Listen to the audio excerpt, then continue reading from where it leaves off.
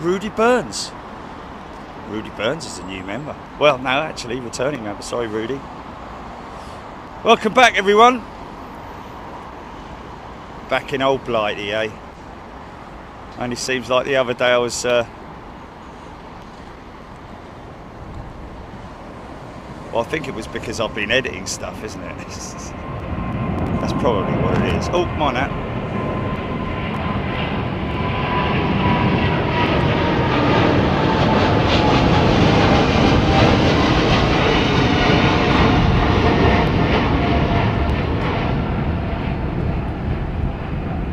What a beautiful sound, man, those engines make.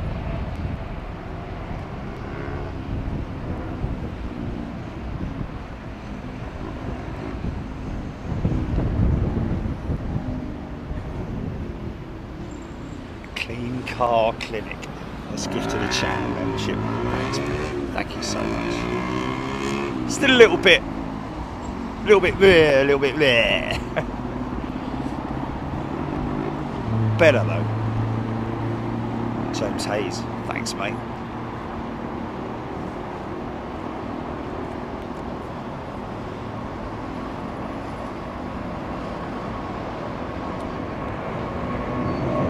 Oh, listen to this.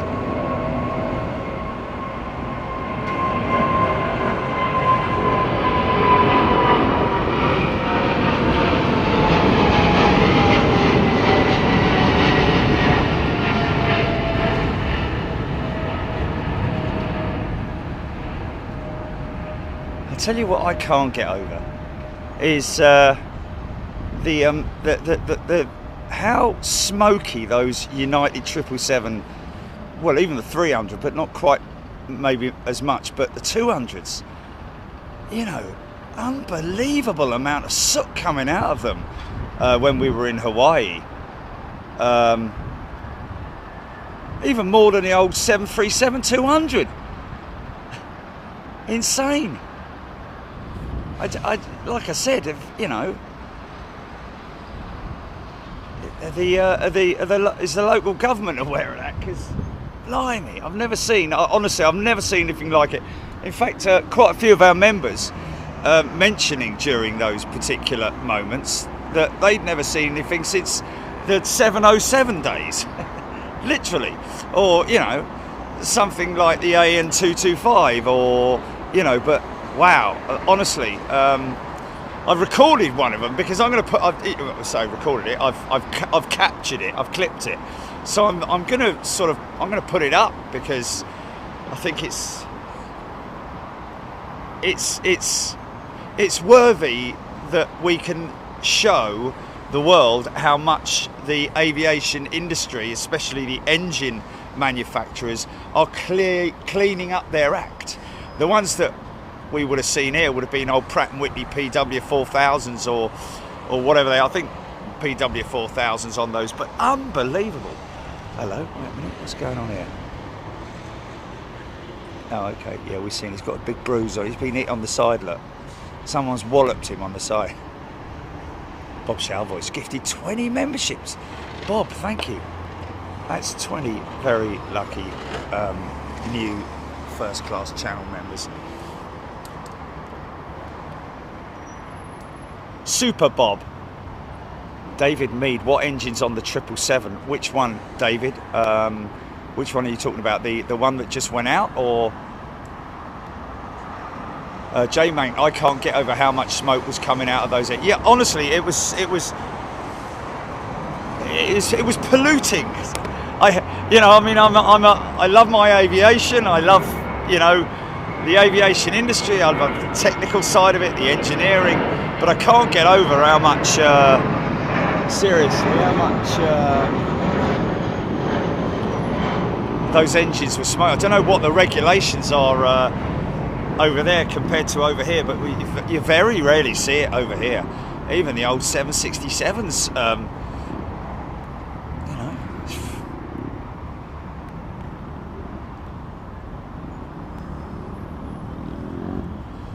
Jill Blakeney.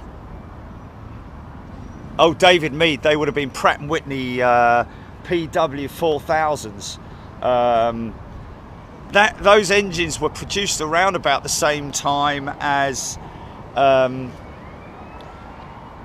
would it have been, I mean, they came after the RB211s, didn't they? Because I think the RB211s were the well, I don't know actually, because GE90 was out before the RB211. In fact, the RB211 was the replacement engine for a lot of 747s in the early stages of the 747s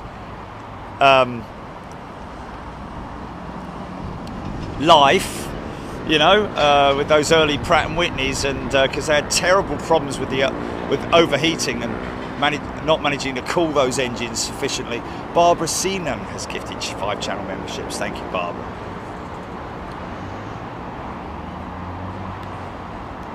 Chester Jaws. Honolulu was amazing. Up there with Anchorage and Miami. Yeah, I mean, okay, we didn't get any, you know, touchdowns per se. We saw some approaches and stuff like that, purely down to operations.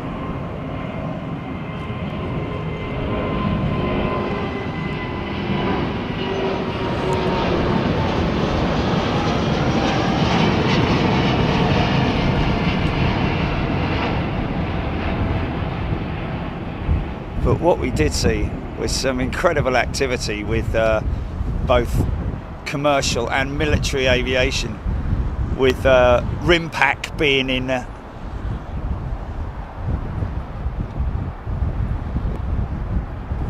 action.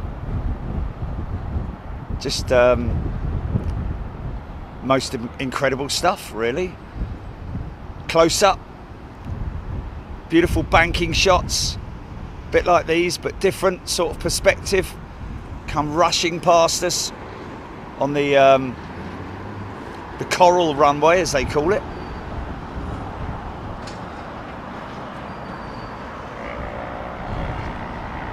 That was 8 right. Military aircraft from a number of different countries being involved. Met the RAF fellas in the hotel one morning. They were on the they were flying the Poseidon. As well as that, we had the French with their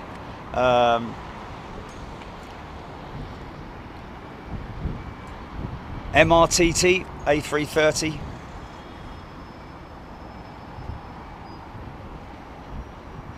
Australians were there.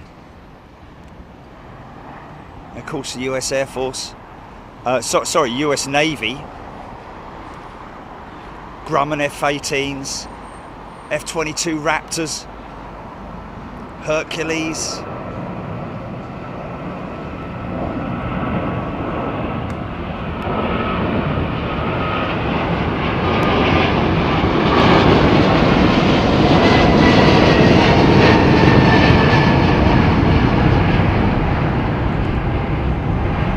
See, now that's a United 777-200. I think that's probably got Pratt & Whitneys. You can see a bit of soot coming out of those engines. In fact, quite a lot, really. Look at that.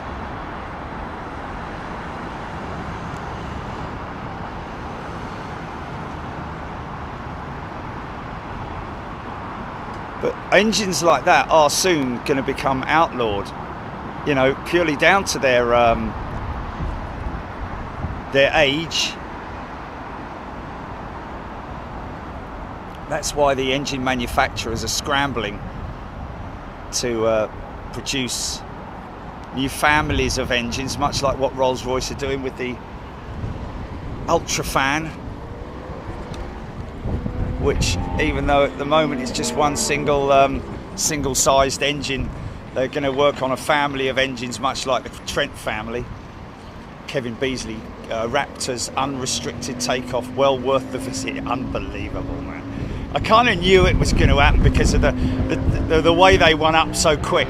When they're not doing an unrestricted, they generally tend to use a lot more runway. But these guys, they went up quick and sort of like just leveled out at like 40 feet and then straight down the runway and then bombed straight up, man. Absolutely phenomenal. Got that on a on an upload. Coming to you soon. Nicholas Thomas tuning in from a hot Abu Dhabi. Wow. Electric Mike. Thunderstorms tomorrow. Okay, where's that? Loves planes. Beautiful Blue Queen. Vicky Denning. Honolulu was mind-blowing. Well, it's with you guys' support that we get out to these places, folks. So thank you as well, because that's what makes the channel tick, along with obviously the enthusiasm and passion of everybody who watches. Jonathan Beale. Leo Heggie. Shame you didn't catch me earlier flying in from Glasgow. Sorry about that, Leo. Feather Duster. Yeah, it was a good trip home. Thank you to Jeremy and the crew of BA 52.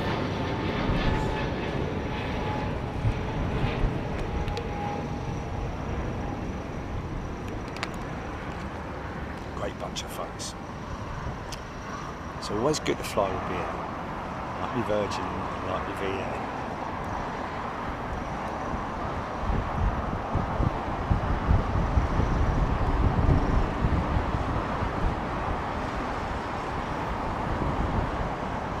Nicholas Thomas, did they ever see the Beluga coming for the wing repair? Well, it's the elevator repair, but we'll let you off that one. Nicholas, no. She's still parked up around the corner from me. She's still there with this big apparatus which resembles the shape of a horizontal stabilizer. I think I've shown it. Have I shown it?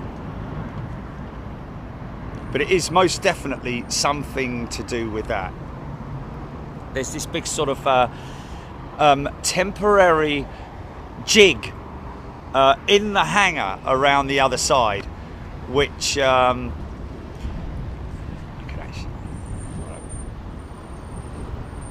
could actually take them down and show them it.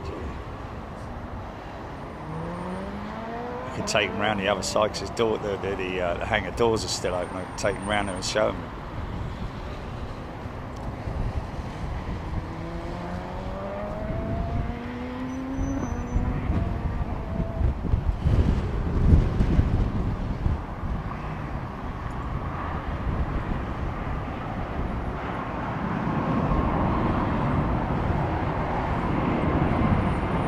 Oh no, I'll have to have a look at that.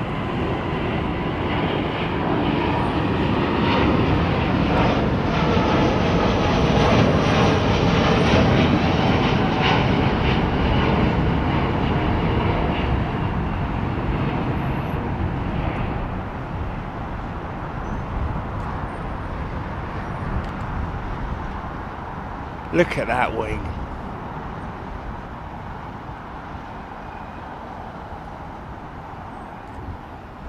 Pure magic.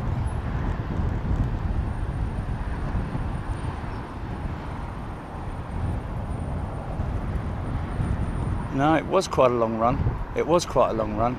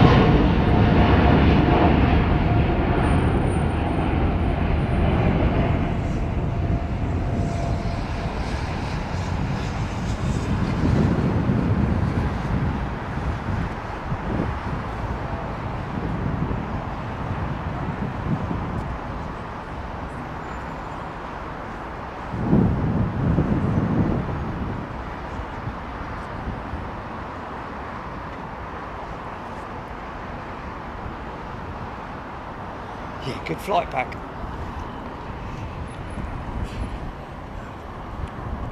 managed to sleep a considerable amount of the trip back.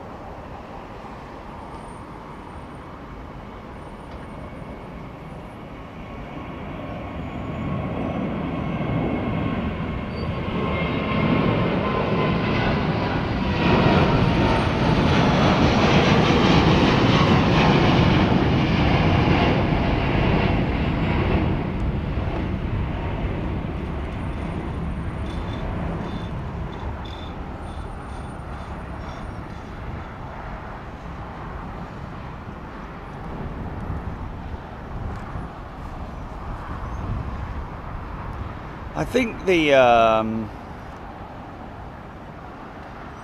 the severity of the soot coming out of those engines may have been exaggerated. Well, not so much exaggerated, but more visible due to the angle that we were looking at them. Because behind it was just pure, well, blue sky, or there was no sort of like land mass behind it. It was just either very bright with the conditions, which sort of exaggerates the soot. But because obviously, as you can see here, you know, you're not going to see it at all.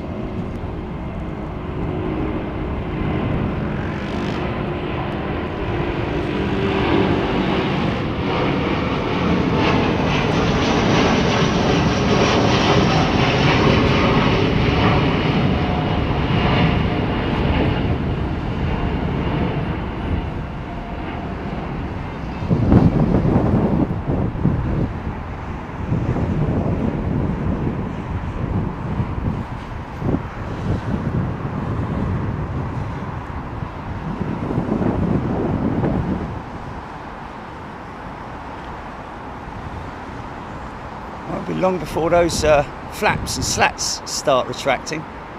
Sometimes you can see it, but usually around 60 seconds. Somewhere around about then. Depends on the size of the aircraft, weight of the aircraft, all that malarkey.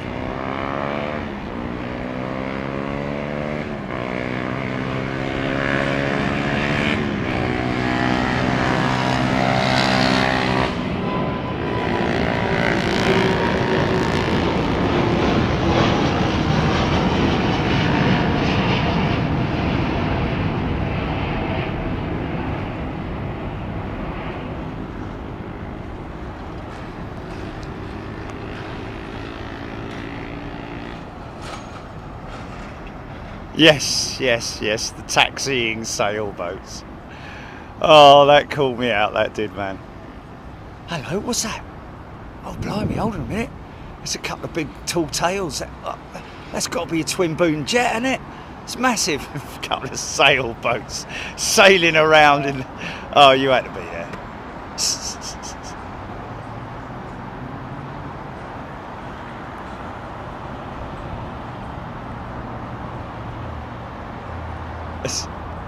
I think that's D Bash has gifted 10 memberships. Thanks, D Bash. Got 380 coming out.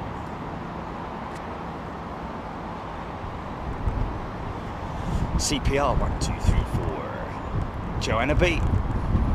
Not a cloud in the sky. Ryan Duke. Thanks, Jerry and Jilly, for Honolulu. Yeah. Tony Austin. Honolulu was fantastic. Still chuckling about taxiing sailboats. Yeah. Reaper Knowledge. Reaper Knowledge is probably not so. More like no. No. It's coming out of the engines, Reaper Knowledge. There's no crap in the air out there, I can assure you. There's 2 rogues inbound here, which is quite interesting.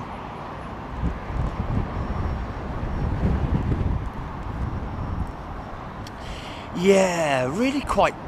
The one disappointing thing about the flight was no Wi-Fi from the moment we left to the moment we arrived. It was hilarious when the lady over the, well, there's a fella. No, it was a lady, wasn't it? The Wi-Fi will now be switched off. It's like, well, what Wi-Fi? But hey, get this. We flew with Alaskan. Oh my goodness me! I think this is the second time I've flown with Alaskan. Absolutely brilliant, man. What a great airline to fly with. The people, just the whole experience with them was fantastic from beginning to end. But get this: how old was the 737 we flew on, Jilly? 16-year-old 737. I mean, really, to be honest with you, this is a retrofit Wi-Fi system that's been added to this aircraft. So really, the age of the aircraft doesn't do anything. It's nothing to do with it. But hey, Starlink. Anyone from any airline listening in right now, Starlink is your way to go. For your because the Wi-Fi on that 737 worked from the moment it was supposed to. In fact, I think it was before the cruise, wasn't it? It was quite early on, wasn't it? Yeah, straight away. $8 for the full flight, and it was 100%. So any airline looking to fit a reliable and a decent Wi-Fi system, get yourselves into Starlink, because I tell you,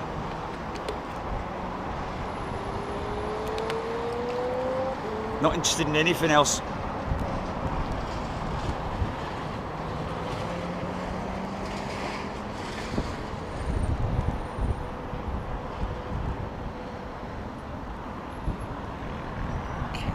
It's quite interesting that, and here's another one. Have they got something going on the northern runway, Jilly?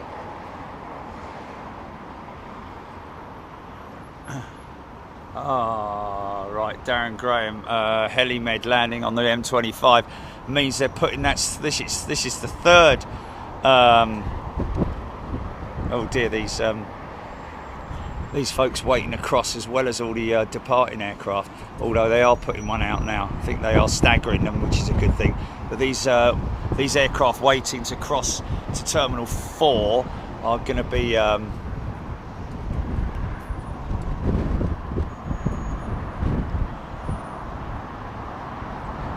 that's not good feedback, is it, from Screaming Emu, is it? You know, the last thing you want is a great flight, all the staff, the crew working so hard to please you and everything, but really all you want to do is you just want to get on your phone.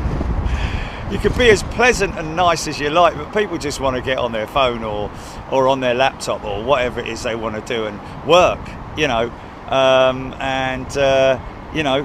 BA, come on, 9 billion quid. Let's put some money towards a decent uplink.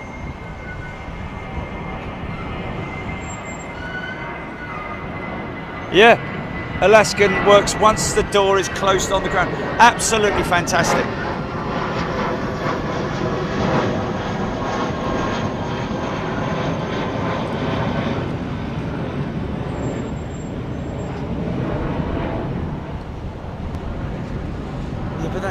We'd have to walk around with a great big dish, Jilly, and I'm not interested in walking around with a big dish, and we don't need it. But thank you anyway.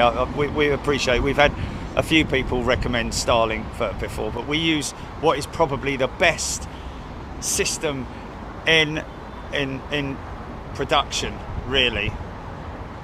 Yeah, but there isn't anything better than what we use, especially from a mobile standpoint. Starlink isn't as mobile in any way, because I'd have to walk around with a great big flipping satellite dish on my head.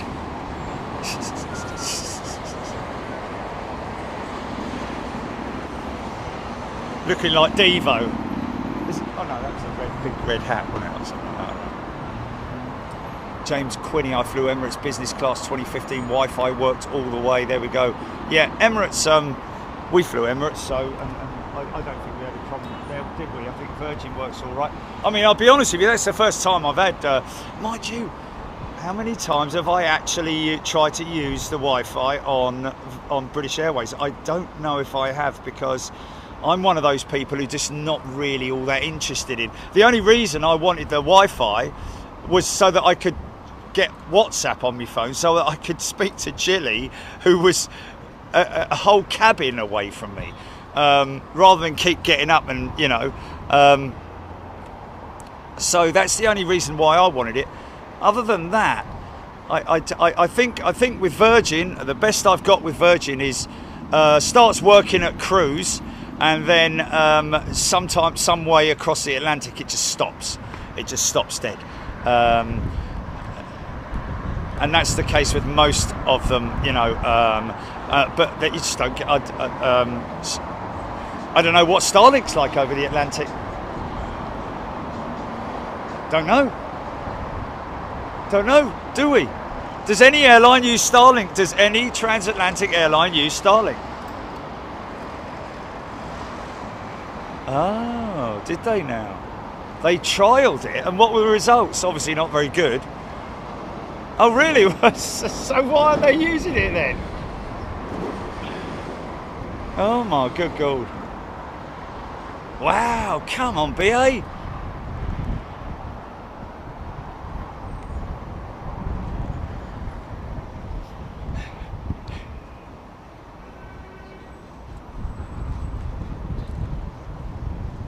In-seat messaging.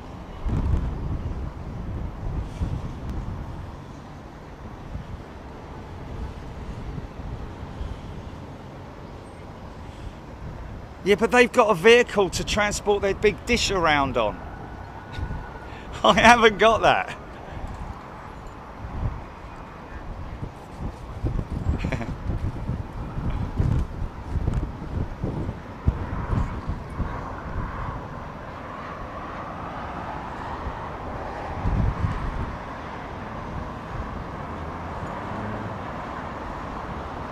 John Muldoon.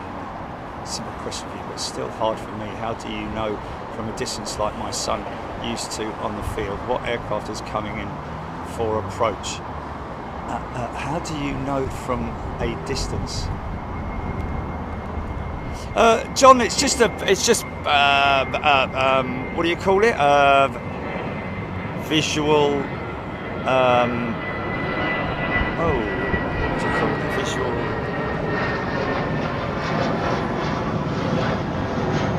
I mean, obviously from a great distance you can't see the aircraft, but once they come into range you can see quite clearly, for example, that aircraft there is most definitely coming in on the right hand runway, because they obviously have to follow a path, a trajectory, literally a glide path, a glide slope from about 10 miles out, which, you know, the aircraft locks onto what's called the Instrument Landing System, the ILS, which is the big orange thing you see at the front end of runways, and it follows that path, and it has to be obviously in line with that, and you can visually see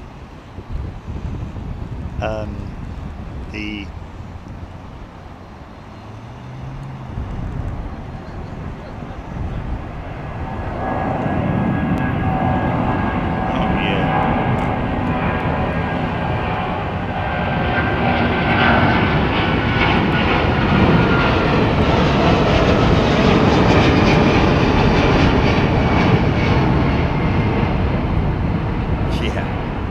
Of course, the lazy man's way to do it is just open up flight radar and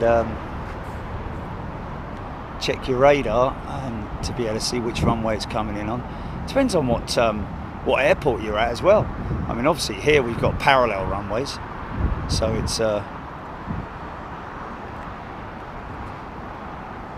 so from a visual standpoint, from a human eye standpoint, it's a little bit more challenging. Than if you've got an intersecting runway, or sometimes you've got runways that are miles away as well, like Schiphol, where you got some of the runways are very, I don't think Schiphol's actually, yeah, they got 15 centre and right, and the Polder Barn, haven't they? 15 left, is it? 1-5.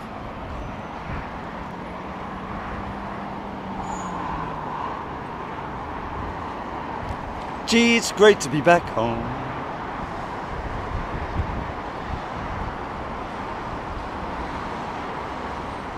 Yeah, it's... Is that the Vietnam jet there? I think parked up at gate,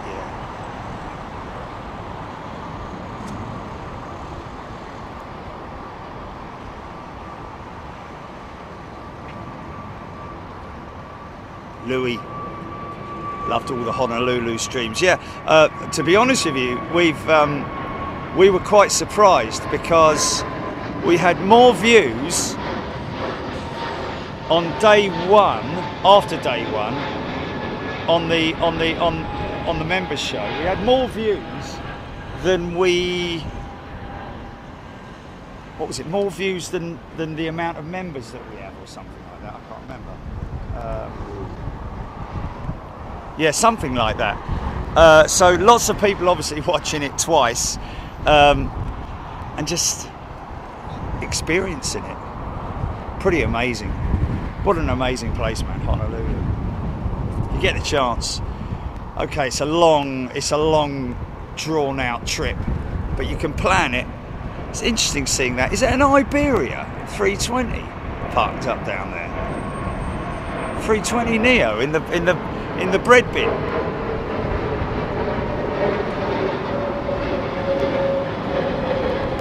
You've got to go see the turtles, man.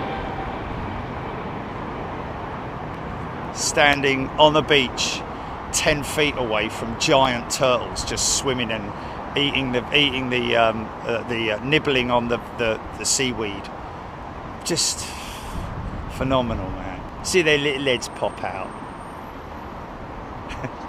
Well, not so little, you know. Bigger.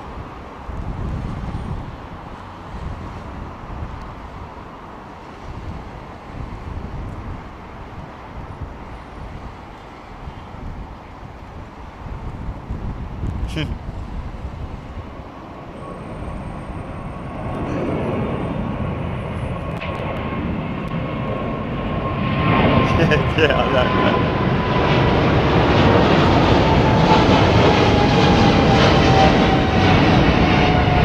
Still living in the bushes. Whole families of them.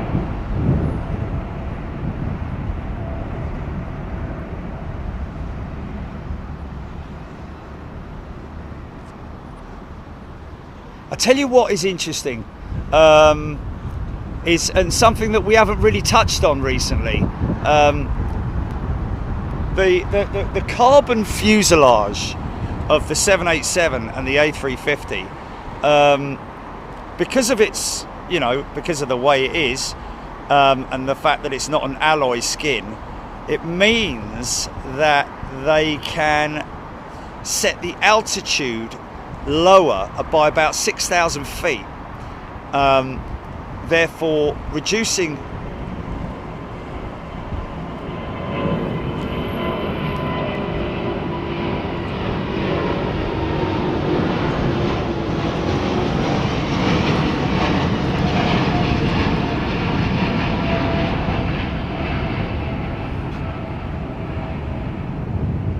reduces fatigue on the human being, basically, because they can set the altitude, so therefore reducing the pressure, you know, the cabin pressure, and it basically results in less fatigue, especially on a long haul flight, which is basically what you're going to do in a 350 or on a 707. Although, I don't know, you know, high capacity routes in China and Japan and places like that. You know, US internal flights on Dreamliners.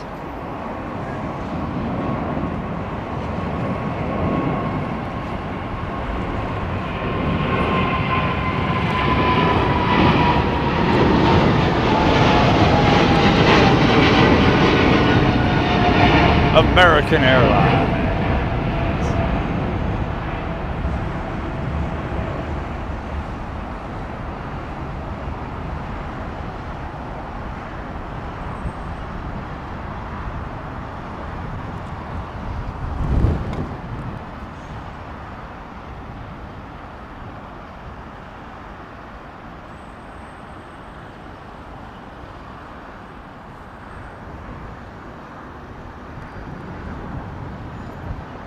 Yeah, sent Captain Charles his clip today. UPS 747. We got him. We got Ian, UPS skipper. 747's taxiing right past. Oh, go around. What's that all about?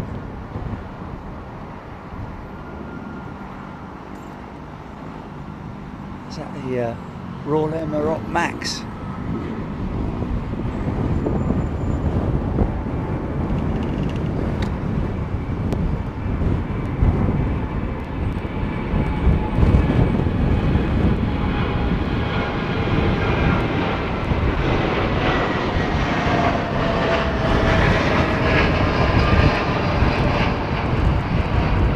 Royal Jordanian with a dirty underside. Look at that.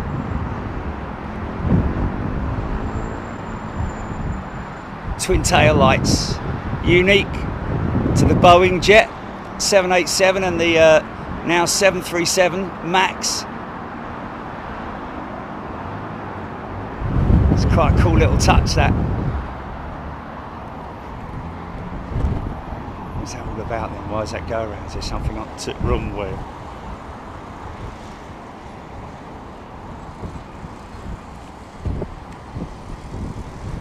Look at them all ganging up on him, look.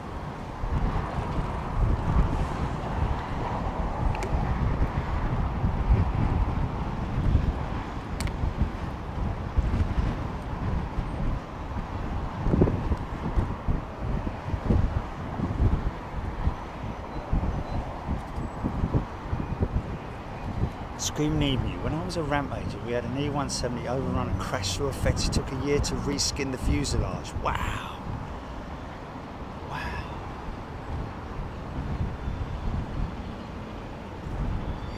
Because you know they go through X-rays literally.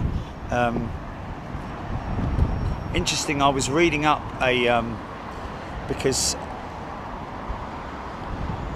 it's it was J. Chilton Esquire, I think it is, isn't it? Is it J.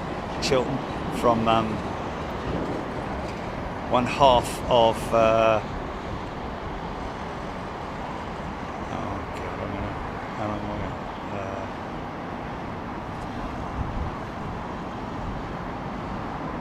Public service broadcast. I remembered it.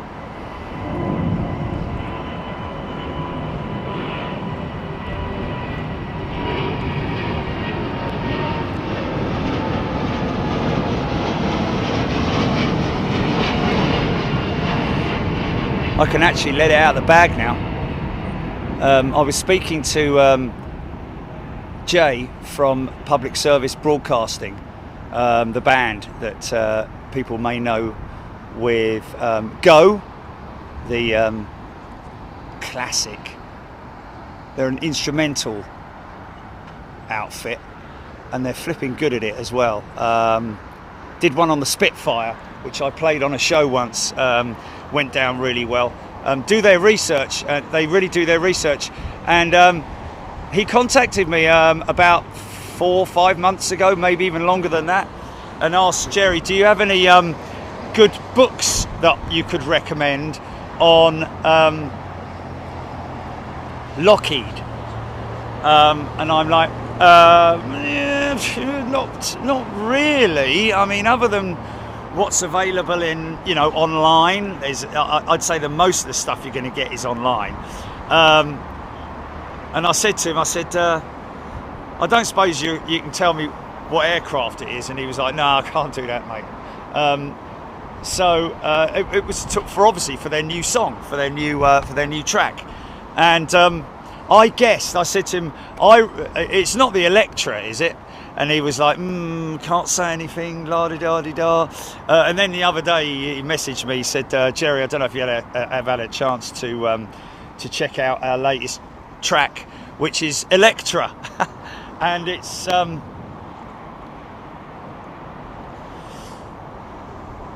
on.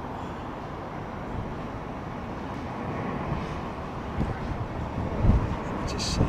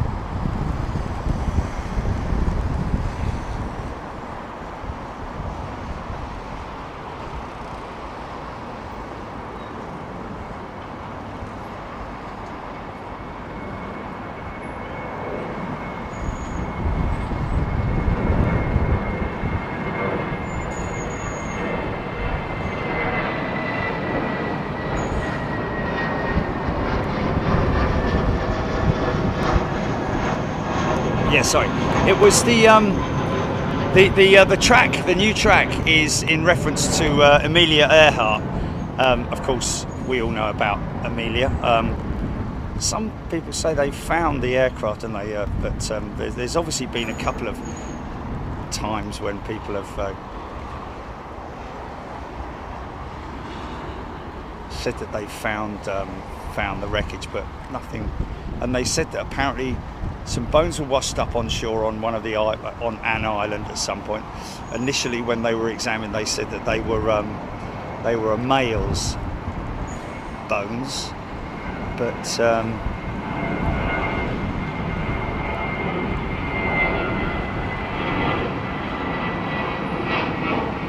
later it was concluded after a second opinion that the bones were similar to what they would expect from Amelia's body. But anyway, regardless of that, the crazy thing was, oh, this is the E2 jet, isn't it? Look at that, look at the wing on that thing, man. How monstrous those engines look. Can't believe they didn't take any orders at Farnborough.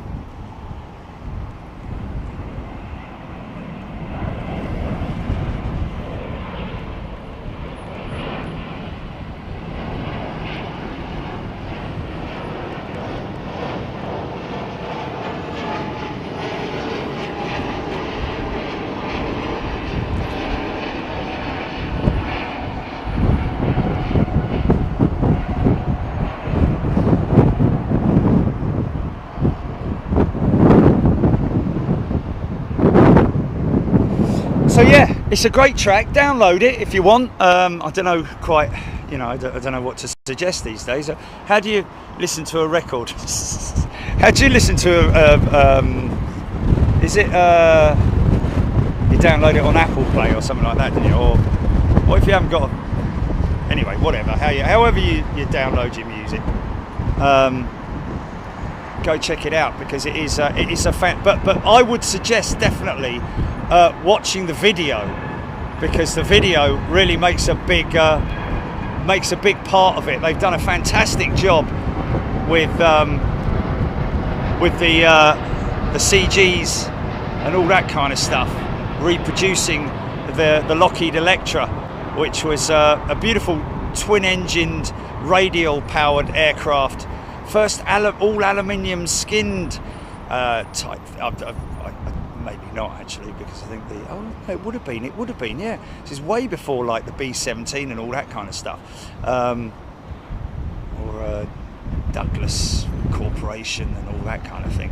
But twin Wasp radials, 250 horsepower each side. It all mentions all of that. Brilliant.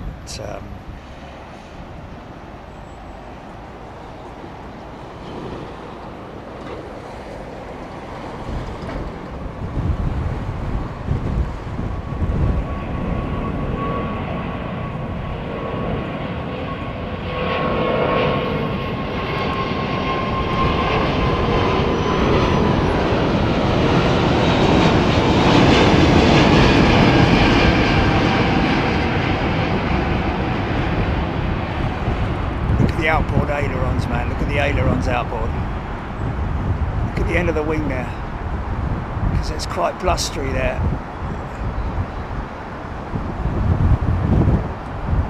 Of course, we managed to catch. We didn't catch all the Honu jets, did we? Did we catch all the Honu 380s? Caught the orange, the Carlar, or we got Carlar, and we got. I think we got all three, you know. Yeah.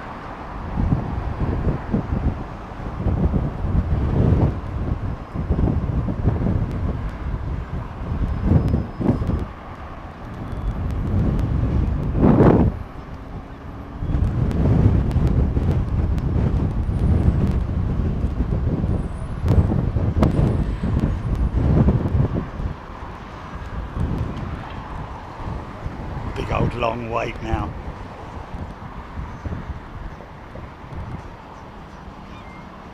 It's had 2 Turkish 777s.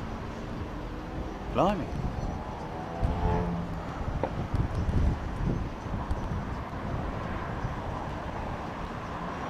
Scropey great sight as it climbs. It's low and lumbering, isn't it, the 380 from this angle? Whereas, you know, all the different angles that we catch these aircraft either taking off or landing, you know, you do get to see them at so many different angles, which gives a higher impression or a lower impression of speed. You know, rather than seeing the same angle every single day, day in, day out, you know, would be a bit boring, wouldn't it? That's why we try and mix it up and go to all these different positions, both around Heathrow and also go overseas as well. Already planning anchorage, folks.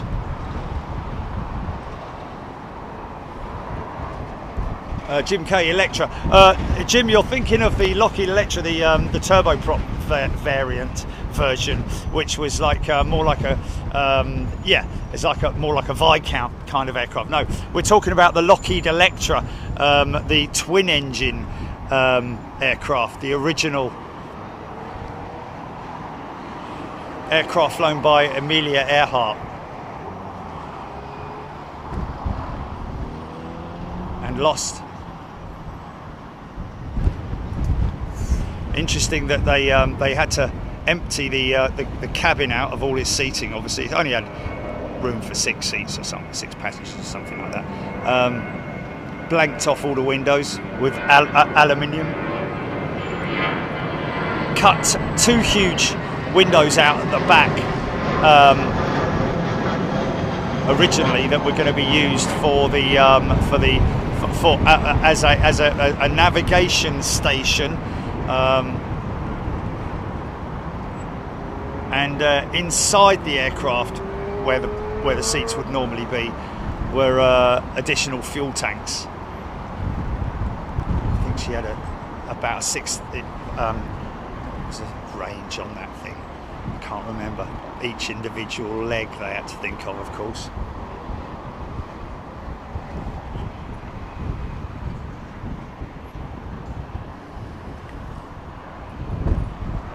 Sideshow, the 4-engine Electra became the P3 Orion. There we go. I think the P3 Orion, was that the military variant?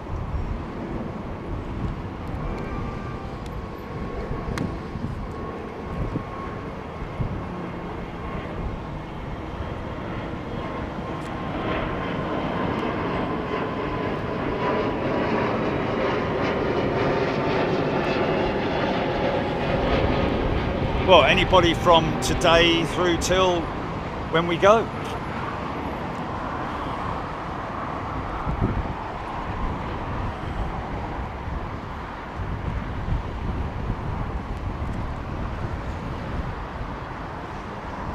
Of course, we also saw 2 737 MAX delivery flights, ferry flights. That went into Honolulu as well. Oh, Sideshow Supermarine Hunter for the military variant. Okay, P3 Orion obviously being the very versatile freighter, the Lockheed Electra. Still flying them at the moment in parts of the US and probably other places in the world as well.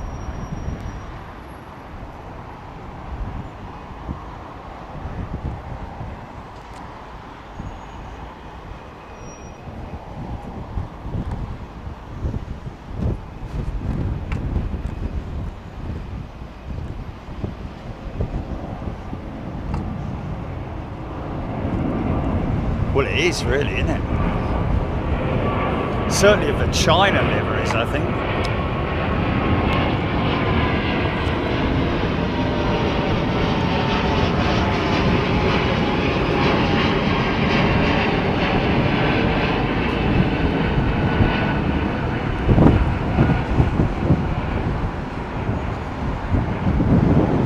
So yeah, I had another think, because I know when we were closing out Honolulu with that beautiful backdrop of the coastline and all that behind me, just what a way to finish a show, or finish a trip, finish a tour.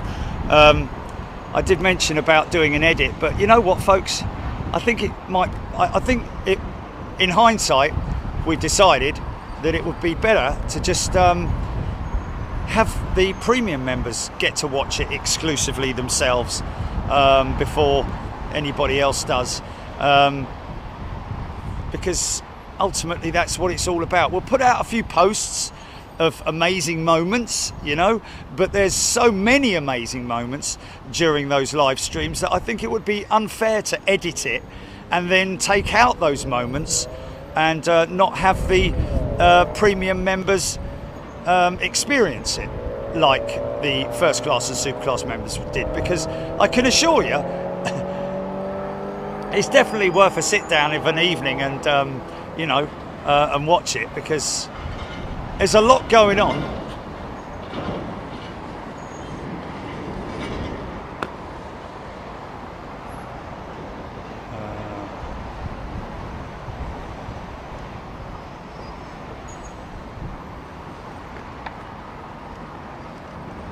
There we go. That's better.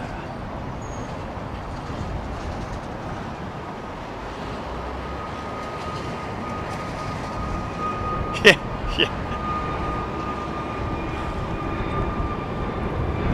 Well, I didn't think I'd be not fully recovered, but I didn't think I'd be, you know, I didn't think I'd feel as good as I feel, if you know what I mean. And you know, how many times have I said things like that, mate? Oh, Lona, the LE10. She's talking about the Lockheed Electra. I think she had a 700 mile range. Well, yeah, but she had the additional fuel tanks, which gave her almost double that, I think.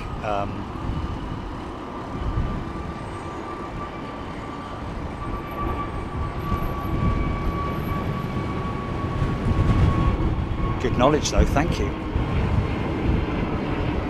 That's what I like to talk about. What's that? Sandy Humby loved all of Honolulu's shows apart from the one where the screen kept going black. Yeah, that was something that we couldn't put down to anything, you know. Just one of those weird sort of look at it now, it's absolutely fine. And look at it on day 1 and day 2. It started going a bit funky on day 2, didn't it? But day 3 gave us some right issues, you know, which yeah.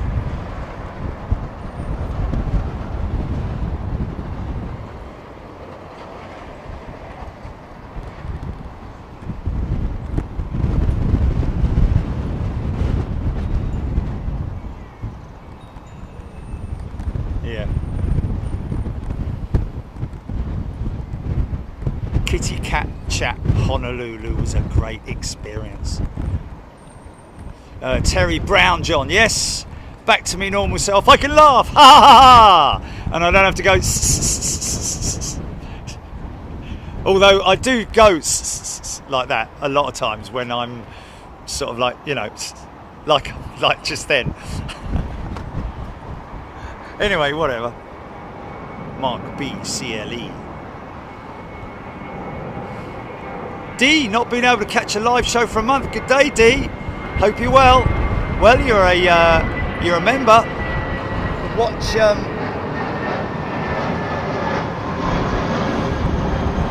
yeah, Gremlins, Diane, Kev Miller, Leonard Beach. Yeah, I can't remember the last time I walked on the beach when my feet sank into the sand. I don't think I've ever had that, to be honest with you. Aidan Campbell, never happened before or since. No, absolutely. Most peculiar. Scropey, looking forward to seeing the Honolulu shows. Okay, so Scropey is what, a premium member? Are you a premium member, Scropey? Because yeah, we'll be releasing that all of the Honolulu shows. We'll do them all at once as well. We're not going to like do them day 1, day 2, day 3. Might as well do them all at once. Release the hounds.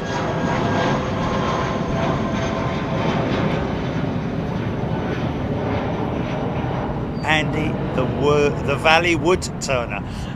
There's Andy, oh yeah, he sent us some. I just obviously haven't picked them up. I believe we've got some wooden created drinks mats, aren't they, or something? Jilly, but Andy, thanks, mate. Welcome to first class. Andy, the Valley Wood Turner. He sent us something, didn't he?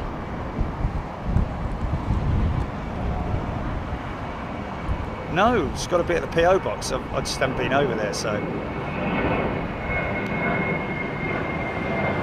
He's sitting there now with all the rabbits round him and.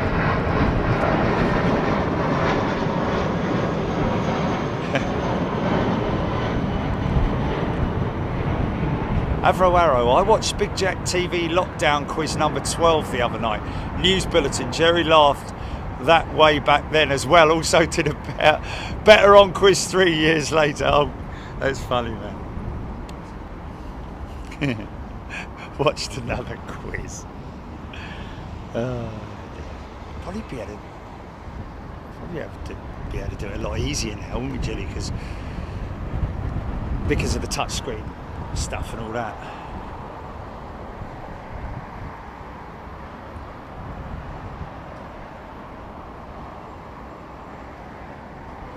Melody, yes, Anchorage in August.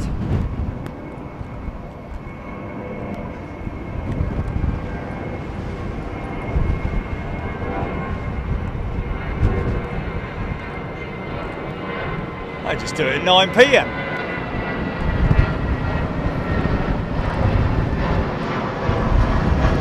Yeah, Tony, you want to come round and flick the switch? We'll leave it on the doorstep, yeah?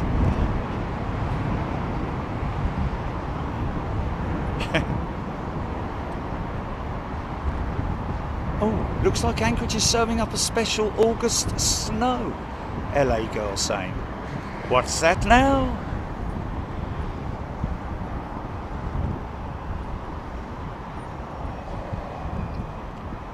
Might be. Off to bed, lurkers.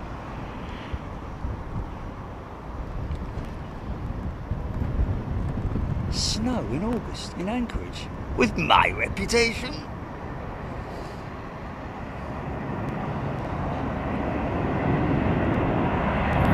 Oh yeah.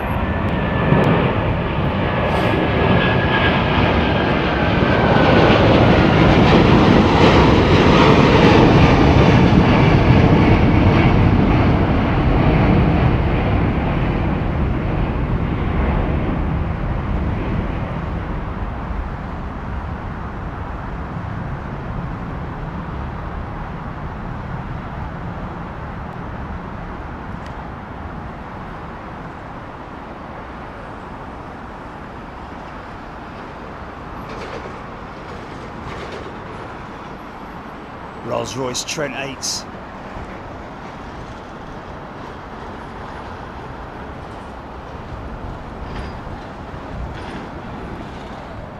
Yeah, it's funny because, well, not funny, but when we got back to Heathrow, we had to, they parked us on a remote stand. Andrew's upgraded to premium. How can you upgrade to premium? Well, Andrew, welcome as a brand new member. Oh, okay. Oh, yeah, right. There we go. So Andrew's been with us for some time then, obviously. Oh, he's got a gold star, hasn't he? Yeah, of course he has. Yeah, but they parked us on a remote stand, and I was like, you know what? I'm actually a little bit relieved here, because at least when they park you on a remote stand, they take you by the coach straight, literally, to the gate. You just go up a set of escalators, turn right, and then bang, you're straight through into the passport control area. Whereas if you go on to one of the remote T5 stands, remote T5 building. You have to catch the train and all that.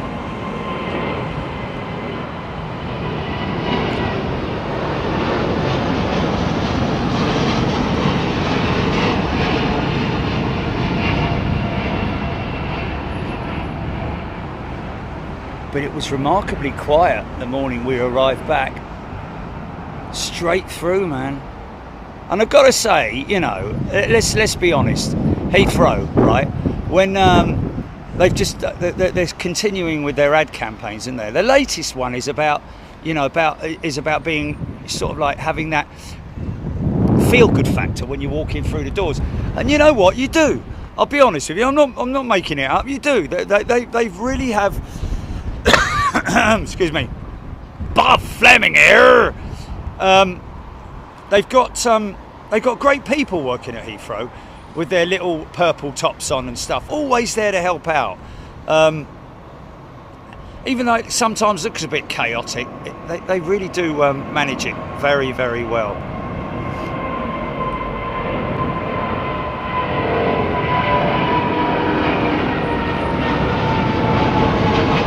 What's that, GP? Oh yeah.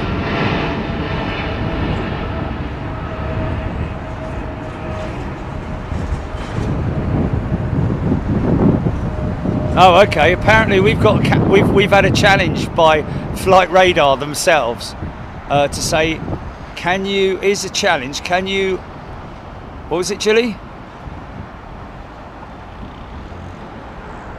Can we knock?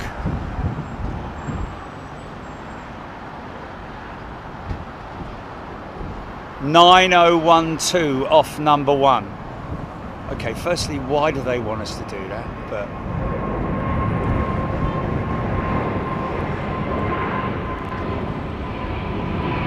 wow, he's gone up high, that Turkish triple, man. What are we going to do?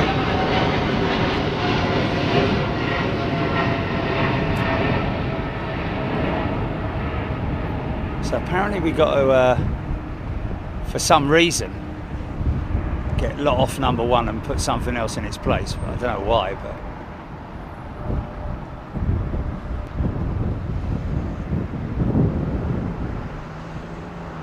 oh, is it? Oh, we can't take that off number 1. No. Oh. No, man. Oh, you know what that means as well, that means that eventually that little 318 is going to be replaced by an Embraer E2. Okay, we've got BA 380 going to Washington. Well, challenge accepted apparently, and there it is right there, folks. Can we get her to number 1? Is that the question? Is that the challenge? Andrew's upgraded to premium. Oh no, sorry, I've already got that. Sorry about that. Nadine H. Dino Taylor. I landed at London Heathrow last Friday at 6:30 PM Qatar and was at T2 bus terminal in 40 minutes. So smooth and easy.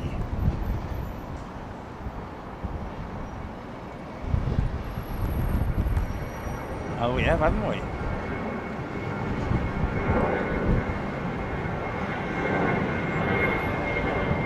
Oh, I got you, Dino. Yeah, I got you. Yeah, was at T2 bus terminal in 40 minutes.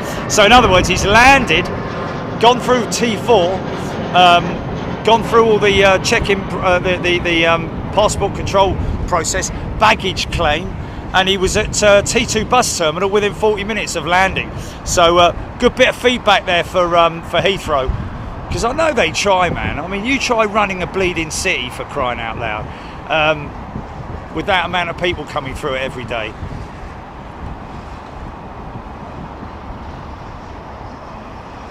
And also, I tell you what, I know some people have moaned about the £5 drop-off fee at Heathrow.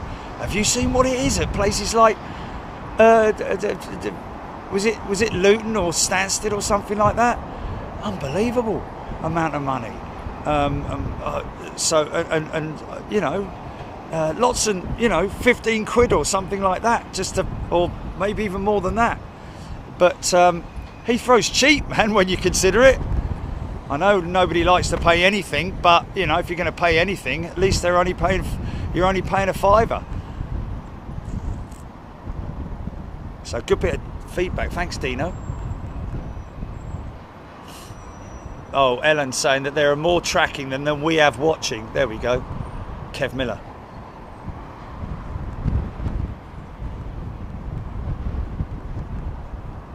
There's your 777 Aaron Thomas. China Eastern, isn't it?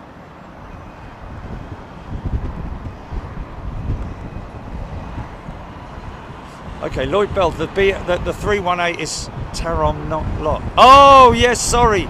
Lloyd, yeah, he's right. Yeah, sorry, it's Tarom, isn't it?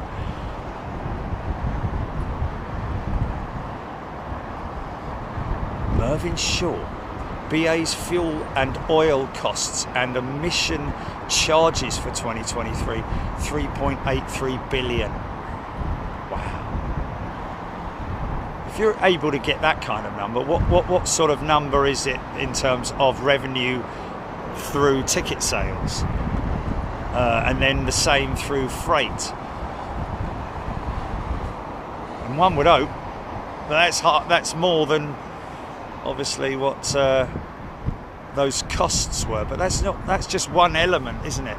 You know, you've got running an airline, probably another billion, I would have thought, at least.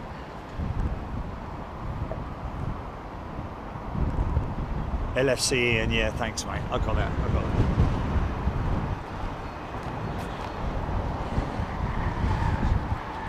Why not? I should know that by now, shouldn't I?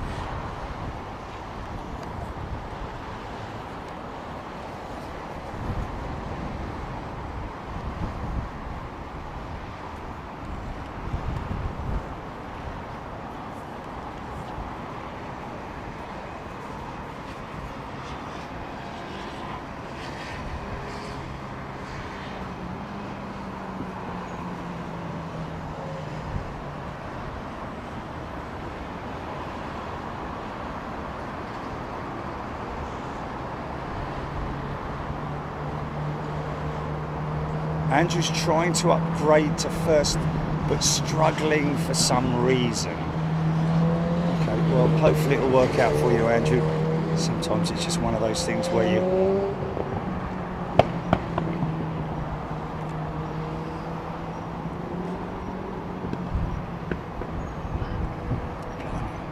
This guy's still sitting there, look.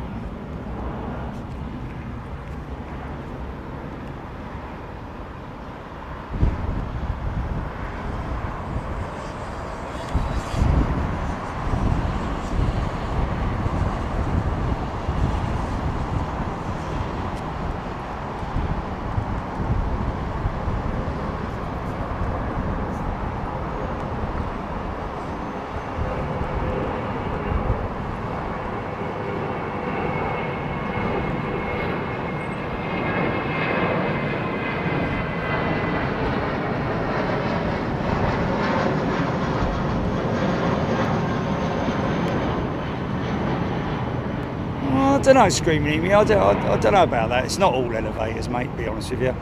You're walking the T5, you've got lots of escalators, of course, yeah.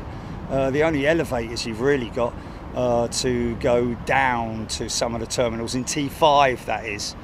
But in T3 and T2, it's escalators and stuff like that. And the same with T4 really. T4's literally one level anyway.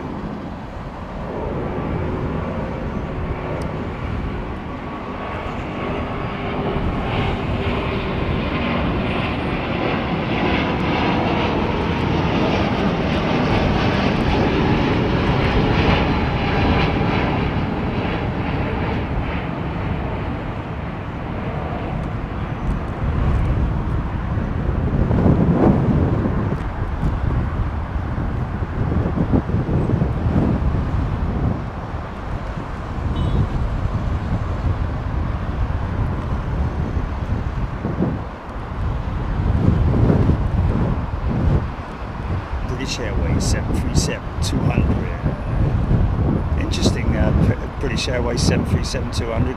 It's the aircraft that the captain of, because I was talking to the crew when I got on board the.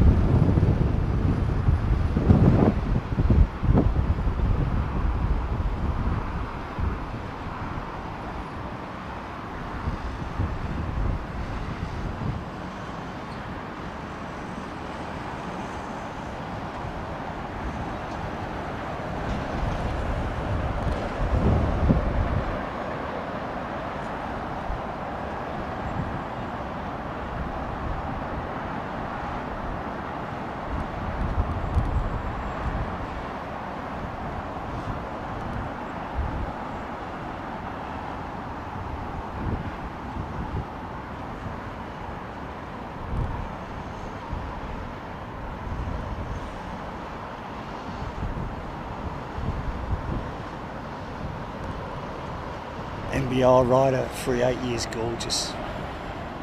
It is, isn't it? It's a great aeroplane, and looks like it's going to be around for quite a few more years. I reckon way into the way into the 2030s we're still going to see the 380. Now here's the thing.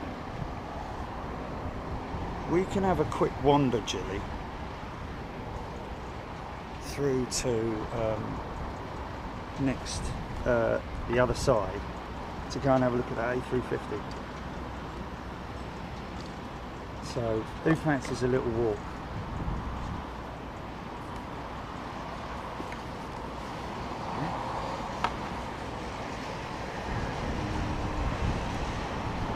There we go. I want to show you something. I don't know if the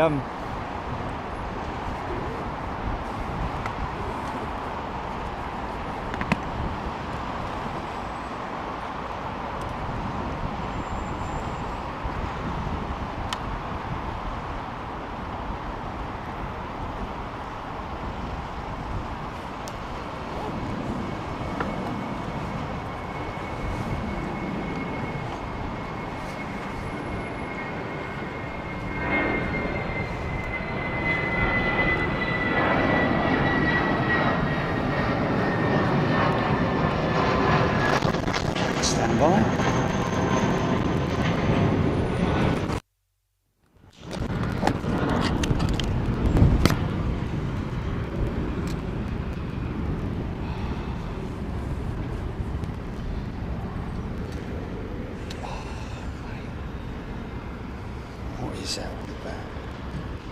Okay.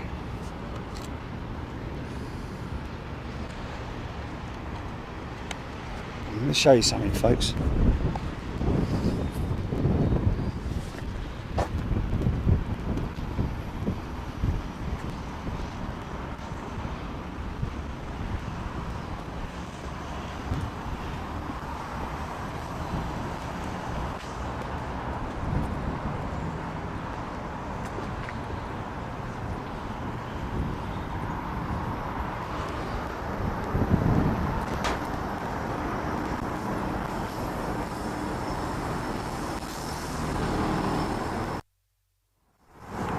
Okay, this is definitely one for all the engineers out there.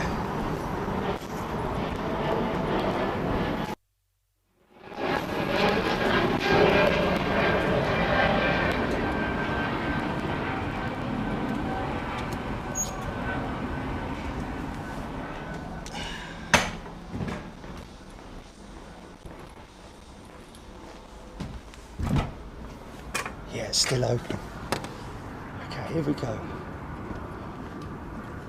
So, as you can see, this is the... Oh, Jiminy Cricket. Oh, I've left my phone on the stalk.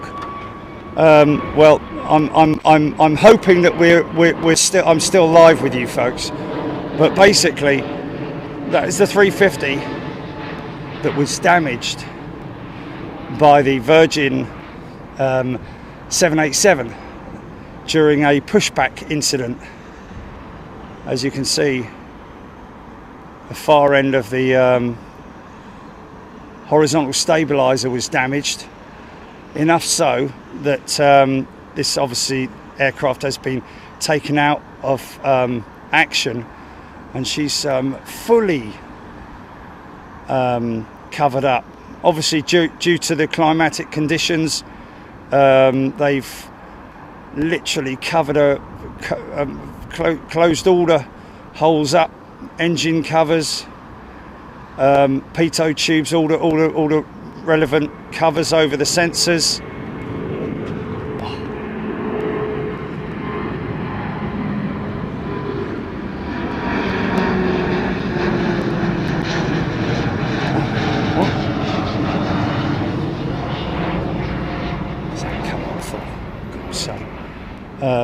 But yeah, so this is normally what they do with long-term storage when they're putting an aircraft in long-term storage.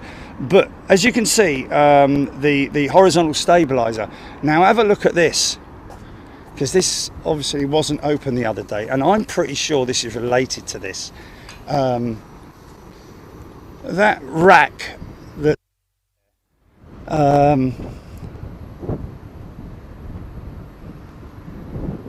there. Now that looks like to me like a jig that is in the shape of a horizontal stabilizer. If you look at it, the layout of it, but certainly that looks like that's awaiting the removal. They'll have to remove the horizontal stabilizer altogether, I'd imagine, by the looks of it, and then refit the damaged framework, because I can't, unless of course, hold on a minute, I'll tell you what that is. That is a piece of equipment that I think is going to be hoisted up underneath the horizontal stabilizer. I don't think they're going to remove the stabilizer. I think that's a piece of apparatus that we've seen round the other side, but it's a specialist part that's been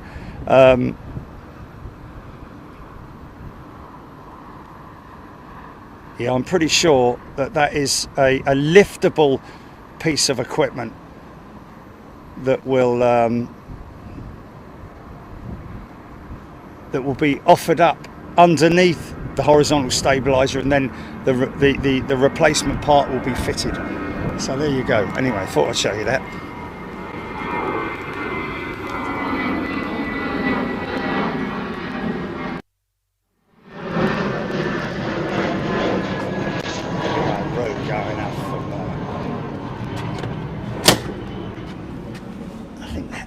Pretty self-explanatory.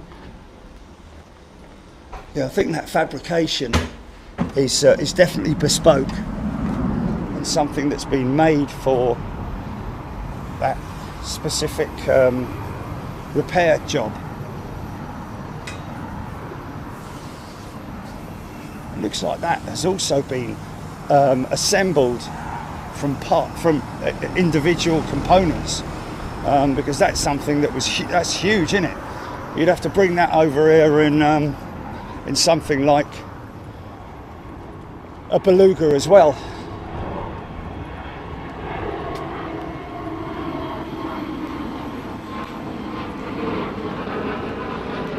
Sorry, Chili, I walked off without the phone now.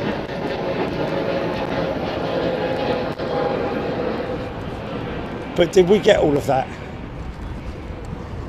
Oh. Yeah, but no, on the feed.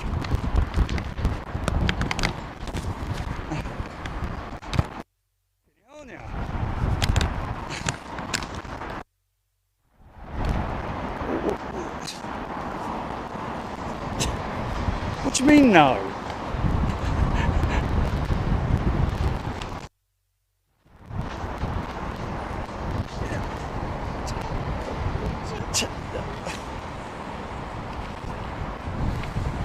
See, you say you don't watch it. You didn't. Okay.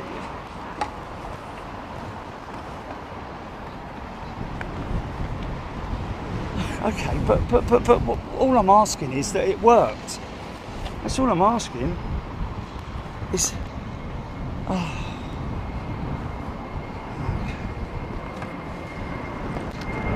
No, forget about what I was saying. I'm just saying the fact that I walked off there without my phone. I just wondered if the whole thing worked, because I walked through from one building to another building.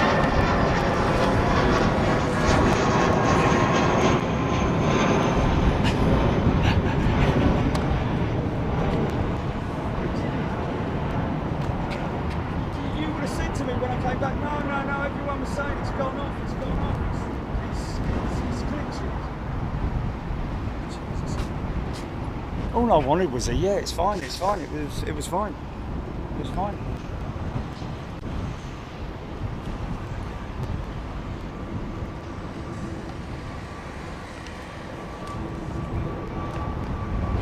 What do you mean the audio went off? How could you not hear me? Yeah, but you could hear me on the feed, couldn't you?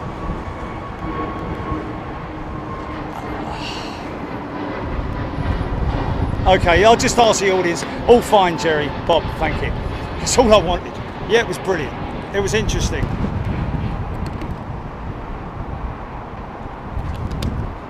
I wasn't asking about what I said.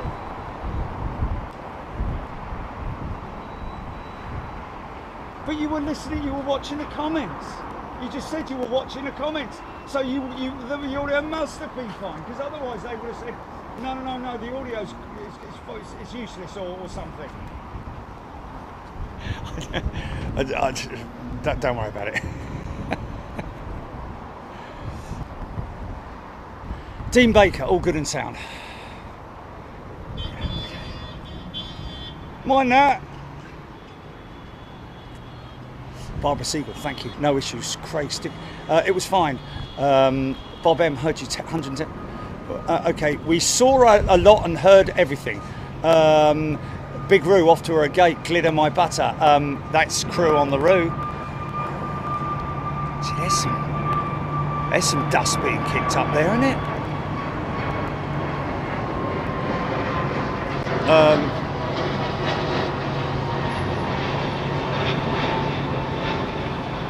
Jet lag ram. He's dangling.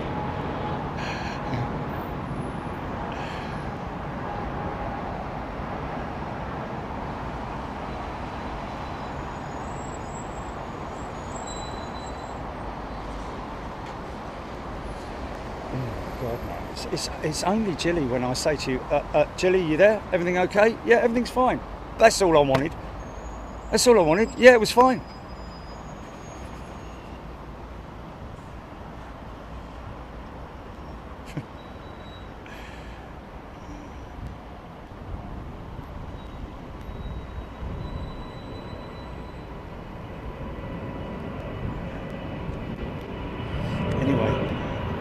Did everybody get what I was talking about when I went round there? That's the main reason why I went round there, was to show you that 350, which is obviously hemorrhaging money with BA at the moment, in terms of, you know, the cost of that thing being on the ground, not making anything at all, no revenue coming from it.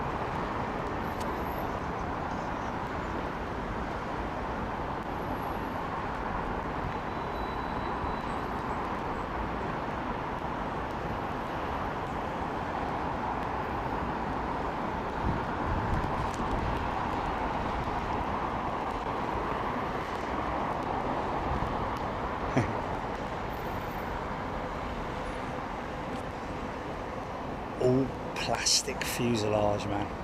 Apart from the front end. Look at the way that thing just lifted off like it was being controlled by a puppet. It's a puppet.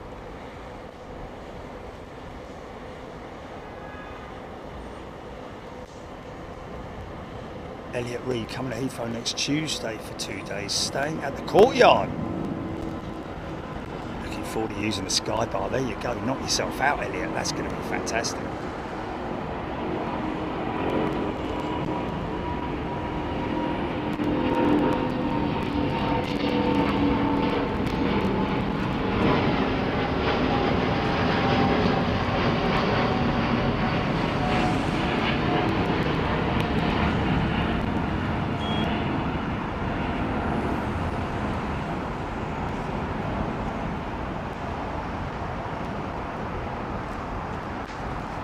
Yeah, there is a sort of like a horizontal stabilizer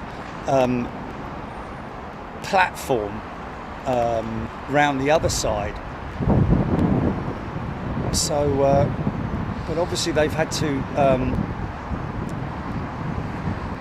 fabricate something bespoke to lay that thing into or offer it up into. Wow, that's a long run for this Dreamliner, isn't it?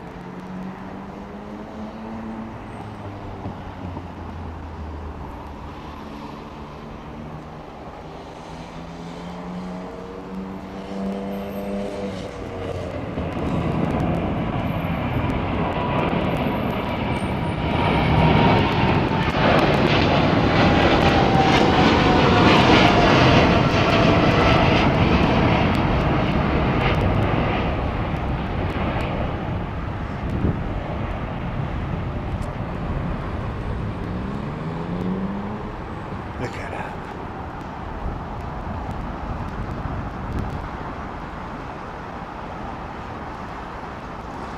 What a profile.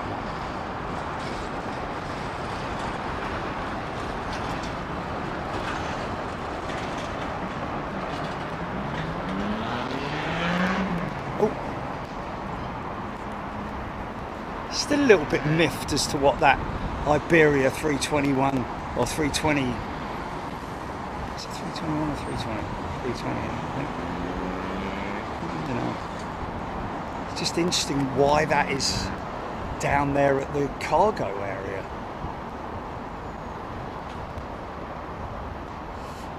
Daniel Pearson, have you seen the new EasyJet planes with the green Europacer livery?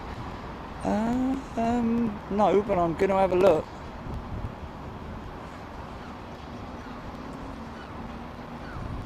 Hold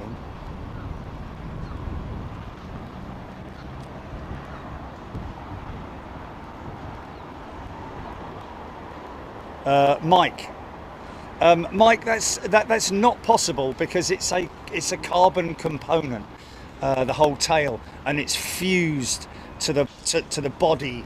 Basically, the individual components are fused or fastened to the point where they're only done once and that's it. So, and to replace the whole tail would have probably been the cost of the whole aircraft. So, you know, I mean, in terms of replacing it, would have been a write-off, I would imagine, to do something like that. But no, it'd be cheaper to replace just, and it's not the whole horizontal stabilizer either. It's just a segment of it at the end. I think it's like the last 2 or 3 segments.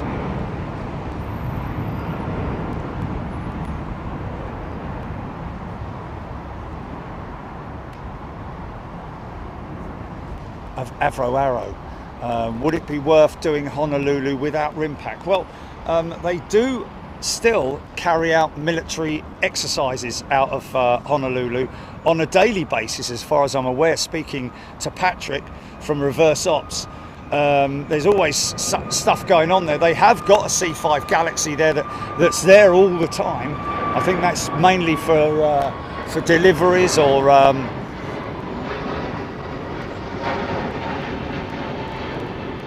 yeah, and don't forget, yeah, it is a naval exercise as well. So, but yeah, that's a lovely looking aircraft. I do like the Qatar One World livery. Always loved it. That and the 777 with that all white fuselage.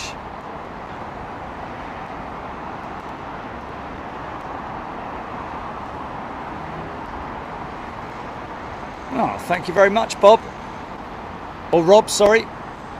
That's a very kind thing to say.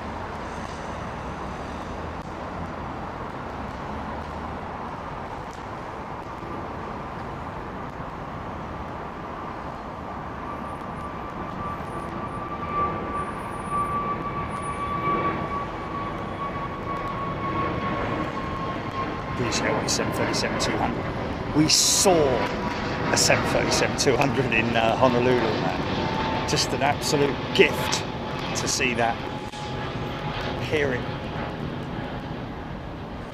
and Craig as well, of course. Is Craig on chat? Hey Craigie, how you doing? Planes made it back, mate. The planes made it back. I did lose the, have a breakage on the 737, but it was just the undercarriage, and it's easily fixable. I have the undercarriage. It's salvaged itself in the bubble wrap. Carried it in my carry-on.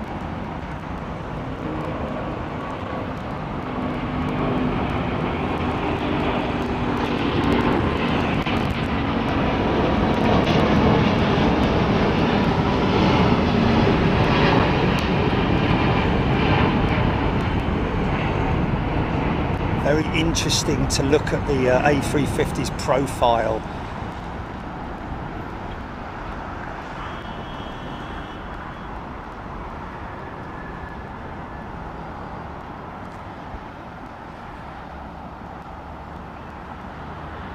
No. Do you know what her reg is?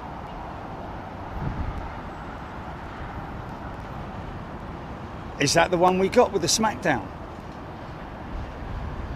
Oh my goodness me. Wow.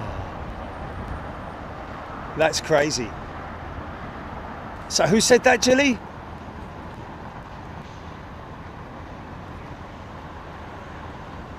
Oh, it was another one. Seeing Office Blue, I know we were going to take the week off to recover, but you know what? I'm sort of like 3/4 of the way back to normal now, so I just,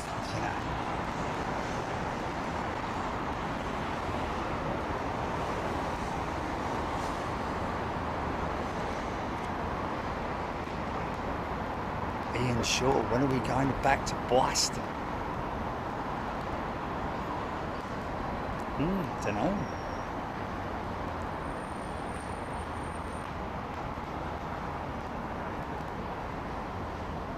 I mean, in all fairness, there's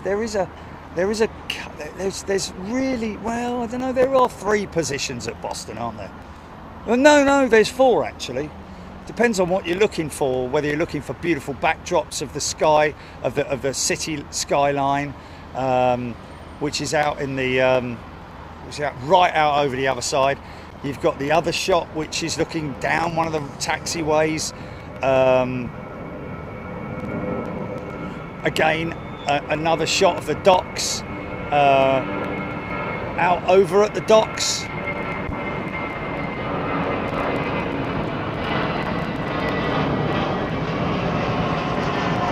Or from the parking lot. I prefer the parking lot myself, because you just generally get to see a lot more action there. Pushbacks, airport stuff. But it's explorable, isn't it?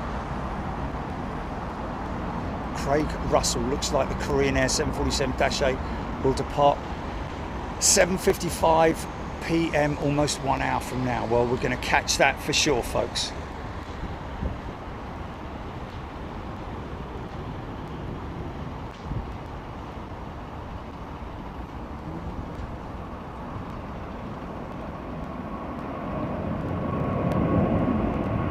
Look at the pointy right wingtip, folks. See that?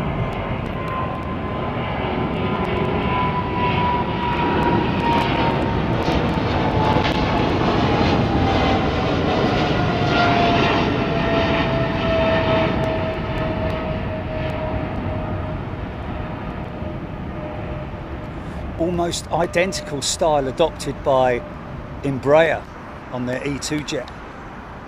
Rather than having a sharklet style blended wingtip, they opted for the raked wingtip. Looks special, looks really good.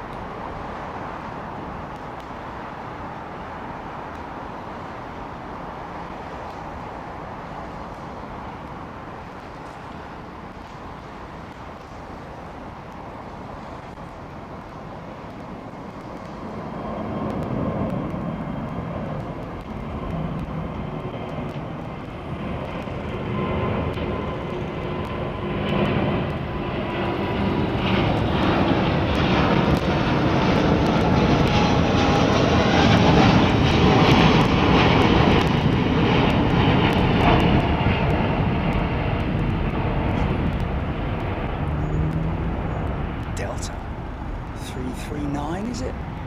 It is, isn't it?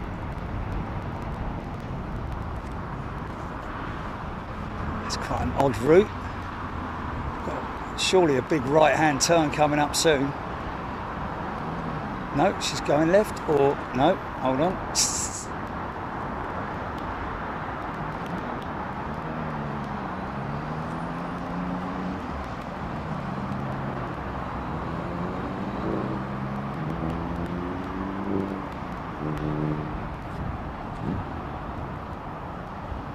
Wow, it's a very long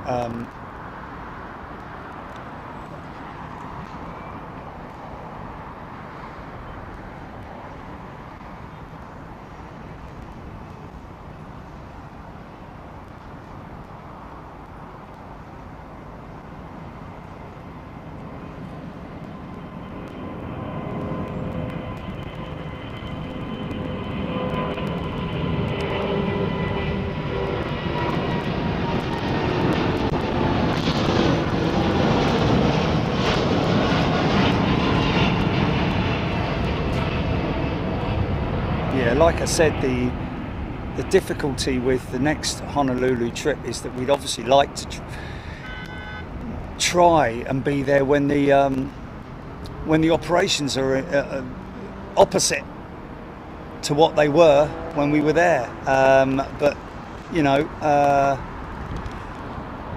with a long haul trip, what's that, GP?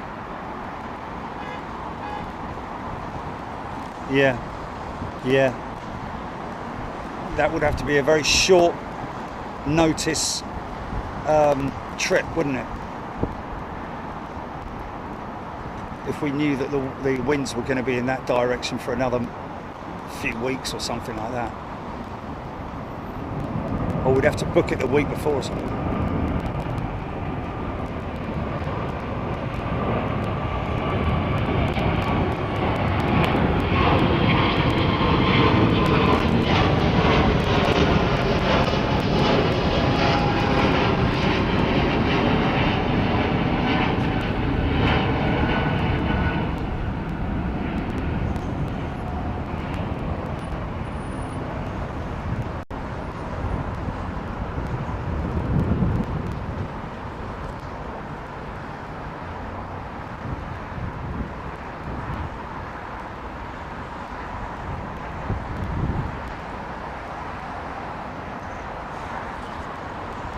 Thank you, Craig. Steph's gifted 5 channel memberships. Thanks, Steph. 380.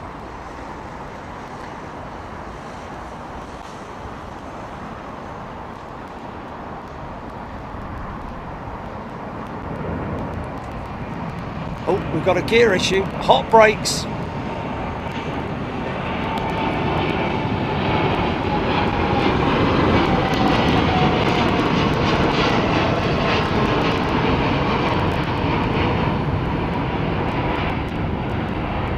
There you go, Jill, here's another one, hot brakes.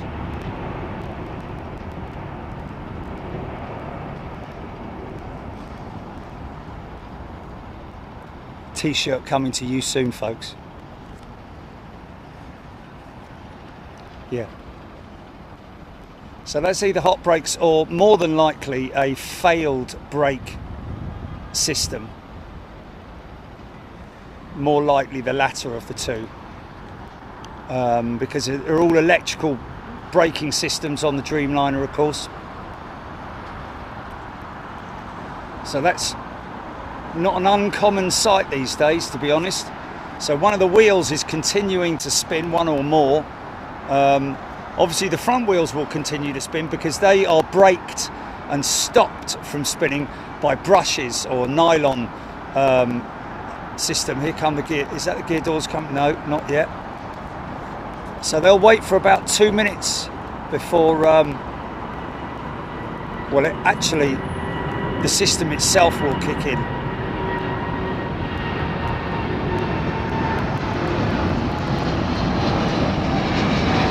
Dirty configuration.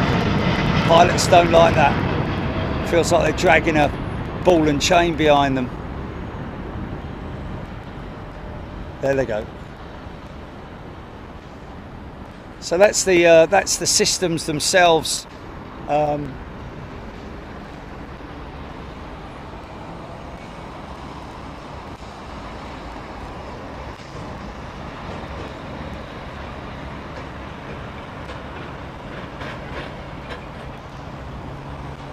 Daz Fitch tuning in from work. Oh, Susan Shosha. Glitter Maybear. Make Klaus. Big Submarine TV, yeah. Hey, I challenge any other live stream channel that's caught a nuclear submarine on their feed.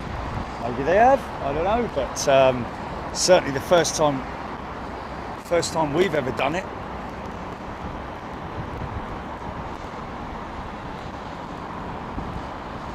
Yeah, it causes a lot of drag, of course, having your undercarriage extended for that great amount of time. But generally the reason for it is a faulty brake.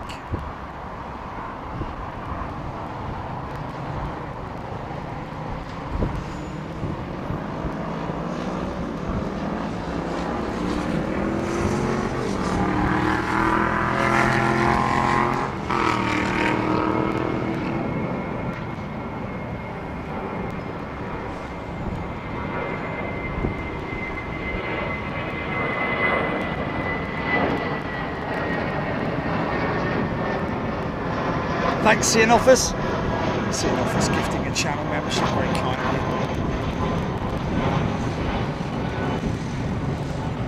you. Sub was epic melody.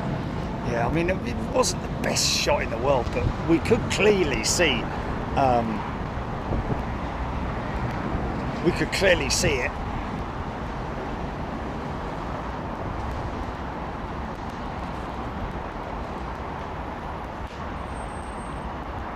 Loves planes too. That won't have issues landing, my friend. It was just a case of the wheel continuing to spin, so they just had to wait for it to stop spinning, stop its cycle. I think there are sensors on the wheels which control the command, basically. When the command is given by the gear up lever,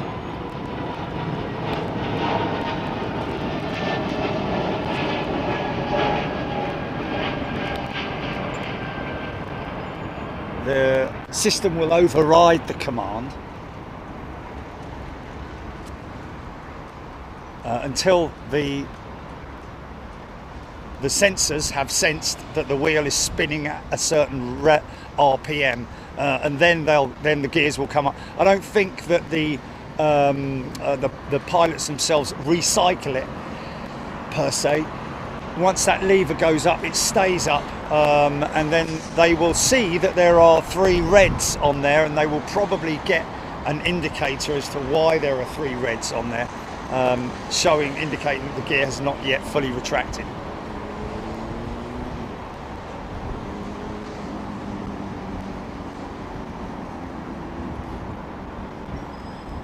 So we will be expecting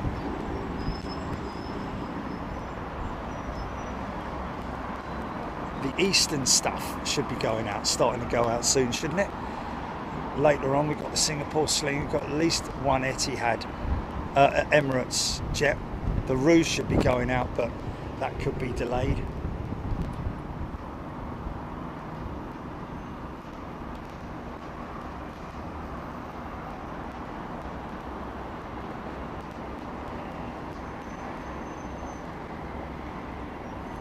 British Airways 737-200, looking forward to the Emirates 380. Okay, let's have a look.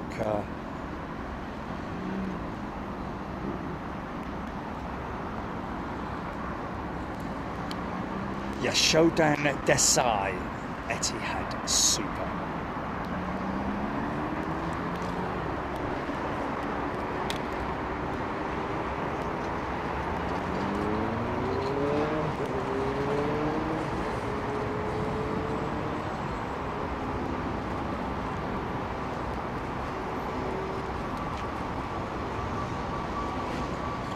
What's that?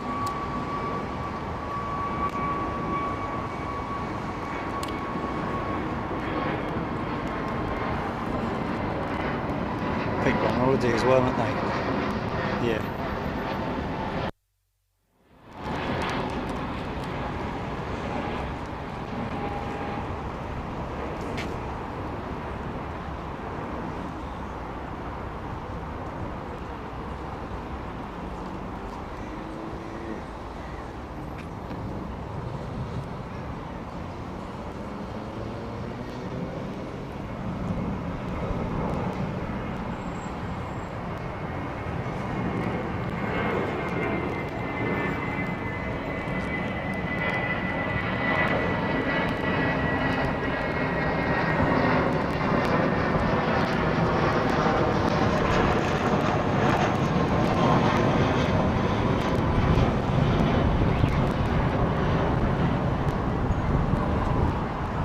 Stop what?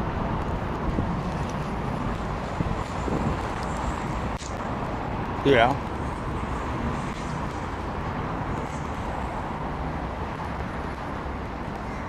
Aww.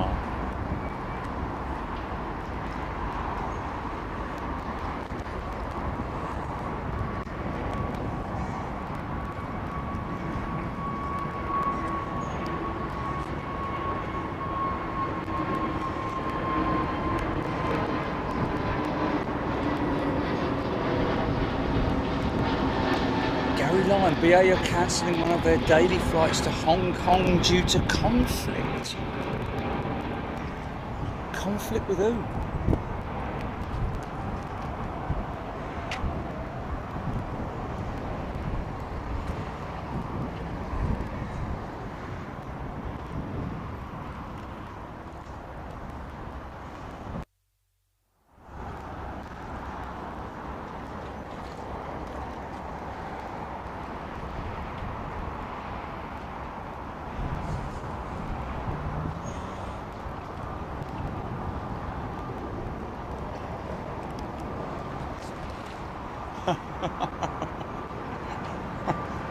Look at the little ACR behind the big plane. Beep beep. Who's that behind me? Beep beep.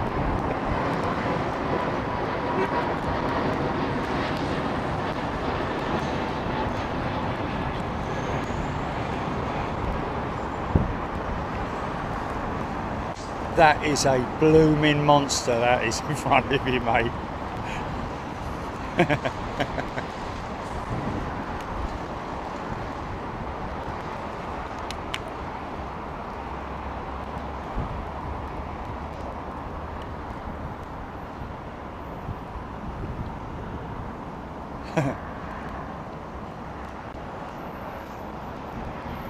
Graham Laidlaw, that Delta 339 which we saw going long, it's giving their passengers a tour of the south coast. Just gone past Southampton. Fair.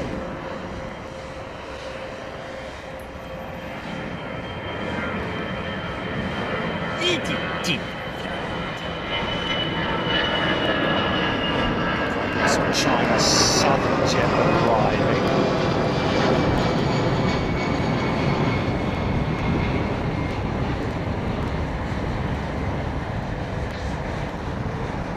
Yeah, interesting to hear last week that Virgin Atlantic are going to be adding about £25 per passenger per flight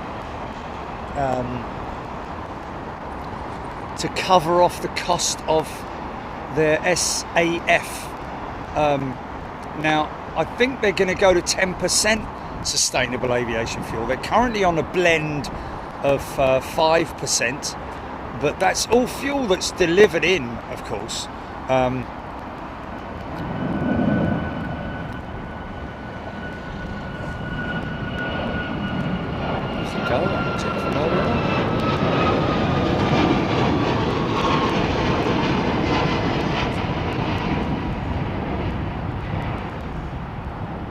Quite a lot of difference between the showed you that when we were doing our little stream from Seattle, taking a close look at the you see the twin tail lights of the 737 MAX, taking that technology from the Dreamliner, as well as the coned APU outlet. But yeah, interesting to see the difference between, and there is quite a significant difference, a double max stack, quite a significant difference between the two.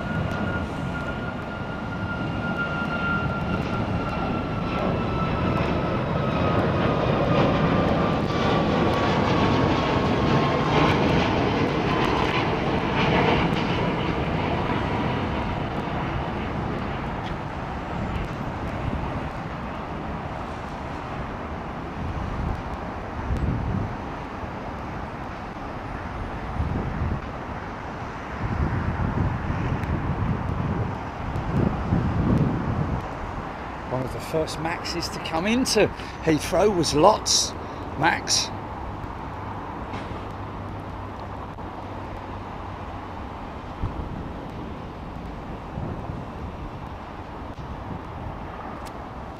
Yeah, Air Canada and then LOT, wasn't it?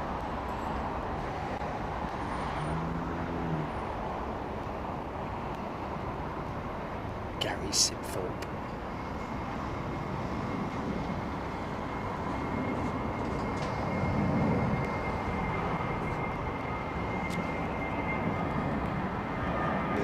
Gone in what, Julie?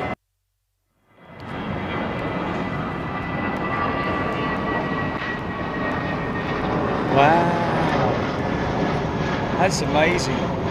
People seeing this position for the first time, saying how much they like it. Well, there you go. Big thanks to Hilton Garden Inn. We've been up here for so many years now. One of, what is it, 6 positions around Heathrow now? 7.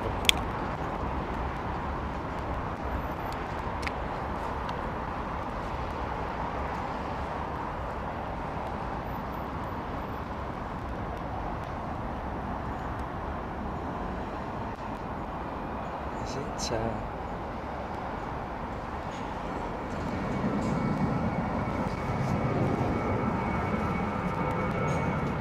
Yes, they were. Yeah. And the Air New Zealand 777, last to go.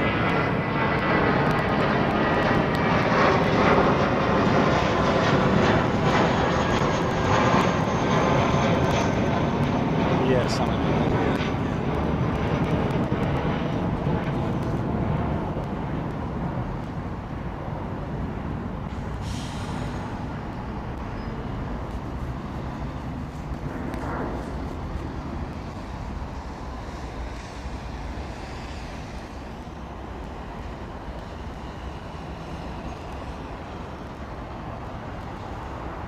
Oh.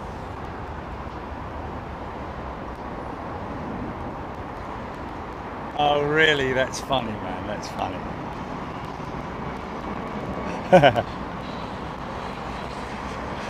Gave up in the end, yeah?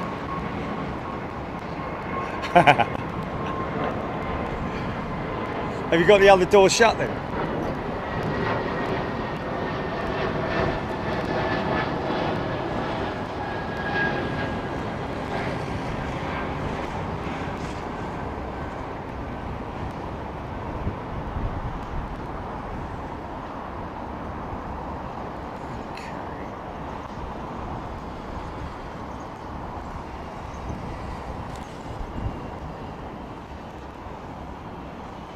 It's funny, isn't it, how sometimes when you look at an aircraft from a different angle, like this 320neo, engines look ginormous, don't they? See the generators, see the it's almost a pear shape, look. See the generators on the bottom left hand side of the engine.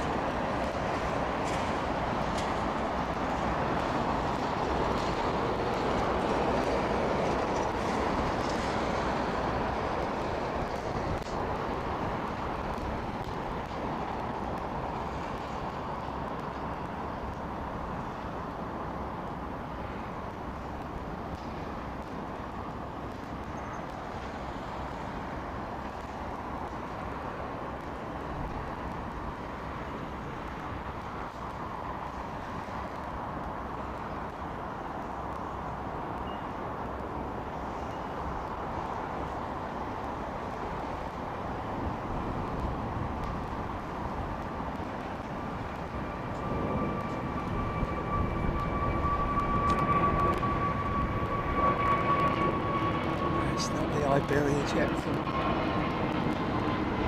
Still don't know what that one's doing at the cargo terminal. What's that, GP this time next week? What? Last week?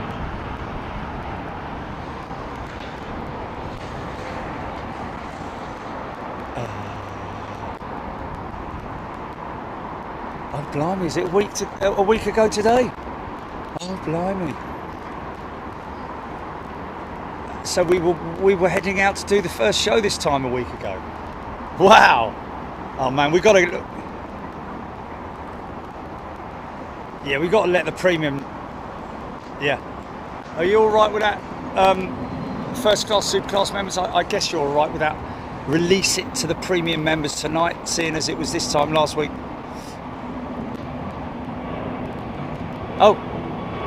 Oh, okay. So premium members, all premium members, get ready to check your. How will they know, Jelly? What will come up? Will there be a notification or anything? They what? So premium members, you will get a notification.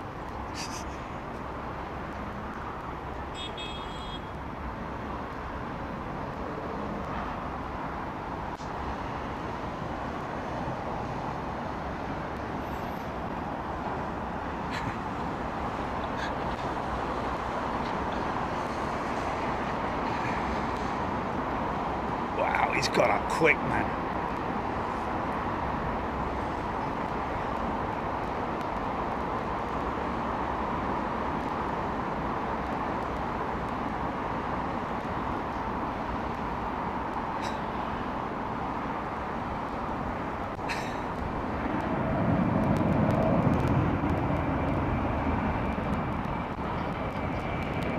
It's another Iberia jet.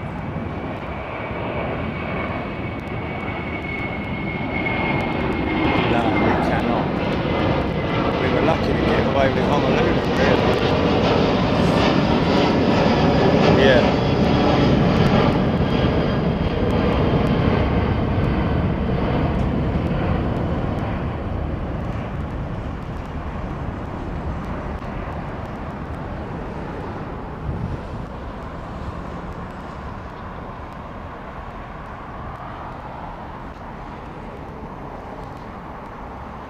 Look at that, 2 China Southern jets.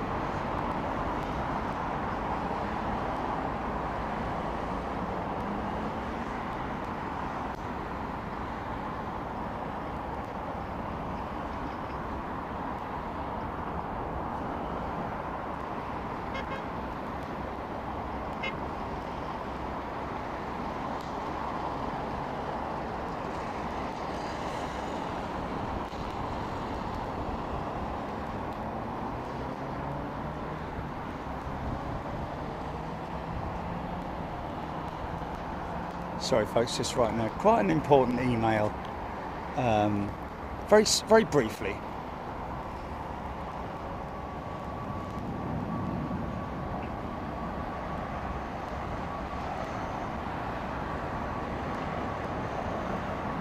Okay.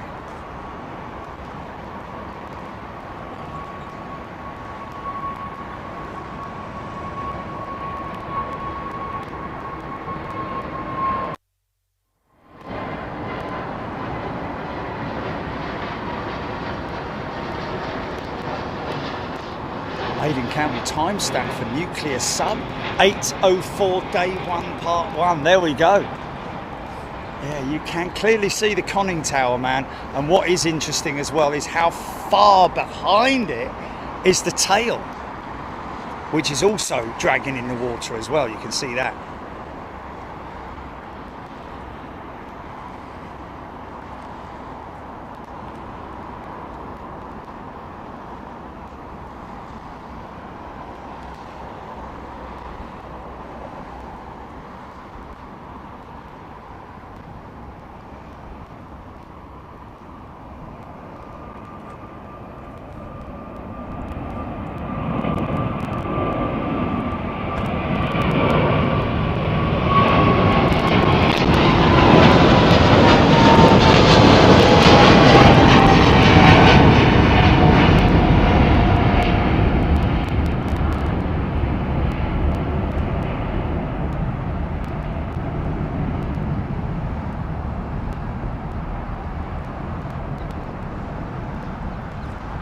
If that's maybe conflict with Cathay Pacific or someone with BA and reducing their one of their daily flights to Hong Kong.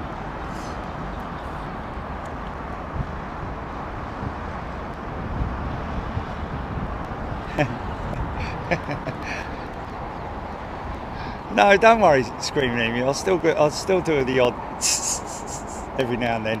But look at that. 3. I count 3. 1, 2, 3. You know? There you go. Look at that.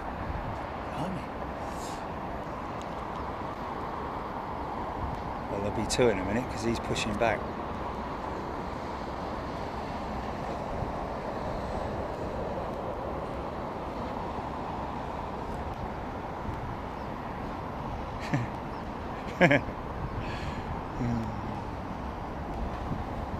Not nearly as frequently.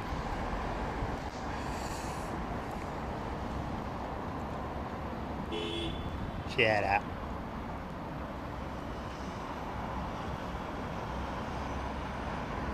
Have you allowed a cat in the office, Julie? Oh, right.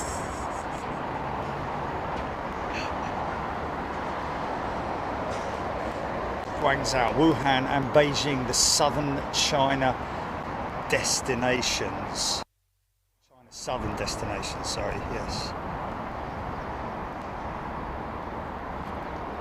So these jets are all coming from and going to different, one of those 3 destinations.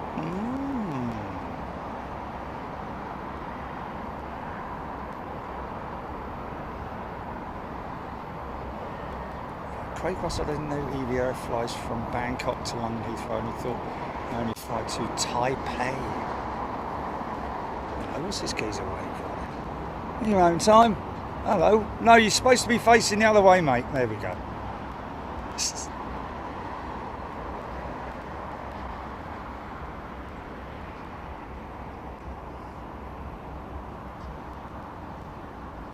Jaws Aries.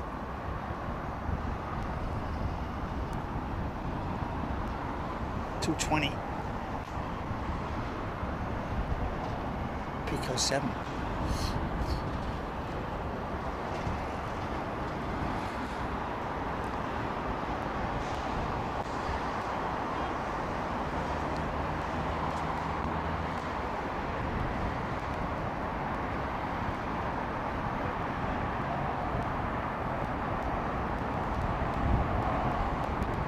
Scott Hetherington, good evening. It is evening now and it's 7:12. Is this Air France? Mais oui.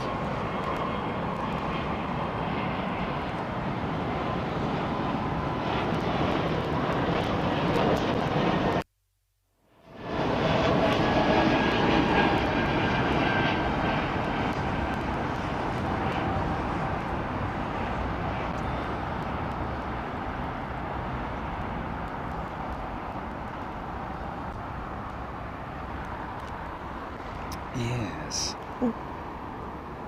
What are you doing in there?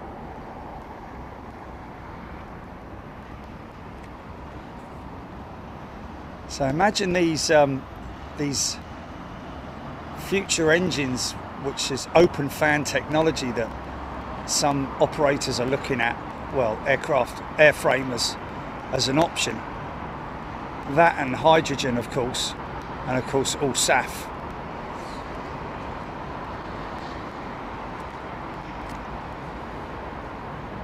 Throttling back there nicely.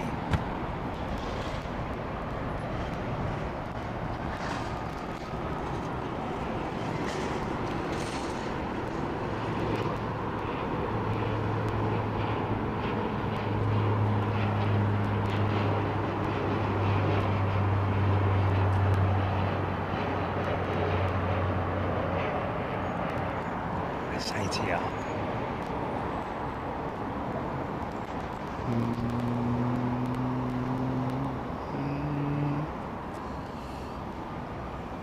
Nigel Armstrong, thank you.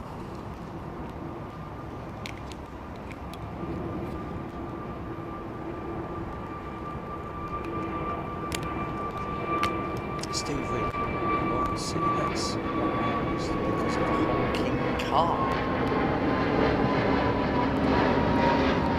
Chip has 1990, the big ruse due out at 2109.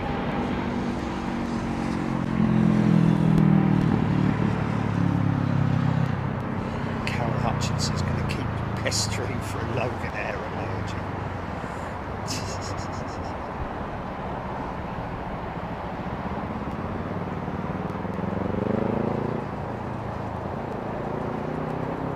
What's that now?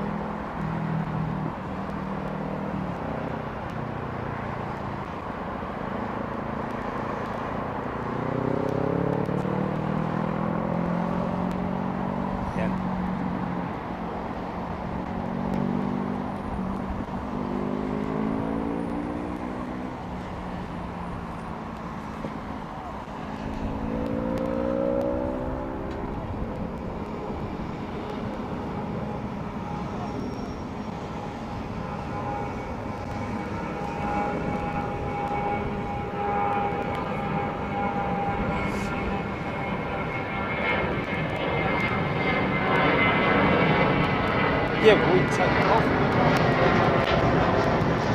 Well, yeah. I mean, you should.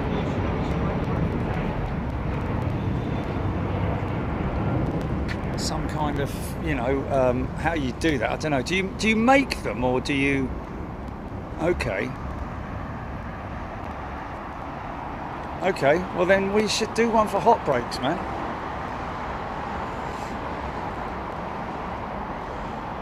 Yeah.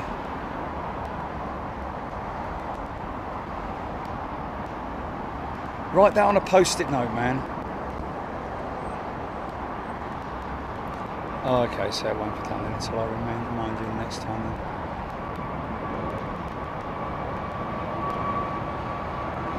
I know they are. I know they're easy to make, mate, but you just forget.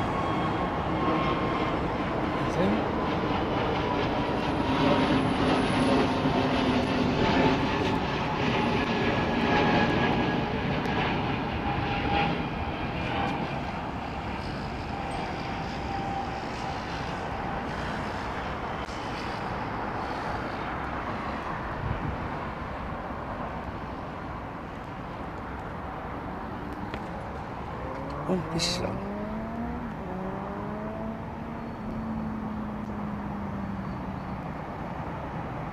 This is Emirates, isn't it?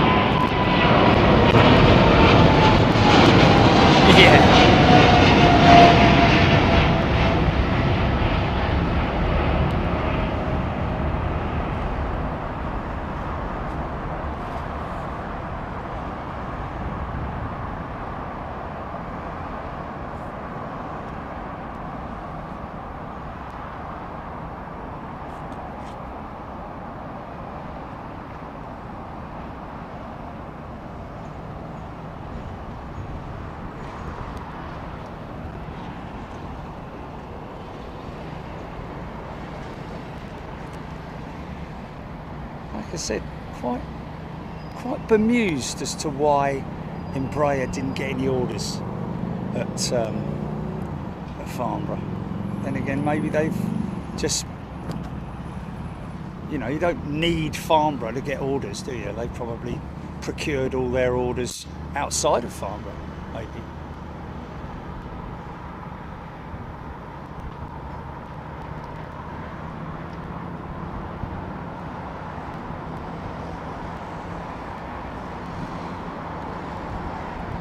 See the reflection of those fan blades, the sun bursting through. Crazy.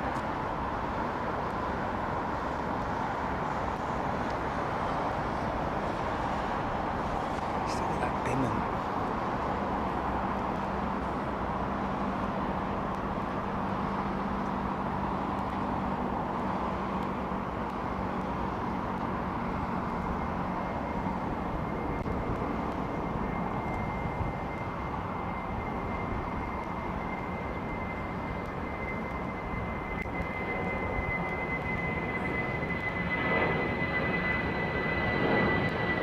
What's this? What's this? Is there a blemish on the screen?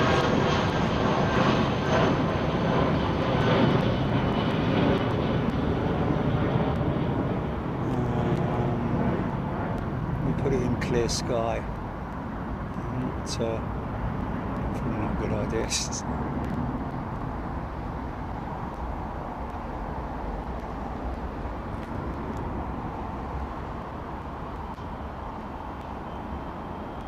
Lines?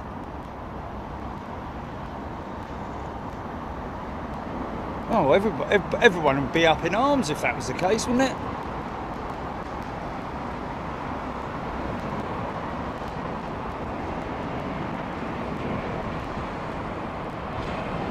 Lufthansa.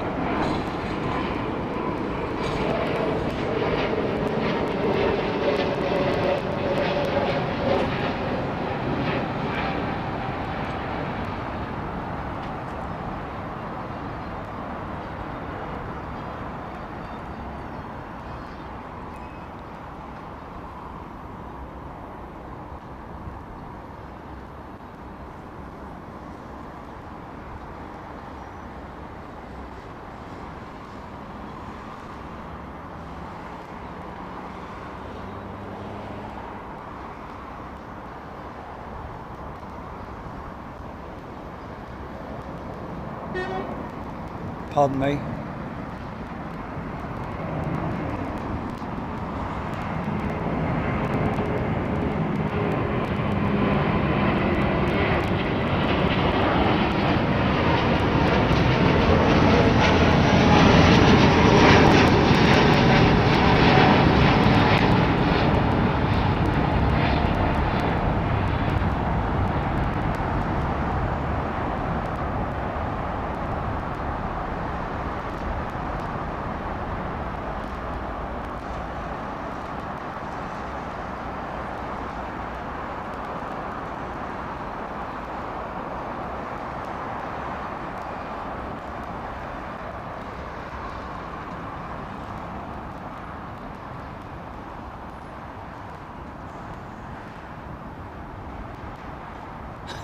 Feather duster.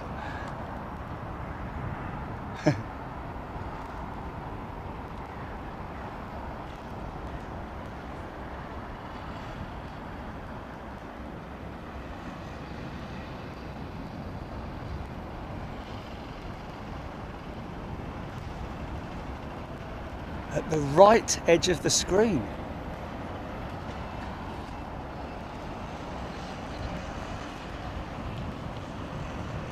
Well, I can't see it on my monitor.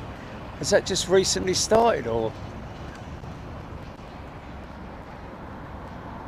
I can't see it on my phone, mate. I can't see it on my phone. No, it's not on my phone.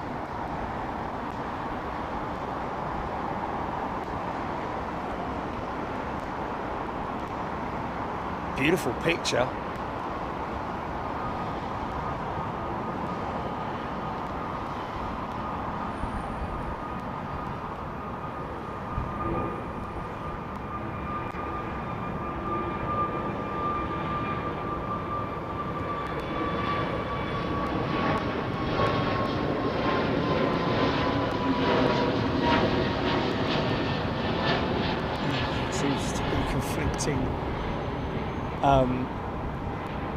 with individual devices, because I'm not seeing anything on my phone. Unless they're so microscopic I can't see them.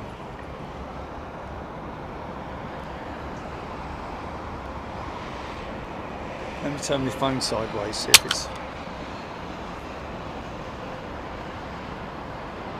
Oh yeah! Yeah, blimey. They might have been there for years, mate. Flipping heck.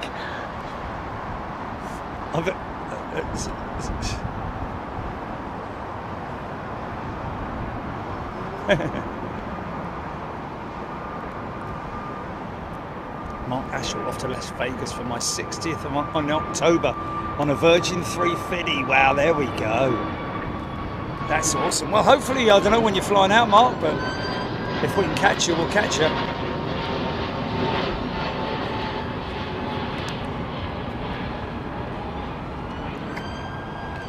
I wouldn't put them down as multiple lines. I put them down as tiny microscopic white dots down the far right hand side of the screen. It's not lines going right across it and all that. I mean, obviously it's something that we'll look into, but I mean, we'd have to look back at other... I don't think that's a camera related issue, mate.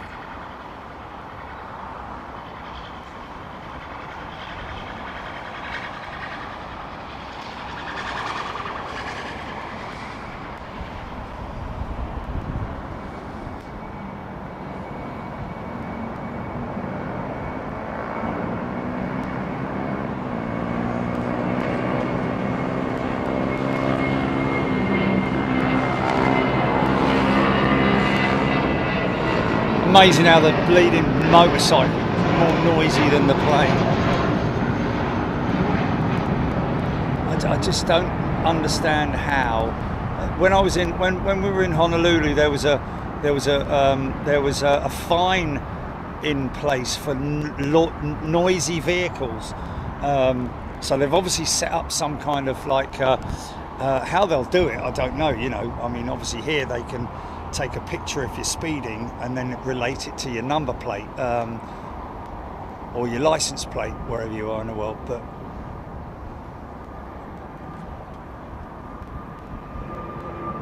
God, know what?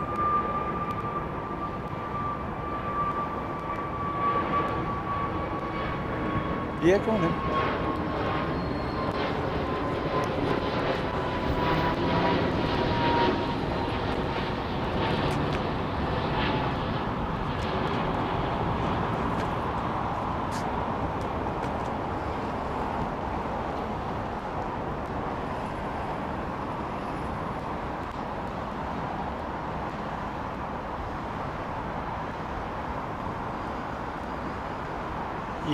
Yeah, wait until this is gone. It's intersecting as well, this one.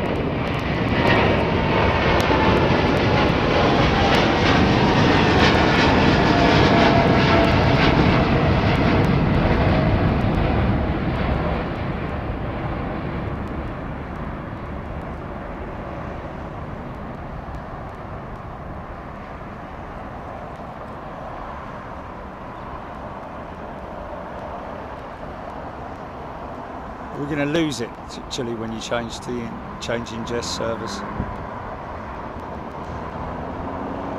Okay, do it now, do it now, do it now.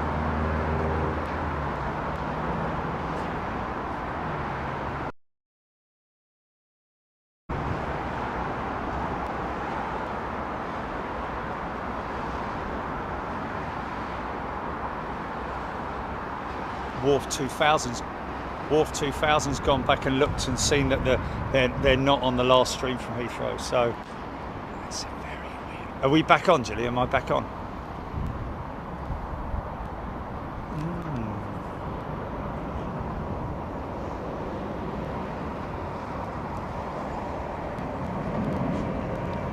Well, you know, it's not. You know, if it was all over the screen, then I'd say let's stop. But it's not, is it? It's tiny.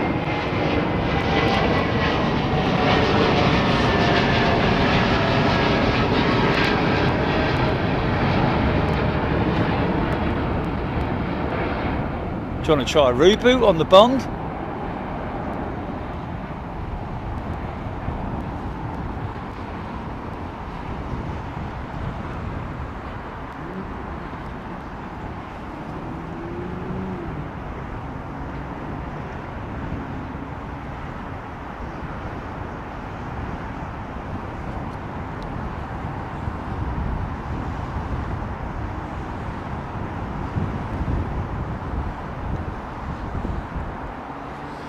Okay, folks, let's go for a reboot, shall we? Count to, what, a minute, Gilly? Stand by.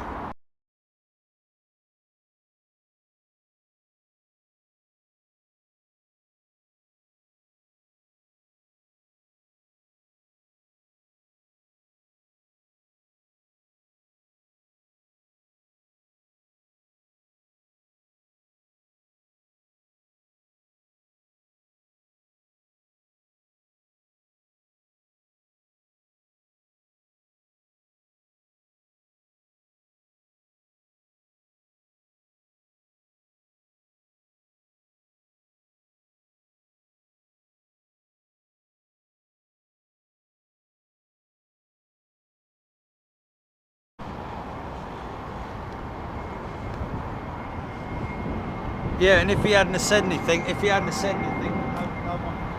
See?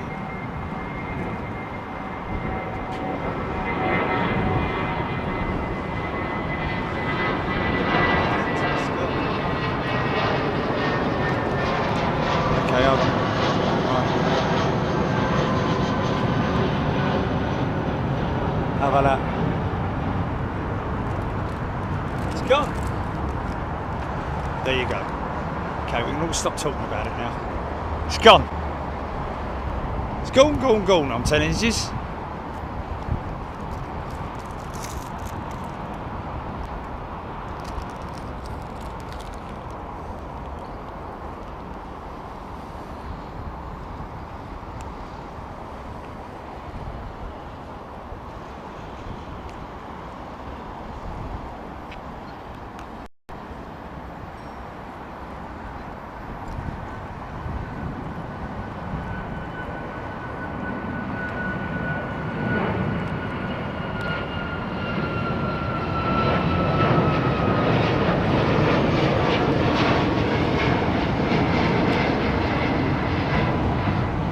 Maybe that's the one that went around earlier. Run around now!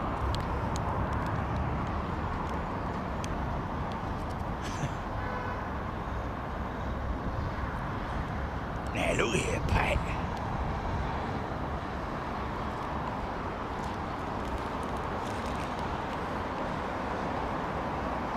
What's that now, GP? What was that?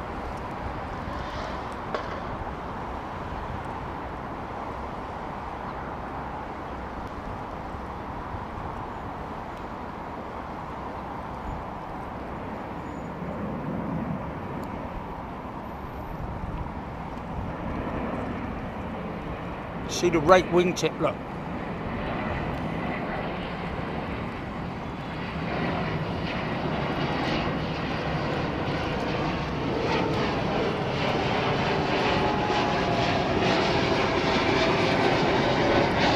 KLM.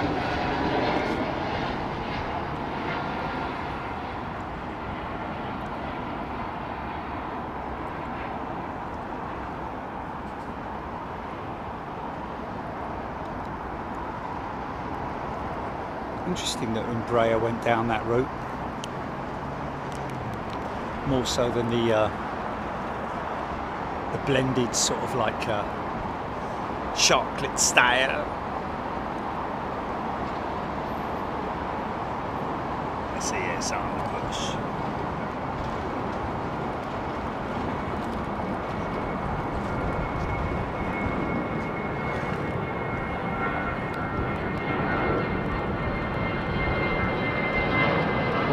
Screen emu, I have to agree with you there. It does have a look of a bird wing, doesn't it?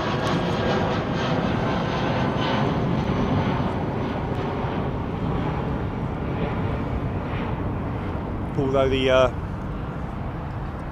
the profile of the Airbus, the larger, the twin aisle Airbus jets, certainly have that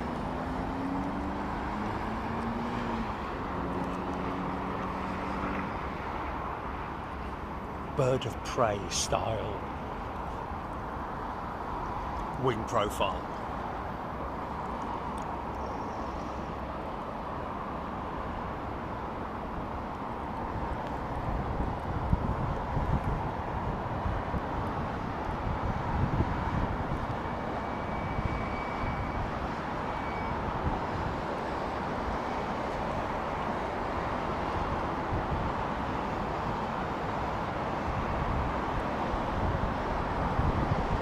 Dale Hawkes is a returning member. Welcome back, Dale.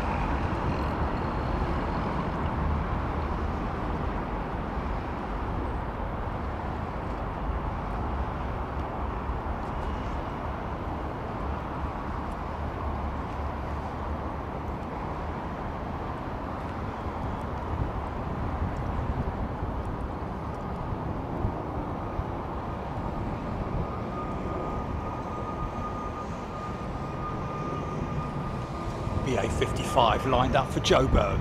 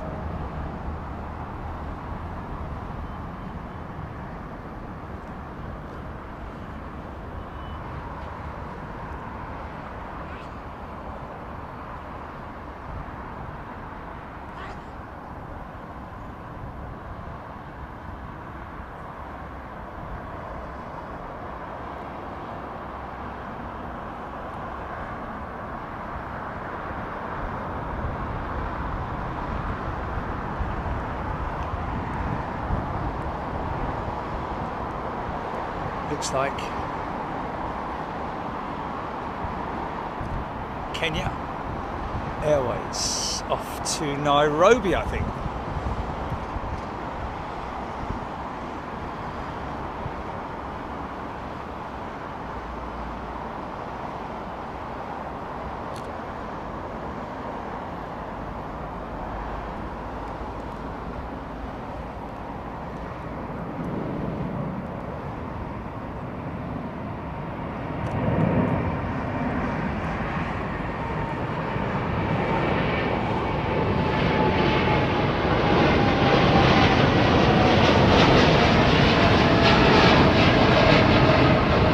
Amazing the figures on the amount of people that watch terrestrial TV versus stuff like YouTube and all that kind of stuff. Terrestrial TV's literally dropped off a cliff, hasn't it now? I think it was the who was it? Who was the...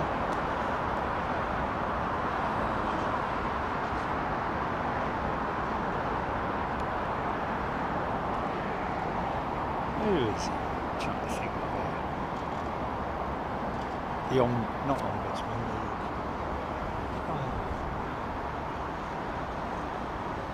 Oh God, what's his name?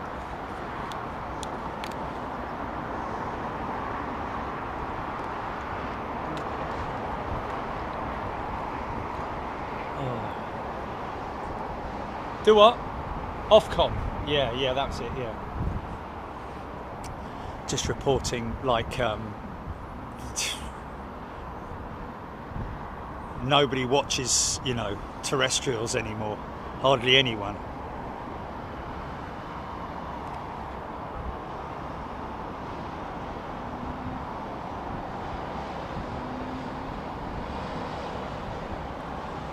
Alan Shadbolt, do pilots wear polarised sunglasses? I wear them driving and it distorts the digital screen info on the car. It distorts. Oh, I kind of know what you're saying there. Sometimes when you're wearing those kind of sunglasses and you look at somebody else's windscreen, it looks very sort of like, you can see all the... Is that polarisation that you're seeing in there? Almost sort of like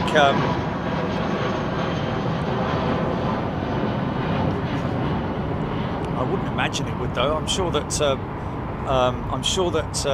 Screaming Emu will be able to answer that one. Craig Russell gifted a channel membership. Thanks, mate. And admin Kaliakam is a returning member. Care of Craig Russell. Very kind of you, Craig. Oh yeah, look at the new red and white. Oh, aren't we privileged with our new wind socks?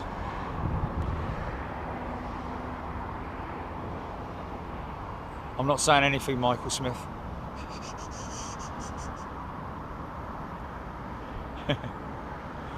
Gareth Allen. Screaming at me. If you wear a polarized lens, it completely washes out a CRT screen on a jet, and the newer LCD screens, it can affect too. There you go. Wow, that's interesting. Well, so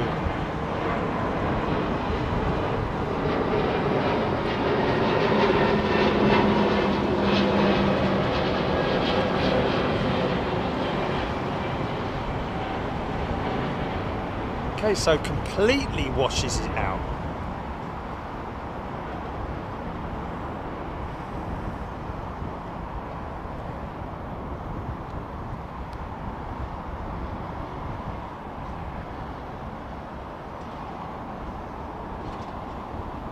I thought they were things of the past. Cathay ray tubes. Isn't it? Didn't digital replace Cathay ray tubes? Cathay ray tubes something from the past, or is that just me showing my ignorance? I don't know. be a surprise.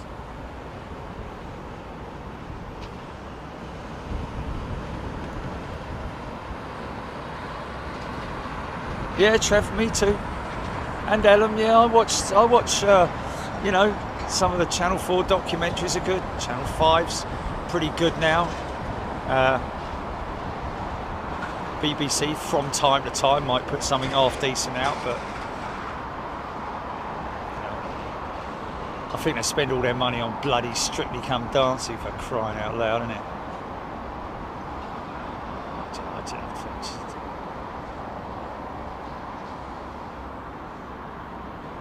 Well, you know, if it gets the ratings, then that's what people. I think it's a comfort thing, innit? Because it's during the winter, isn't it? So I don't know. I don't even know when it is. Don't even care.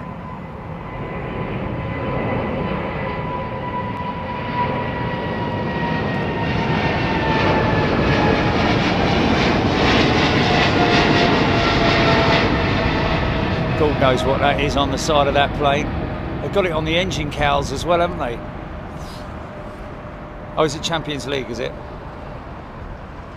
Oh, it's the one with the football, the goalkeeper, is it? Or is it the bloke kicking the ball? I can't remember. The champions! Do do do do do do do do! Back of the net! It's funny how things are a comfort blanket for a lot of people, isn't it? You know,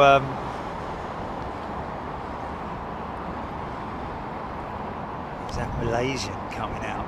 Definitely looks like he's pointing the right way to come out. Oh no, he's on a remote stand, is he?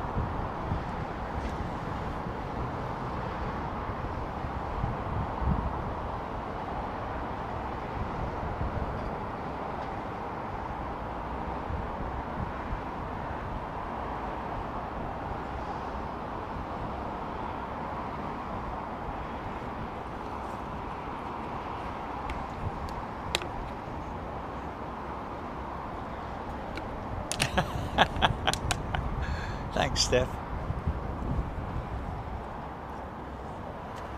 Okay, starting to get some.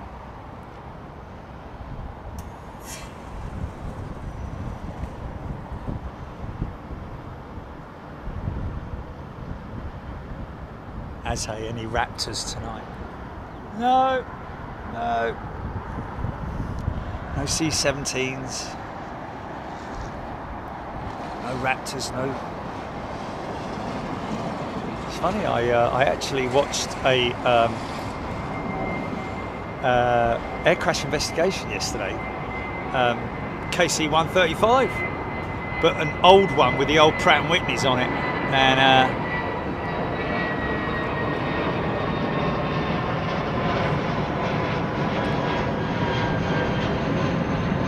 during exercises during the Iran-Iraq war and all that malarkey, there was a refuelling corridor where the B2s and all that mob would come in and refuel. Of course, they had the F-15s covering them off as well. Well, they had the F-15s covering off the KC-135s, the tankers. But there was a case where one was in the wrong formation, wrong place in the formation, because it was critical that it was in the right place for timing and aircraft and all that kind of thing. And as the aircraft went past it, because there was an 85 mile an hour crosswind or something like that at the altitude. As the aircraft went past, the wing vortex drifted off across the flight path of the trailing jet, and caused it to obviously hit that turbulent air, and it rocked it so much that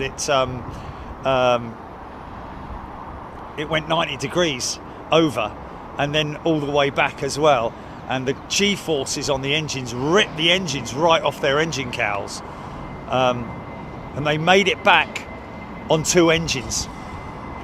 But the crazy thing was that if it wasn't for 0.6 of a G, which is quite a lot, but even so, the right-hand engines would have gone as well. Some of the bolts were actually fractured, but not enough for the engines to dislodge. So a very lucky crew indeed. But fair play to the captain as well, because he called speed brakes. He pulled the speed brakes up to stabilise the aircraft, and that was from his military days. Well, he was still in the military, but you know, flying. His knowledge, the captain, his quick reactions put the aircraft back on a stable platform.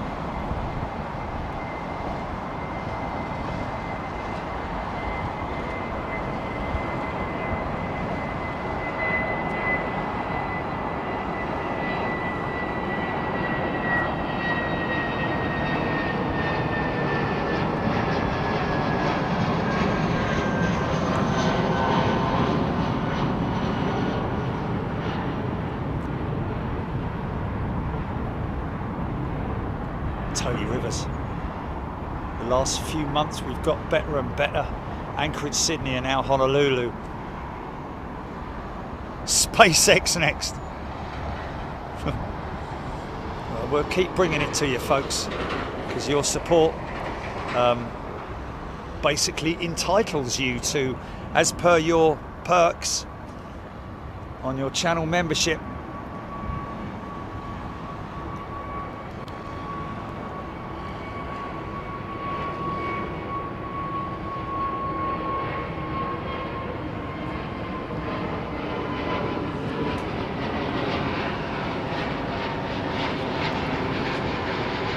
it's amazing to think that AIRBUS are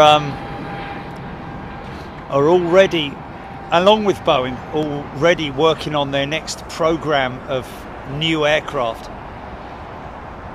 Well, certainly Airbus are anyway. One that needs to be at least 30% more efficient than the current aircraft types. Otherwise, it's not worth doing it.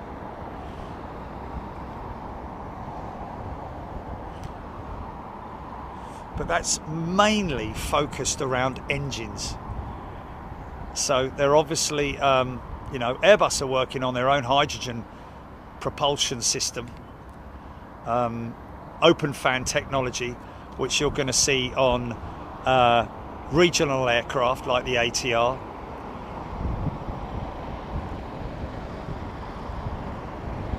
Because obviously, you know, hydrogen engines are only capable at this stage of powering an aircraft up to a certain weight and range as well, of course.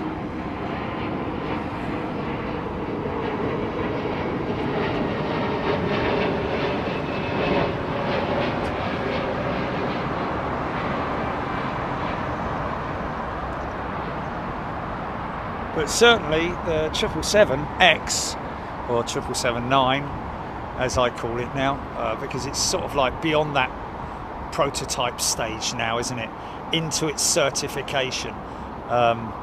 So I think it's about time it was called by its real name, which is the 777-9. X was the prototype branding, I think, as far as I can see.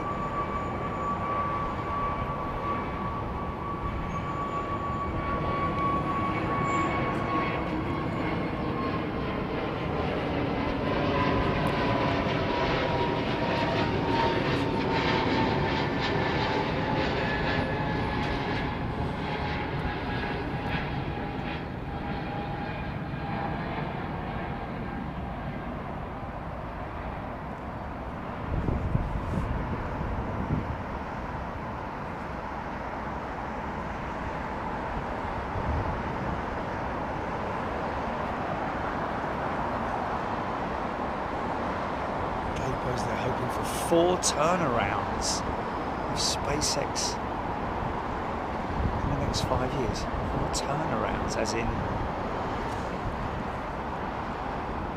launches, is that?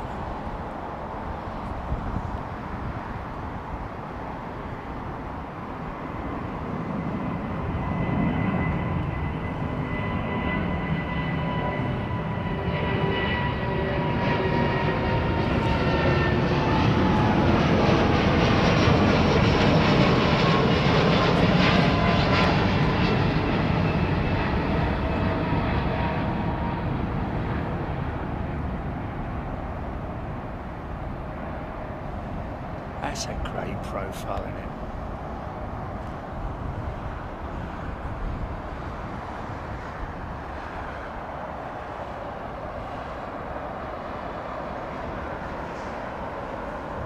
H, I would not fly with one pilot. Well, don't worry about it, H, you never will have to. Not in our lifetime. Yeah, not in our lifetime. Not going to happen. No, they are not looking. Who's they? They are not looking. That's old news which keeps resurfacing from time to time because someone brings it up randomly in a story. They are not looking at single pilot. It's something that's been discussed in the past as an option. And obviously arguments for and against, and the arguments against far outweigh those for. It's never going to happen, folks, not in our lifetime. Like I say, the day that we have one pilot, you can't have it, because obviously, you know, I know people say, yeah, but you can control it from the ground. Well, you can't do that, because you still have to have a controller on the ground, you know, but you're never going to have a one pilot on an aeroplane.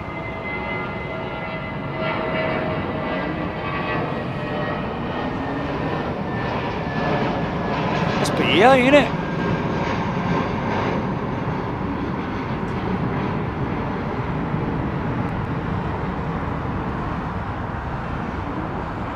No, it's not. It is old news, man. It's a subject that's been mentioned and talked about for a good couple of years now, and Airbus, of course. Okay, this is where things get blown out of proportion. Airbus continually push the boundaries, you know, with stuff. They've been testing for some years now their automatic taxi and takeoff system, which basically is fully automated with their jets, but they've been looking at and testing that. But again, and of course they've probably been, you know, you can't.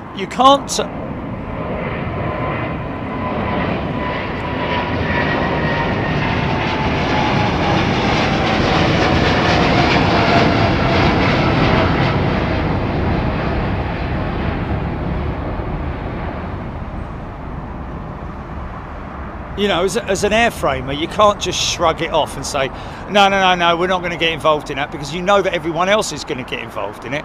So, of course, you've got to do research into it, haven't you? And put your points forward as to whether you think it will work or whether it won't work. If it was to work, this is the only way that it will work, you know. But, you know, single pilot operation, you're looking at a cost thing here, aren't you? You know, that's the only reason why they would do it. And it just wouldn't work. I mean, it's all well and good to have a fighter jet with one single pilot operating it, because he or she can eject whenever they want and leave the aircraft to its own devices. You know, in terms of, you know, in a crash scenario.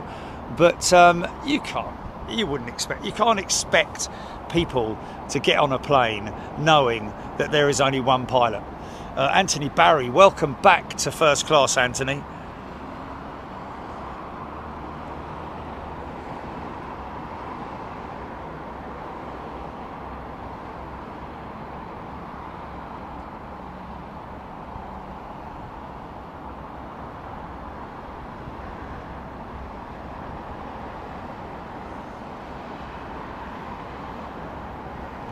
Actually, right, absolutely right, Zoe. Only a trained and certified pilot can be a redundancy for another pilot. Absolutely. I mean, those two lines are enough to make people realise that, you know, you can't count on automation, you know, or AI and all that kind of silly stuff. Not now, anyway, like I say.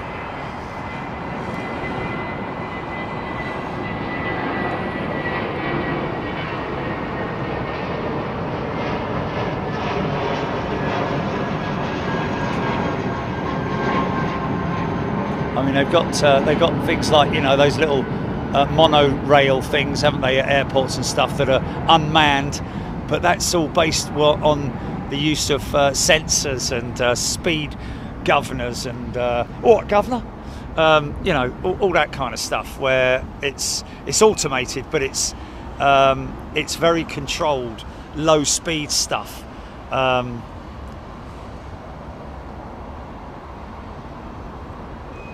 You know, Jules Harris has gifted 5 channel memberships. Thanks, Jules. I mean, the thing is that, you know, these driverless taxi schemes that they've been trialling in places like up in England somewhere, haven't they? How was it, Milton Keynes or something? Well, I mean, you know,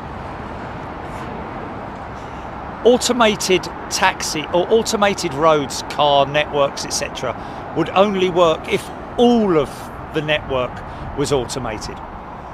You can't have taxis driving around and then how do they know that some bloke's not going to pull out in front of them and, you know, red light and all that kind of stuff? It's, you know, it's just it's great in a grid with a grid system in place, but, you know, not when you've got other idiots on the roads. So, you know, and it's never going to happen in aviation, not in our lifetime anyway.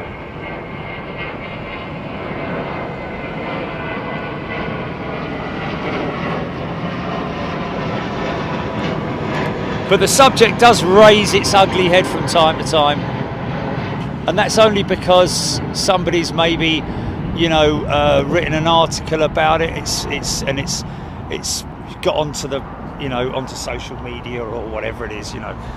Putting the frighteners on people, you know, especially when you've got a journalist who doesn't understand his or her subject matter, you know, about aviation. You know, could we see one pilot in a plane as early as 2035? No, we can't.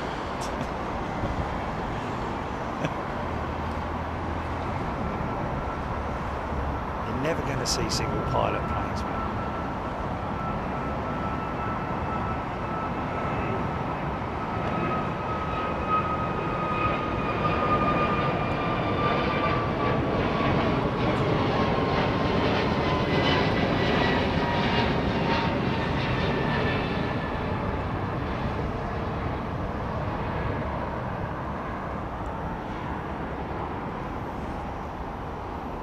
Oh look, ANA. Pardon me. Fly, SSC1. Good day to you. Good evening. Mank Red. Stinky Mole.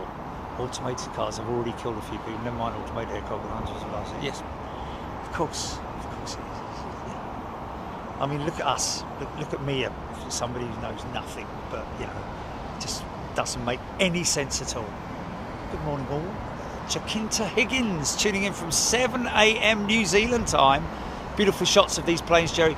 I'd like to meet the passengers willing to fly with only one pilot. Never happened. No. Bing bong. Good morning, ladies and gentlemen. Welcome aboard BA52 flight to Seattle. On board with me, I have nobody, just myself. I'll be flying you across the Atlantic, all on my own. Got a bit of a sniffle this morning, but I'm sure I'll be all right. Don't worry about me. I'll be locking the door behind me once we get airborne. Other than that, you know, I should be okay. I'll speak to you later.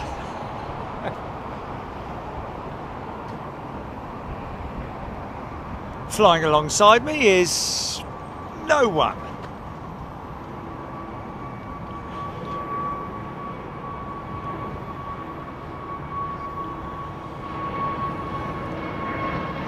Zoe B. Robert Kelly Ortberg, former CEO at aerospace manufacturer Rockwell Collins, will succeed David. Oh, okay. Robert Ortberg, former CEO. We'll have to chase him up. David Calhoun is CEO and president of Boeing, effective August 8th. His background is mechanical engineering. Zoe, thank you. That's what Boeing needs. And they need someone who can talk to the workforce as well. Get them all together. Don't tell them what they need to do. Say what we should do as a group. And things are looking good for Boeing right now in terms of orders and, you know, certification of the 777-9.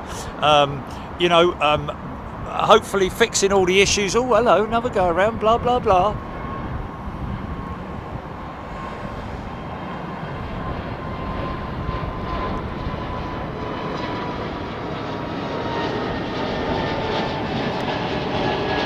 H has gifted a channel membership. I hope you don't mind me saying H and not H.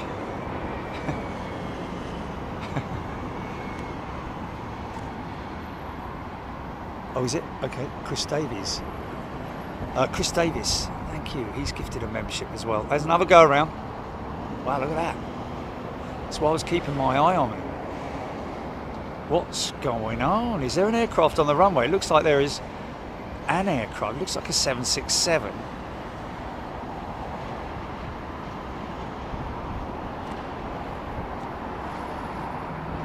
No, it's not. It's on the taxiway.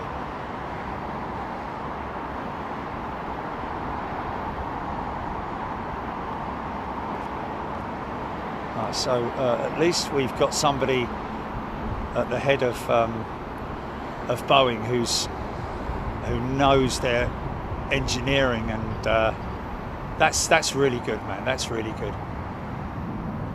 Do what, GP?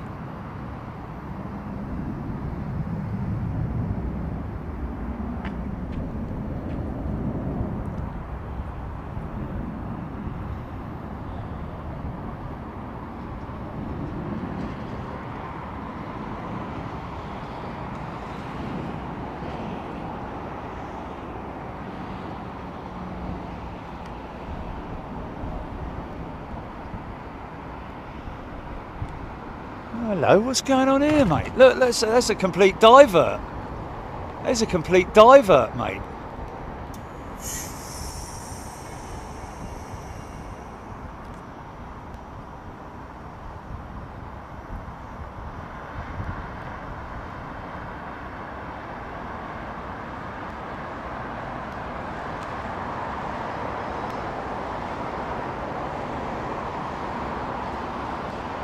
Oh no, he was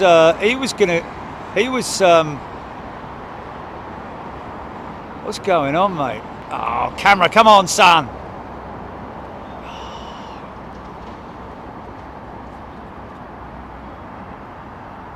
Is he switching? That's a very late switch if he is.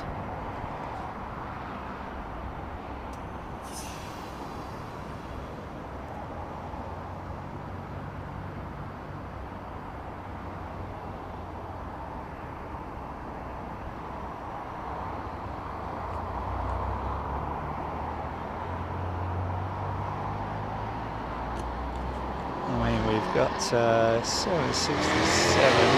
Oh, that's why. Oh, blimey. Not another 767. Yeah, there you go. There's your reason right there. Something to do with that 76. Now, I don't think that 767 is one that's actually active. I think that might be a either a fuel spill or... because that's down by... well, it's not down by there. Actually, I don't know.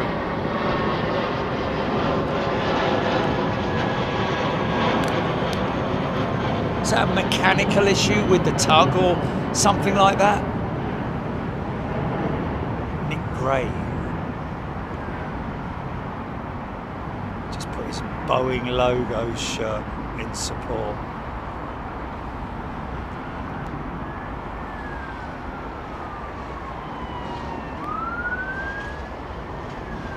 It's on the taxiway, but it isn't sort of like on an active taxiway, if you see what I mean. Although Yeah, they've closed the runway, definitely.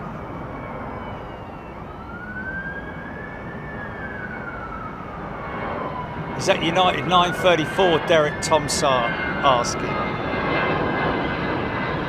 Okay, so it is an active aircraft, right? It's not a.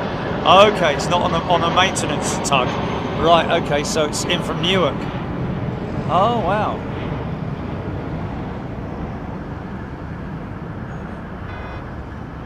In from New Doisy.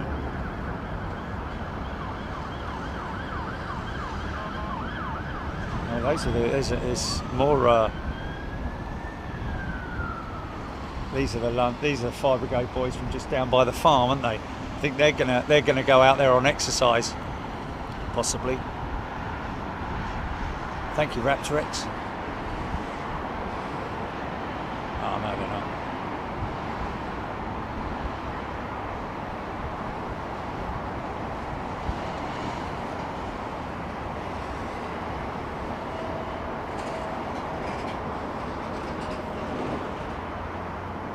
Yep, we've got, I can see clearly now.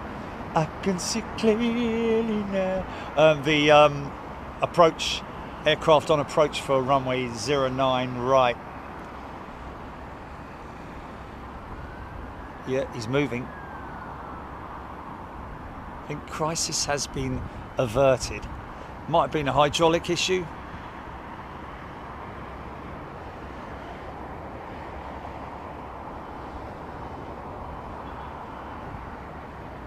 Charlie Waterman. Around 5:15, I hear they switched runways to attend a major incident. Major? I don't know if it's major. Morning, Major!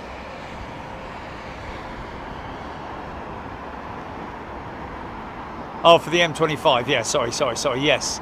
No. Okay, right.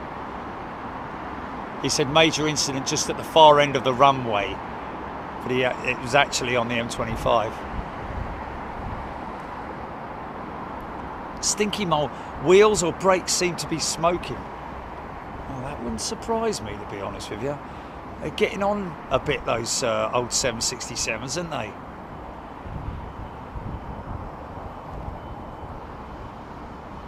That's what we're trying to ascertain, MDC. Phil Lloyd, an American 934 is an ex-Hawaiian jet. Wow.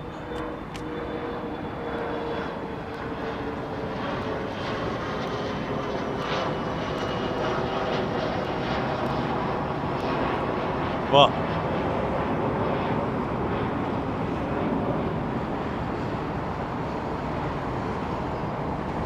Oh.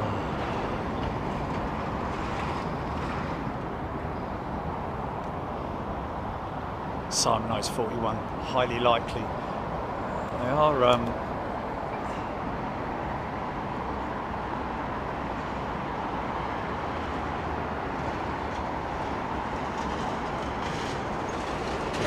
everything looks all right. Everything looks all right, mate.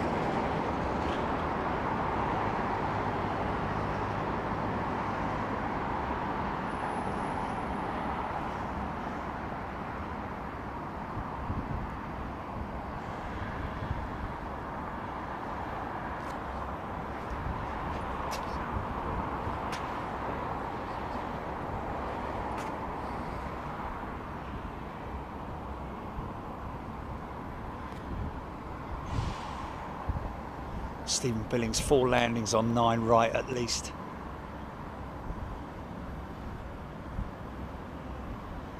Oh, well, there you go. There you go. Steph, yes, Virgin coming in rogue, as is at least 2 other after this as well.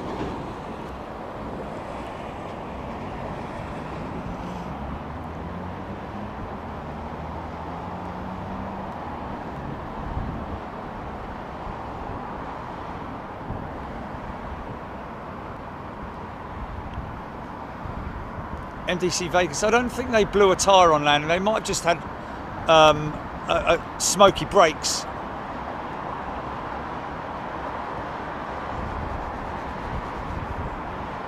Or a binding brake, maybe.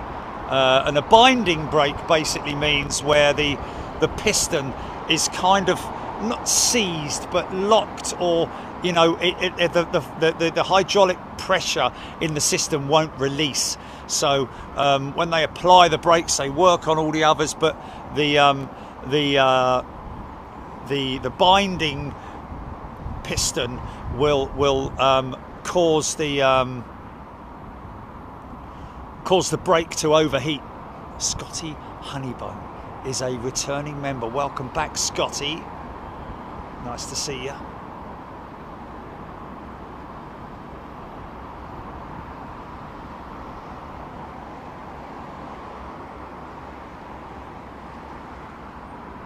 Put on the shirt and on cue a Boeing aircraft has an issue in grey. Well, yeah, but I know you're only joking, you're only jesting, but that is the problem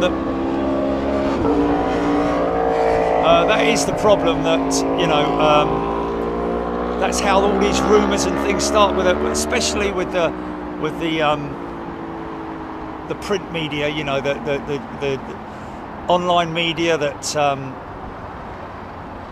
knows very little, about because obviously it might be a Boeing aircraft, but it's a brake system that's manufactured by a third party, so it's very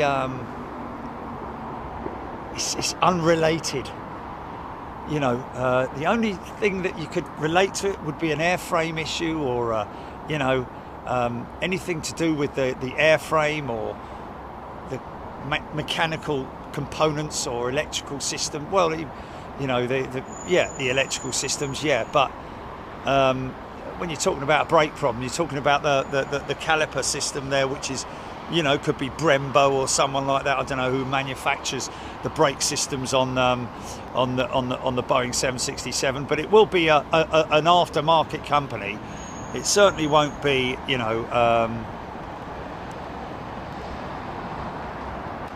Boeing themselves. So that's why it's always very difficult to sort of like point the finger. But in this instance, it's very easy to point the finger. When there's an engine issue, it's the engine manufacturer. It's not Boeing, because the airline, the carrier, are responsible for maintaining those engines, as are the engine manufacturers themselves, or the MRO company that looks after their engine servicing and maintenance programs. So it's always a little bit of a grey area when you're pointing the finger at an airframer.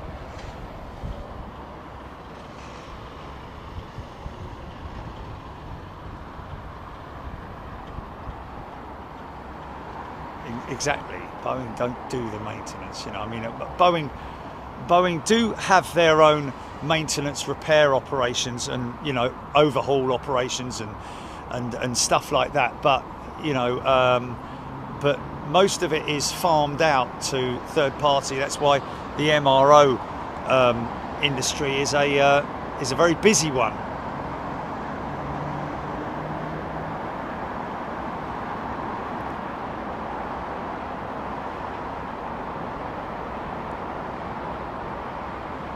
Yeah, I wonder if they've maybe reported hydraulic failure on that or some brakes, and as a result of that, they've overheated the working brakes, because maybe one of the lines and when you get hydraulic fluid on a runway surface, that can lead to all sorts of problems. So that's probably why they're doing what they're doing now, because at the moment this is going to cause some serious delays, I think.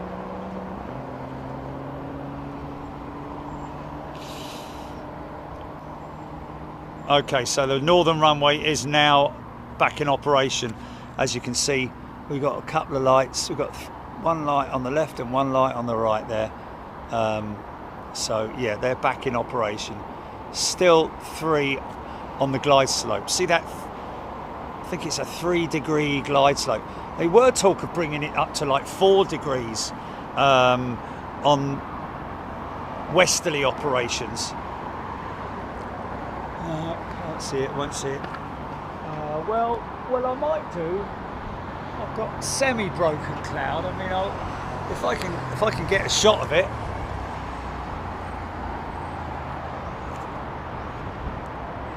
Right over the top of me, yeah.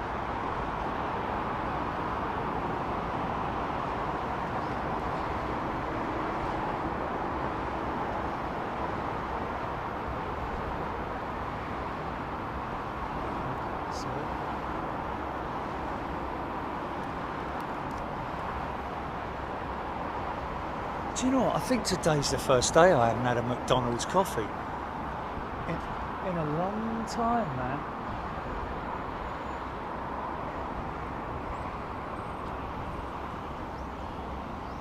Whatever.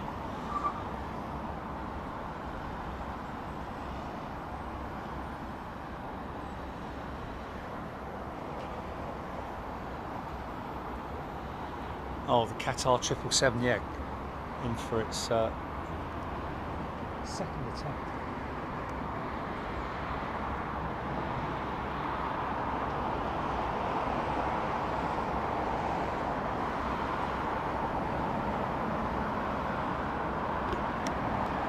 Huh?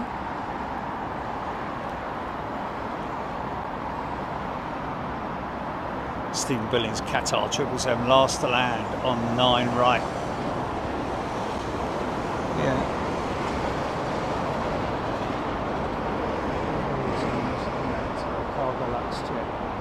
Can't see it, mate.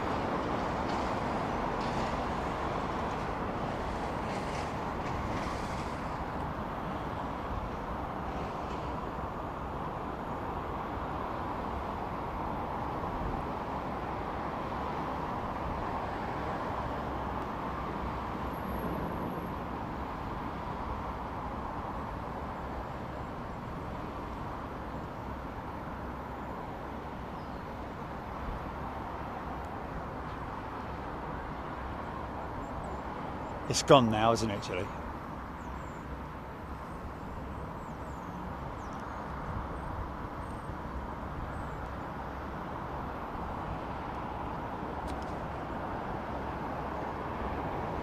Qatar.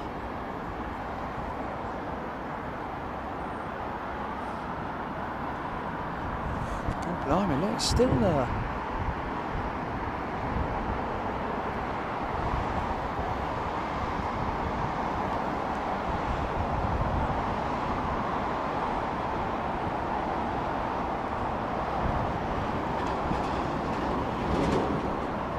Wow, Eric Teeter, 17 aircraft waiting to depart.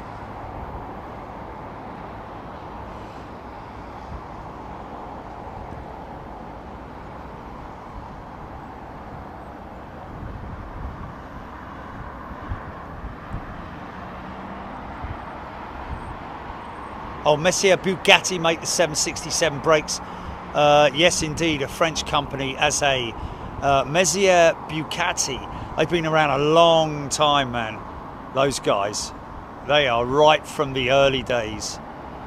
I think also Messier made some of the. Well, it's a mixture, isn't it? Bugatti is Italian, isn't it? There's the two of them have got together, I'm guessing.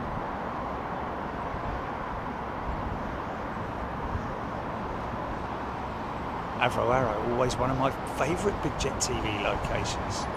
Right here where we are. Wow.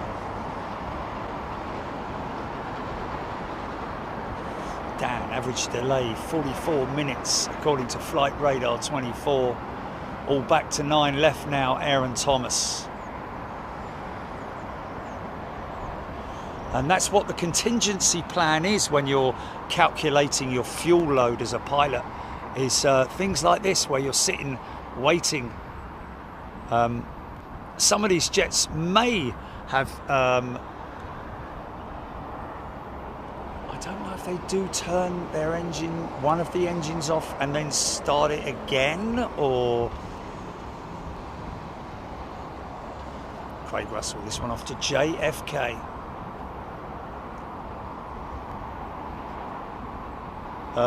Paul Richards, no, they won't have to return.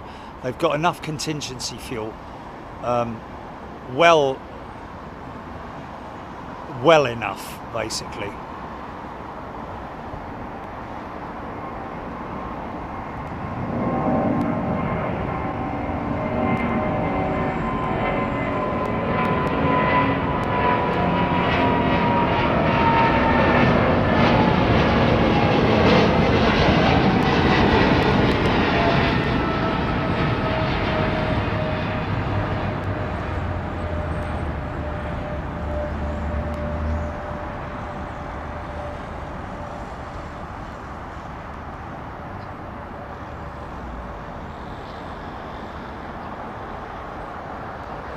Oh, Bugatti's German, right? Okay.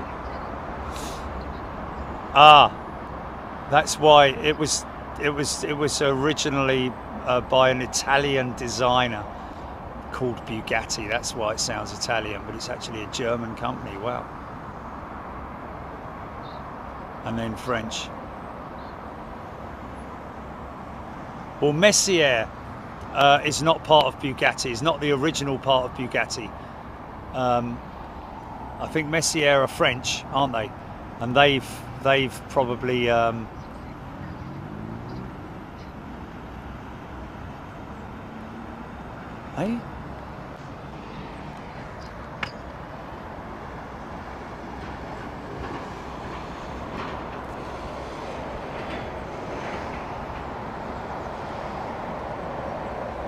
Oh, Anthony Barry, yes. Virgin 747s. Well, they were later on. They were all going out of Gatwick anyway. But BA jumbos, that's another thing, isn't it? Wow, look at that lineup down there, man. That's a right old mess. That is.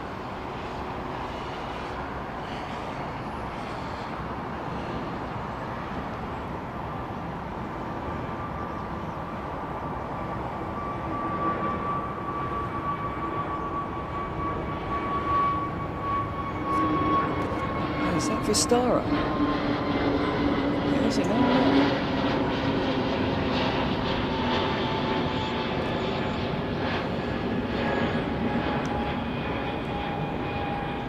Fire it up.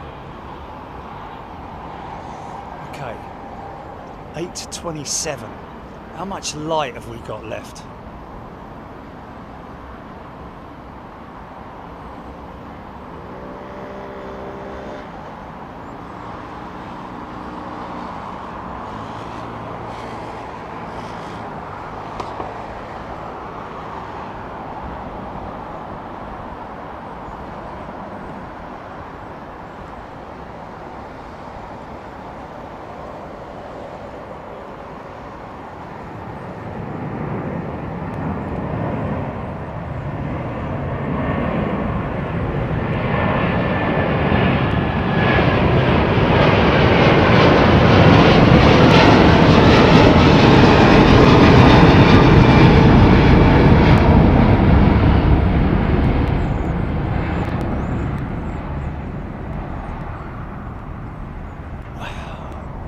I don't know if that comes out your speakers all bassy, folks.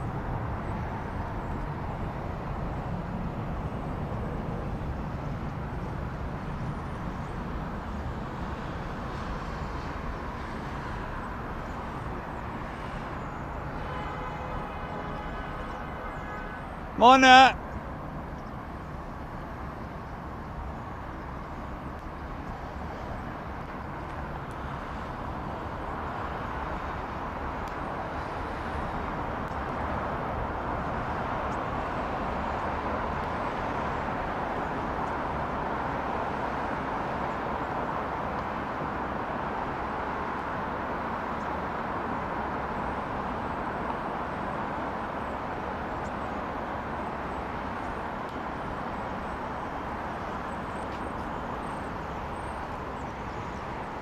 Oh, oh no.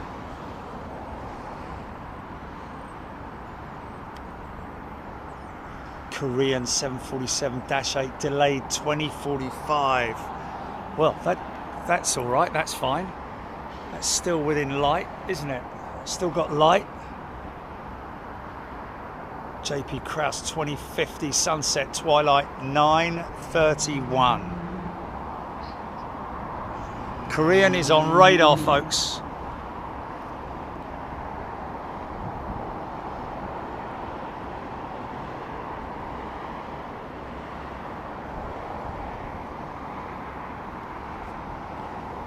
Nick Moore, g'day. Steph.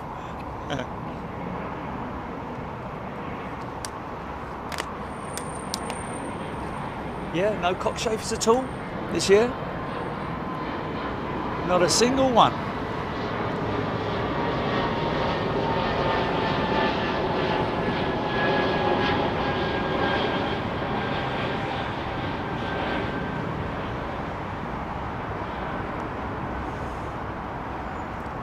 I have no idea.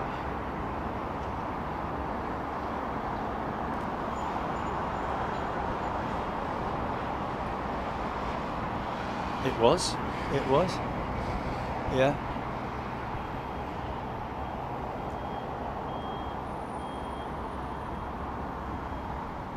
Craig Russell, classic A300 indeed.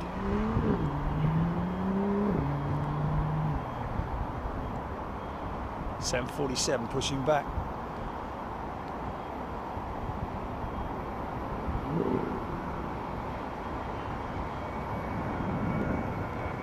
Williams.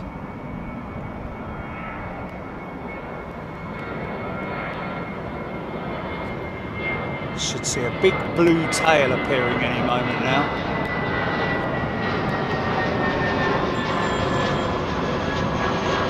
It's come along, isn't it?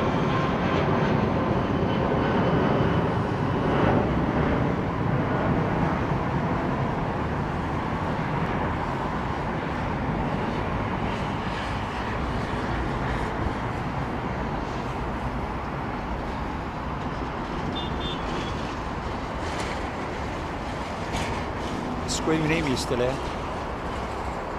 Oh look, the lime Iceland Air livery. I like that.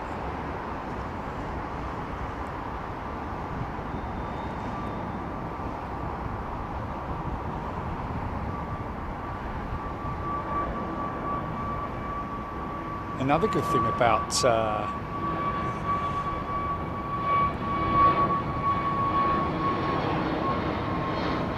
Alaskan, got some great aeroplanes, haven't they? Got some great liveries.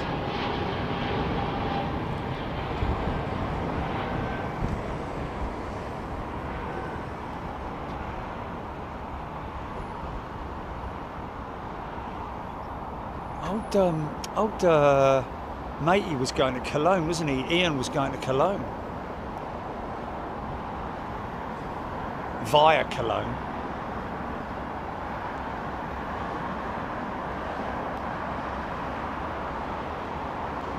Paul, good evening to you.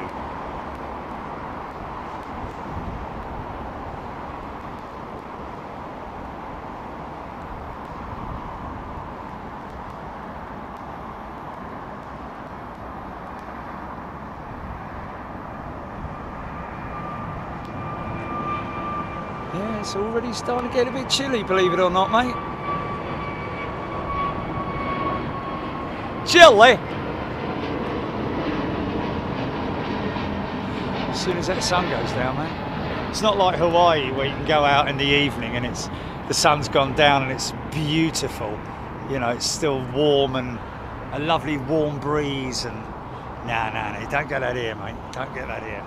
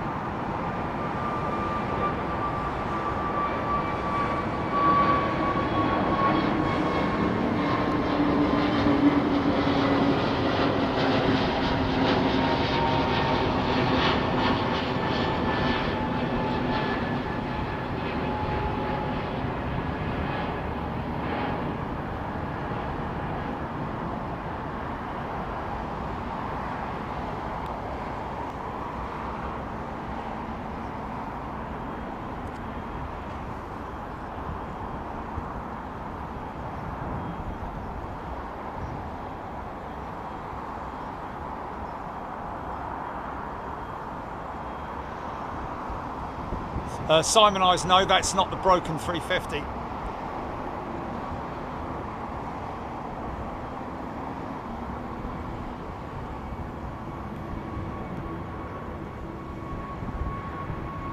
Eve Hoskett, so another day in London tomorrow. Will the aircraft be coming over Myrtle in the morning? No. Unless they're on, what are they on? Westerlies tomorrow. What's the, are they still on Easterlies tomorrow?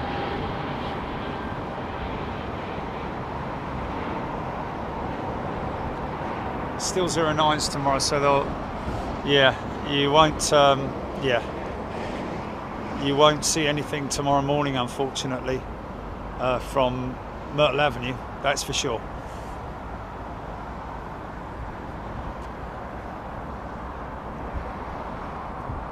Other than them coming over the top of you like this.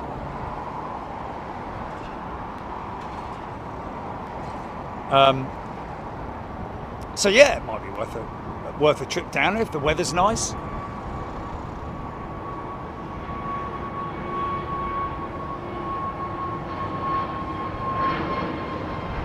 CPR Telford, it's 24 degrees.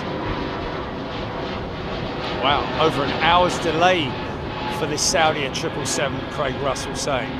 Andy P, Rab H.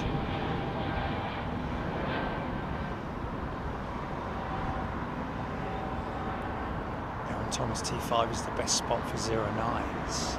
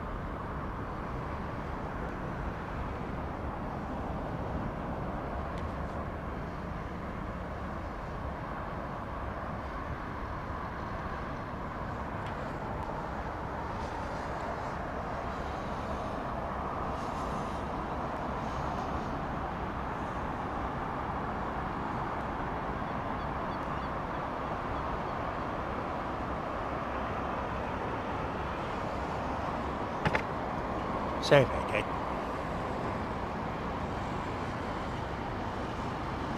Late Siran. Leslie McIntosh, Emirates 380. Mind away from Heathrow, just flown over my house.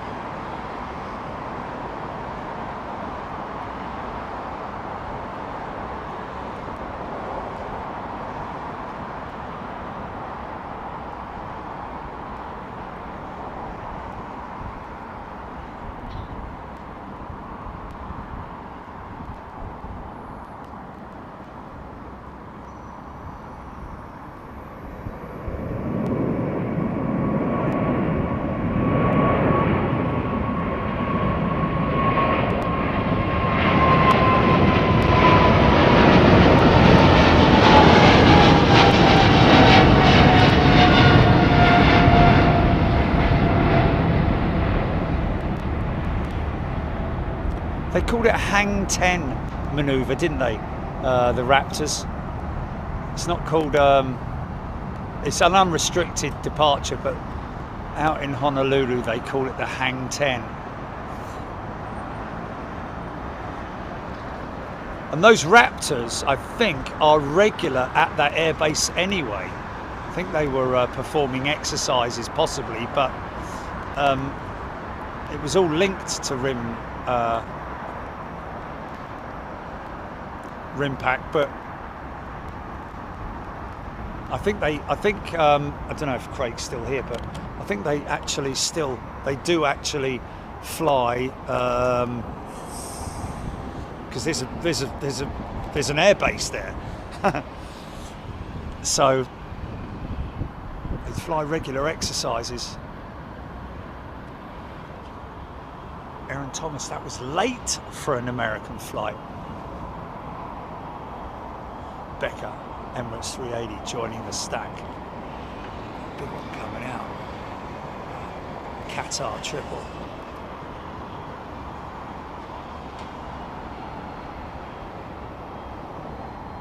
Yeah, indeed, Nick Gray, there are Raptors based at Honolulu. So they will do their regular exercises with or without rim pack. With or without you.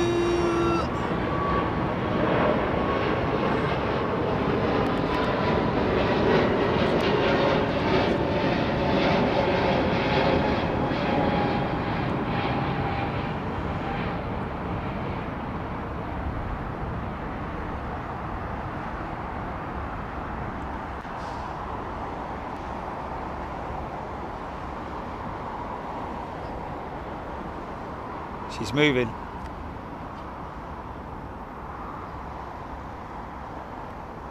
J-Mank, the full 9 yards. Full power. It's basically what they, you know, it's unrestricted in terms of speed, altitude.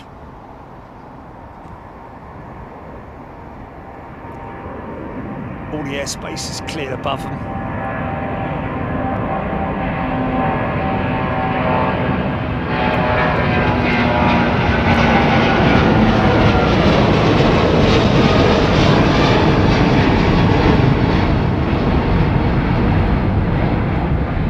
The RAF call a quick reaction alert. There is a QRA squadron at Lossiemouth, and of course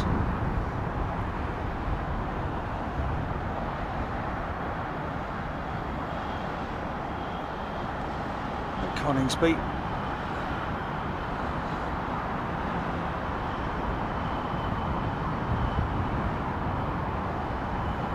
I dare say that the Americans probably have a version of that as well.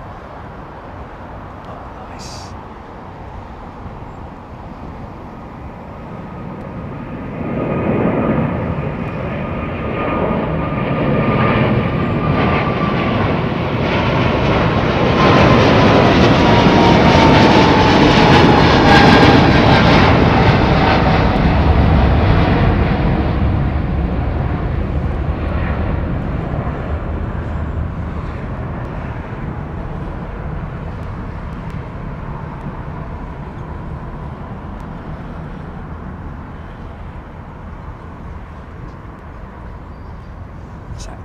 Jacinta Higgins never tires of watching the flex, the wing flex.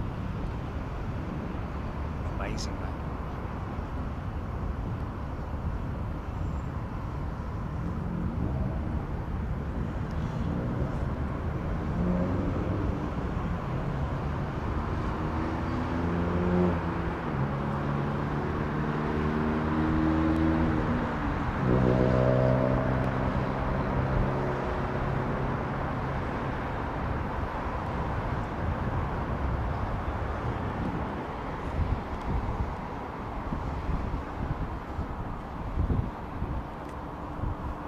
She sneaked out, look.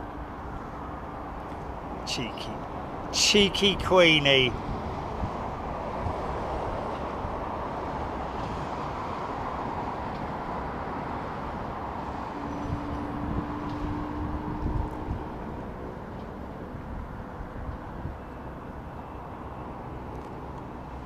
Jaljet.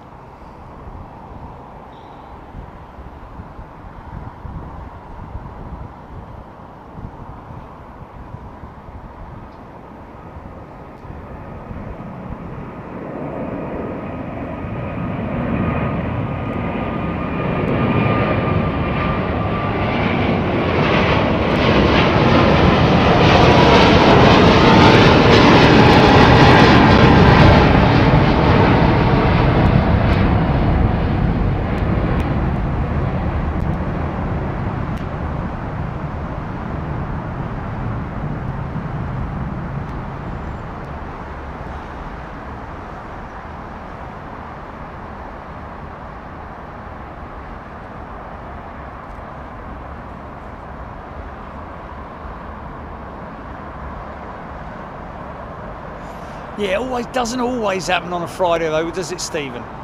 If it's going to happen, it does happen on a Friday. Well, I'm unrestricted at Lakenheath, but not a guarantee, is it? That's the only thing. Sometimes you can go to Lakenheath, nothing happening. I mean, when I say nothing happening, normal sort of like operations, which is pretty damn cool anyway.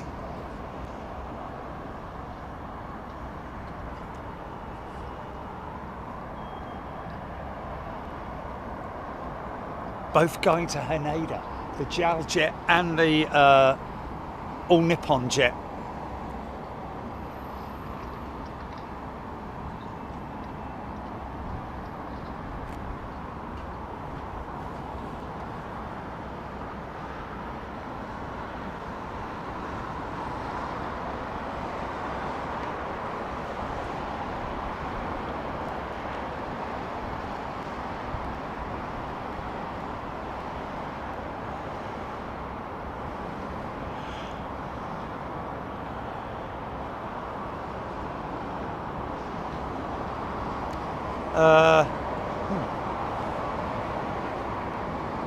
Well, Neil, I don't think any aircraft actually fly directly across 0 degrees, but once you reach 0, you go to 1 or -1, don't you? Or,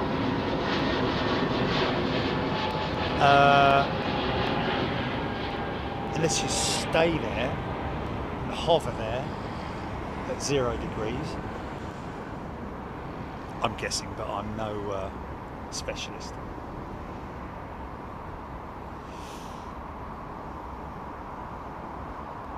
Oh, well, there we go. Then, Nick Ray, then you're flying 180.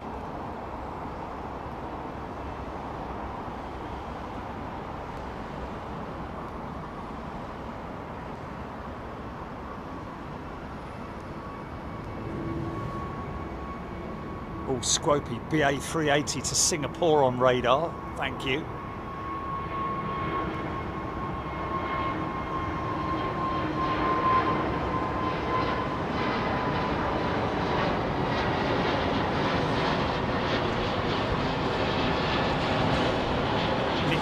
From the North Pole itself, all directions are 180 south. That kind of makes sense. Because you can't go north, can you? Because of the circumference, because of the round Earth, you're going down whichever way you're over the north, isn't it? So 180, yeah, there you go.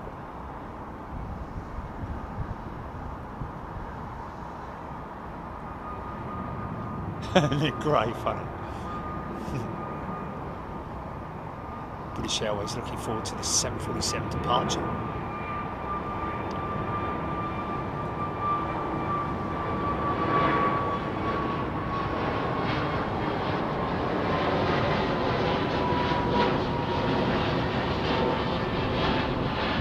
Aaron Thomas, nice to see the Korean 747 in Hawaii. Yeah, of course.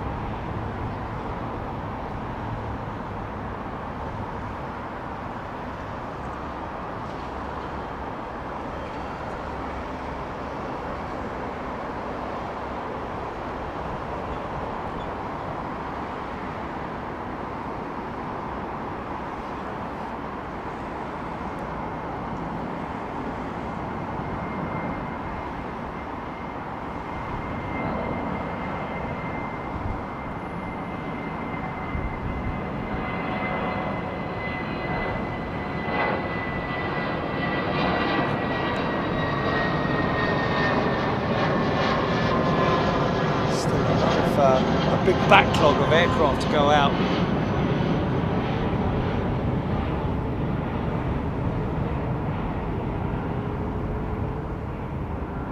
Wow, Barbara 89 degrees in Columbus, Ohio.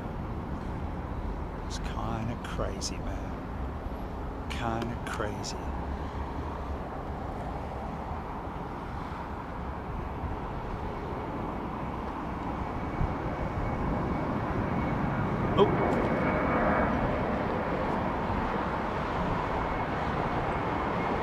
Oh my goodness me, we saw that Korean 747 at Honolulu on Saturday, folks.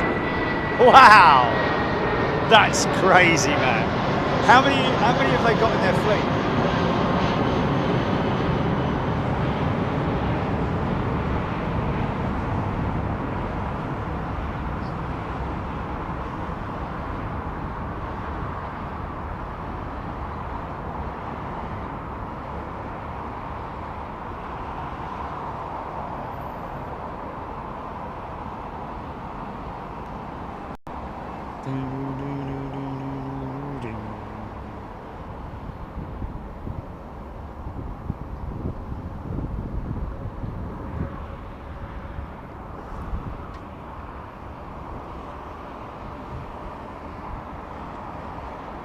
Yes, it's following us around, Freddie-O.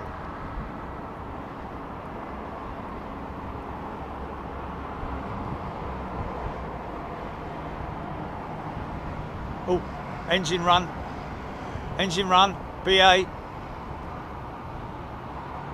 running up an engine.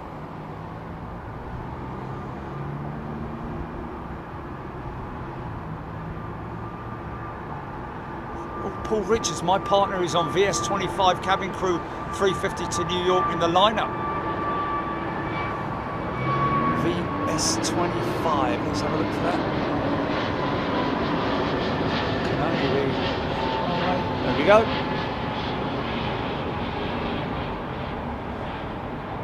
Bit of a... Just see her there. So that is Paul Richards' partner.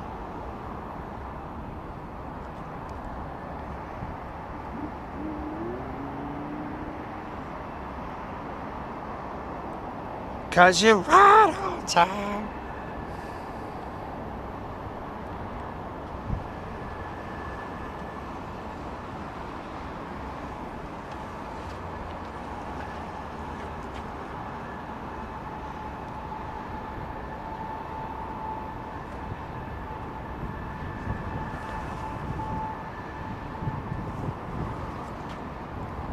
Wow, they got 15 800s. Wow. Or dash 8s, should we say. Haven't started the engines yet. Look at these sagging right-hand elevator.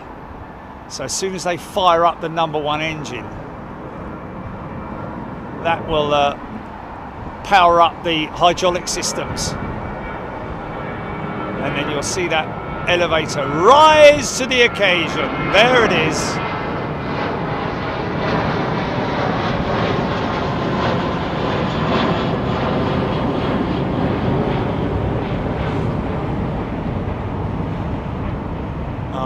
Where's he heard that?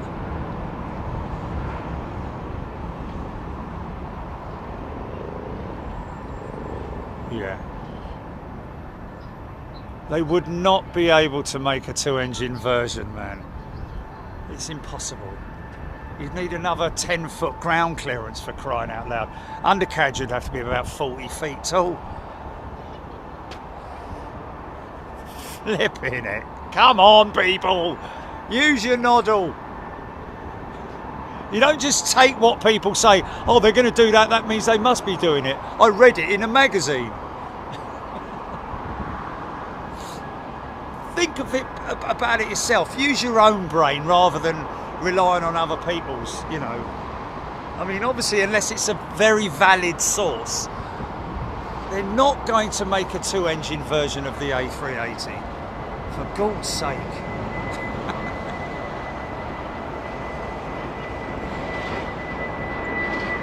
How big the bleeding engines would have to be.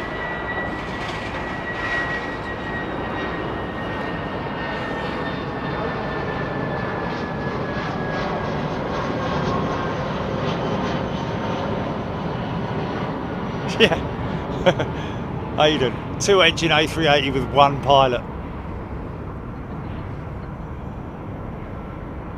Oh dear, oh Lord.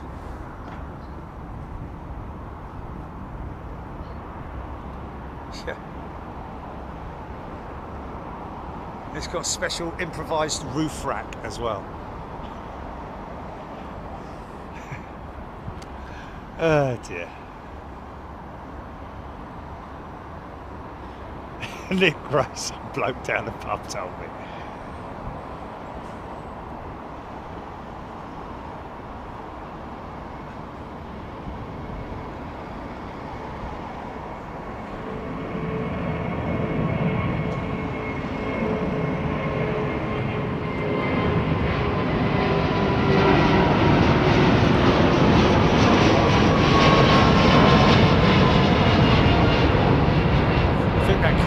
going to be sitting there for a while, mate. Oh wow! Look at the hole that's being, the line that's being cut through the cloud there. Might see that actually.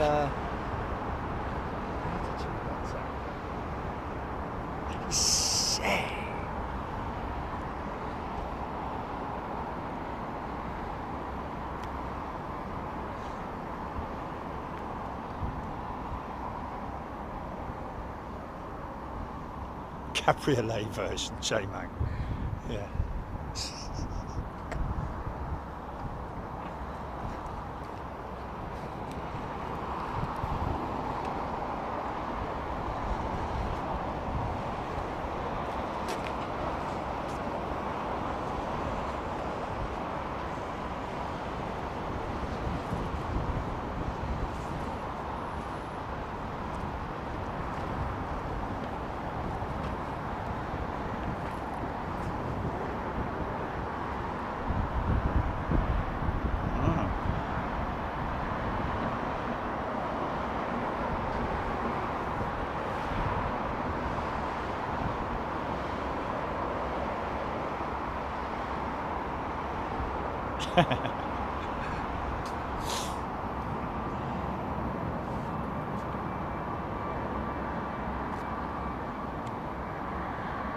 Oh my god, it's a double-ended A380. What's going on?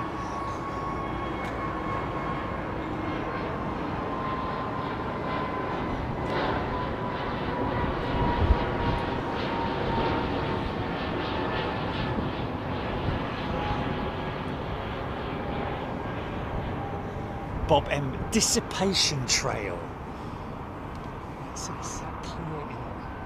Well, it's just been cut through the... Okay, here comes our... Oh no, still not...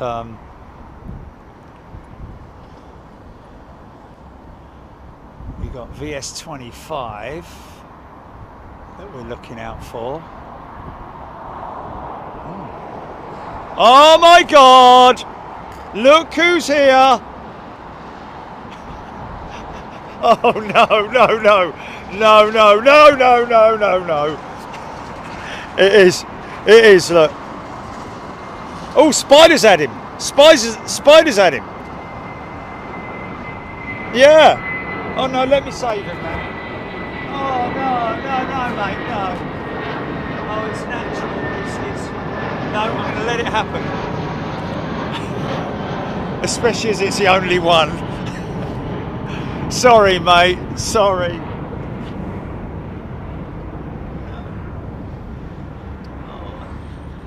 Shall I save him? No, I can't interfere with nature. I can't interfere with nature. Oh, God. I'm exposed as well, Chilly, man. I've got no... me leggings. I feel all... Oh, please.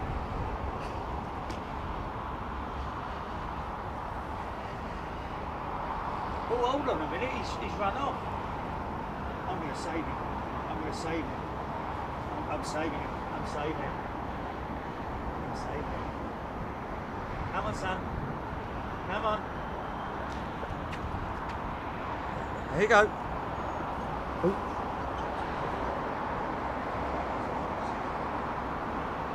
I'm trying to bleed and help you. No, it's not nice, is it? Get that off you. Now try and fly, son. There it is.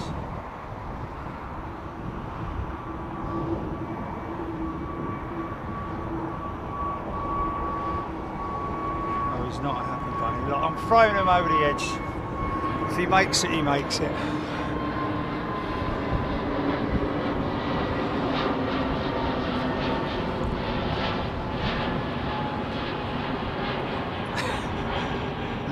Nick the spider's dinner. He hadn't left it, he was just nipping back to get the potatoes and the carrots. Sorry. Okay, VS25 I think is lining up behind the Korean 747. Indeed it is. So next to go after this one, we've got crew on board.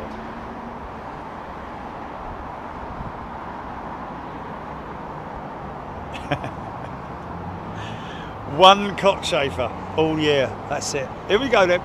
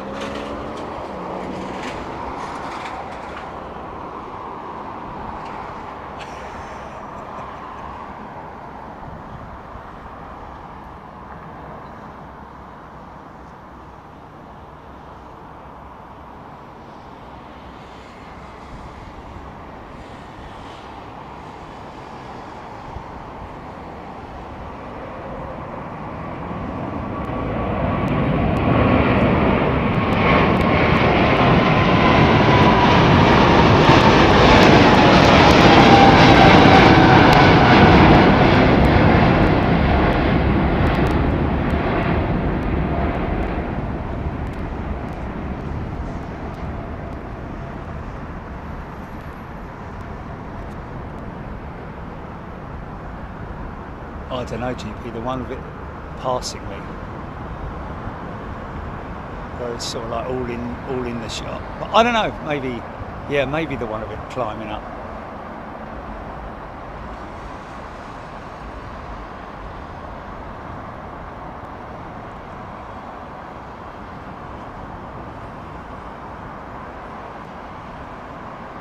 Andre Jarvis flying the 747-8I to Singapore soon. Oh, hold on a minute, here comes our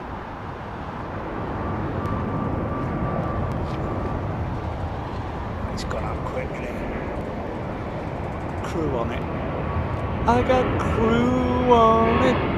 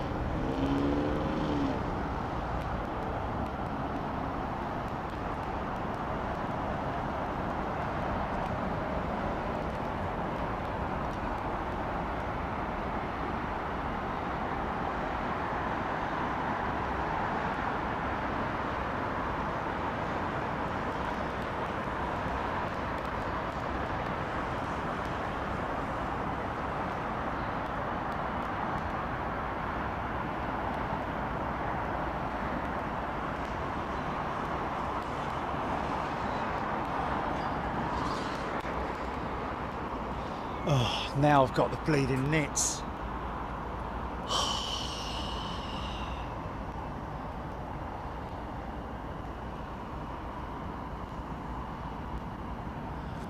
Dawn Hansel is a returning member. Welcome back, Dawn. Lovely to see you. Night flight for that Virgin jet, innit? Someone's just been gifted a membership. There we go. Aaron Thomas, only 7 hours to New York. Tell you what, flying to East Coast America now is going to be like flying to flipping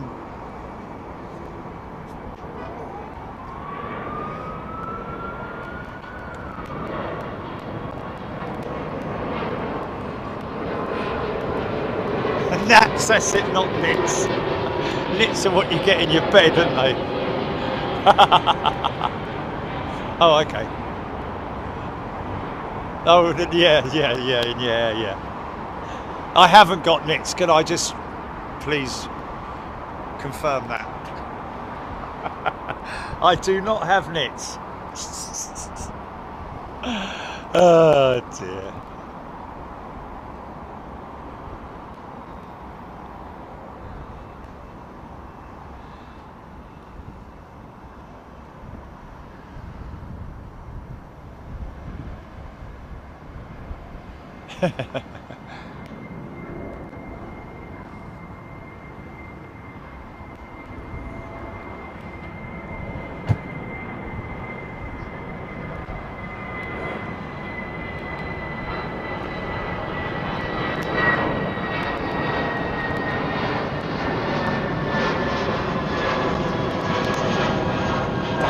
been at London Heathrow since July the 23rd, that A380, Emirates 380. What, the one that just went out? Hey?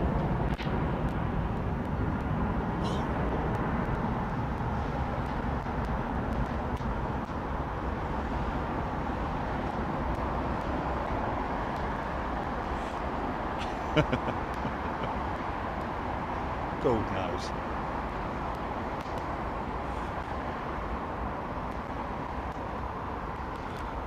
Gnats, yes. Nits, no.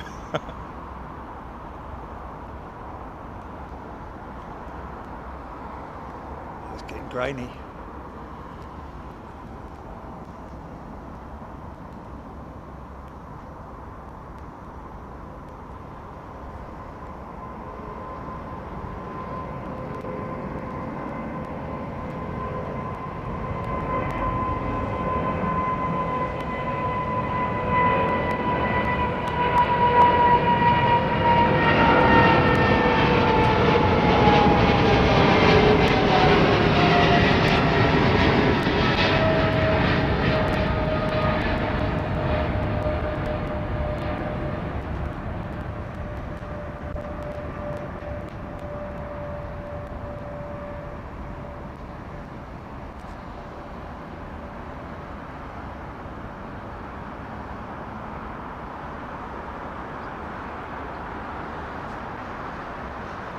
Oh, is there? What, at Heathrow? Ah, Lloyd Bell saying that there's a 380 at the engine test bay. Interesting. Is that the one they may have just fired up? Oh. Oh, hello, big lad.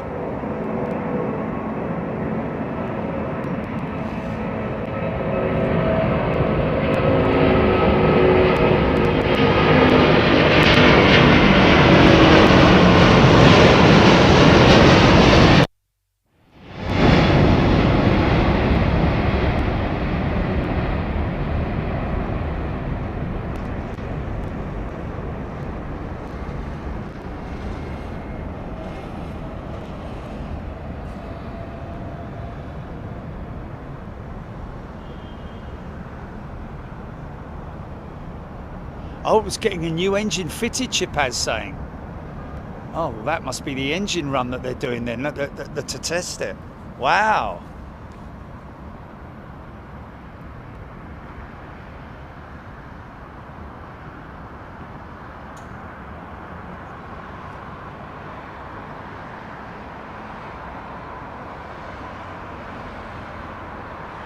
Sarid 6-3. You know that there are 4 Qatari F-15 QAs currently in standstill clearing customs before heading to Qatar. It's because they have been in the country longer than normal on delivery. Well, well, well. Okay. Well, the big ruse tail is lit up. That to me.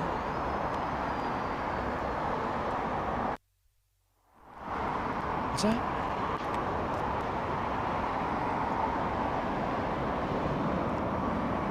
Okay.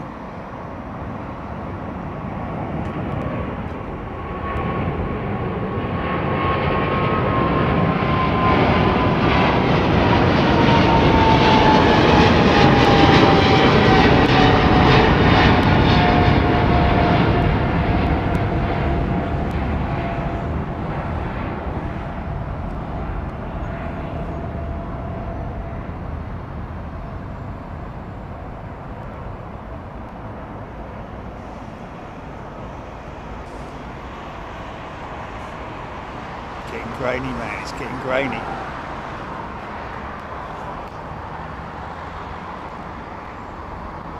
Brandonius. Thank you, Brandonius.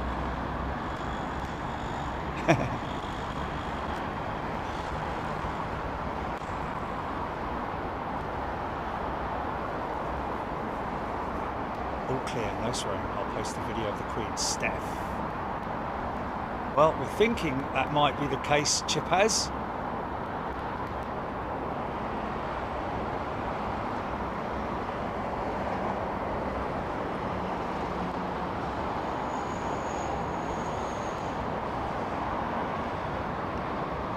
The custard duck is pinging.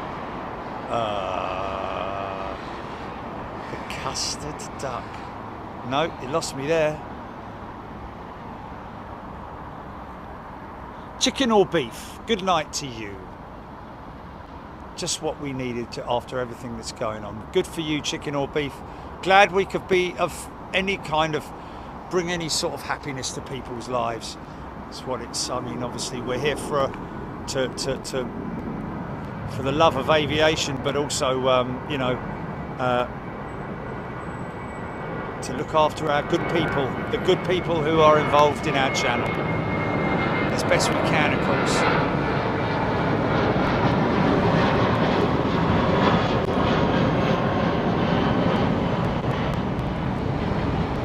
All Singapore 380 on radar, pushing back. There we go. There we go. That should be. Oh, it's that the custard duck, is it? Okay. Oh, okay. All right. It's a new one on me, that one. Oh, yeah, no, yeah. We don't use other people's names, mate. It's our one, and it's always been the Slinger, mate. Oh yes, Steph. Well, Kurt's Kurt. Love him and all that sort of stuff, but we don't like to do things like that. We do ourselves, thanks.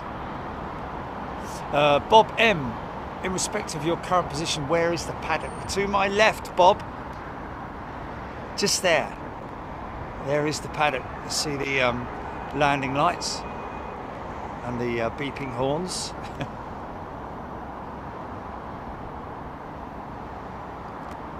Okay.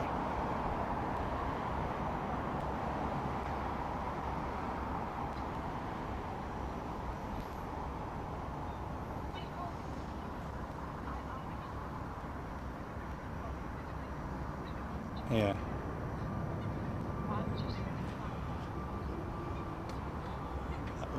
I wouldn't. You know, I mean, we started giving names to aeroplanes many years ago, long before anybody else started streaming or whatever. So we stick with what we've got, thanks. It's the Slinger, mate.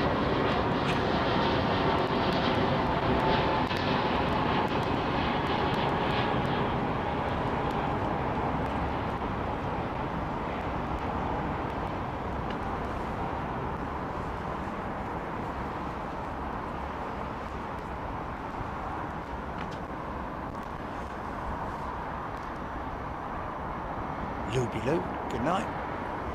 Karina's gifted a membership. Thank you, Karina. So we've got 2 380s. Well, no, we've got 1 380. The Roo isn't on yet, is it?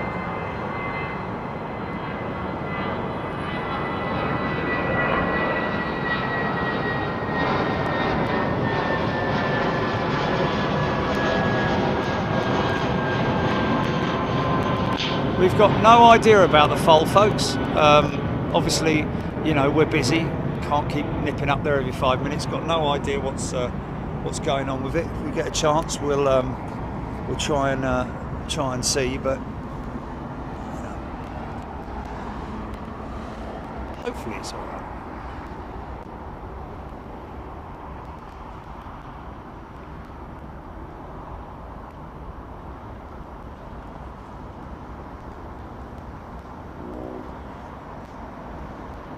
Kevin Parsons, you have a wonderful day.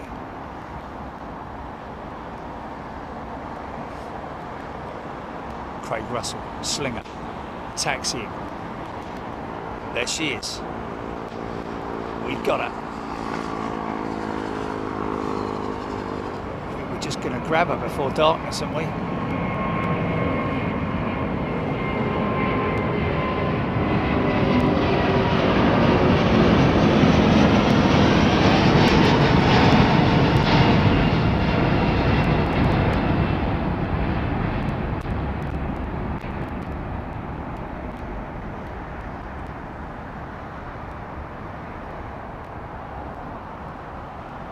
Love those tail lights.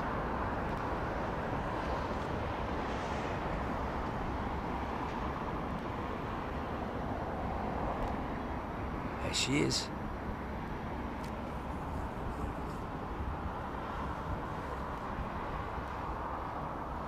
Leonard Beach. See you next time. Oh, Leonard Beach has been gifted a membership today. Thanks, Leonard. Leonard, don't forget that as a gifted member, that runs for 30 days. Or is it 31 days? It's a calendar month. So you will be able to join us in Anchorage next month. Uh-oh. What's going on? What's going on? Okay.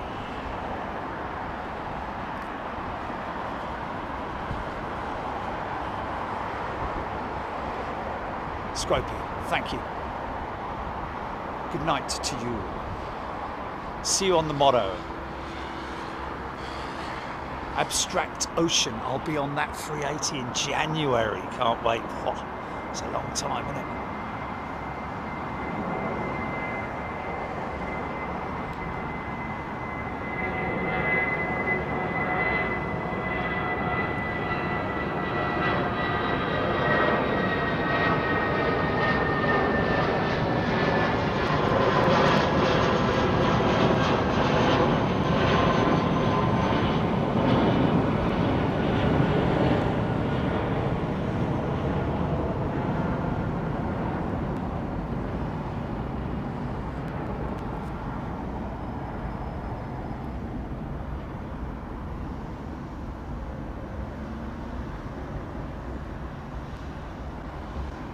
What's that, Matt Jones? What's up, Matt?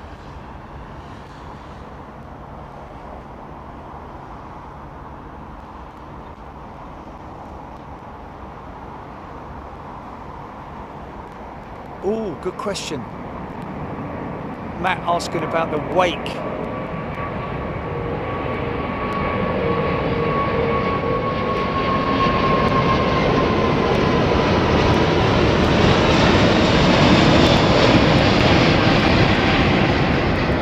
In terms of separation between the 380 and the 747. Well, put it this way, they always seem to wait quite some time after the 380's gone out. Even 777s, I find, seem to have quite a long separation. But the 747s, don't know if they create as much wake, but they obviously do create a lot of wake. They're a big aeroplane after all. But you see this guy sitting here, he'll sit there for a little bit longer.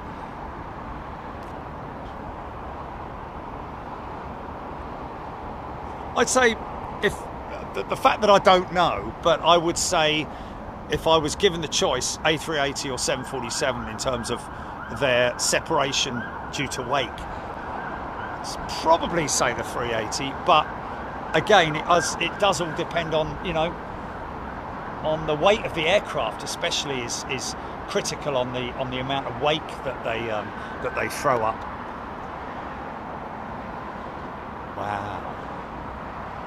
Fly SSC, we flew the Condor, we had the best.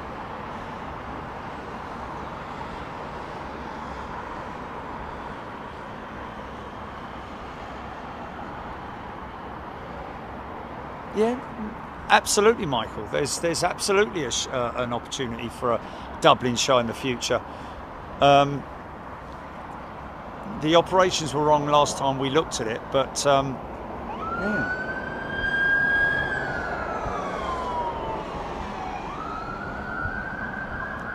He's from Ireland, isn't he? Michael K met me out there, didn't he? I think this is going to be, I think the Slinger's going to be the closeout, folks. Key rings, that was it.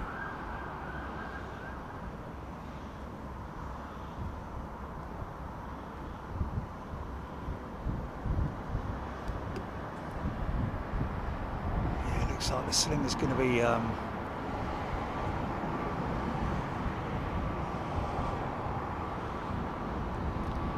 There's a lot of departures go out before him.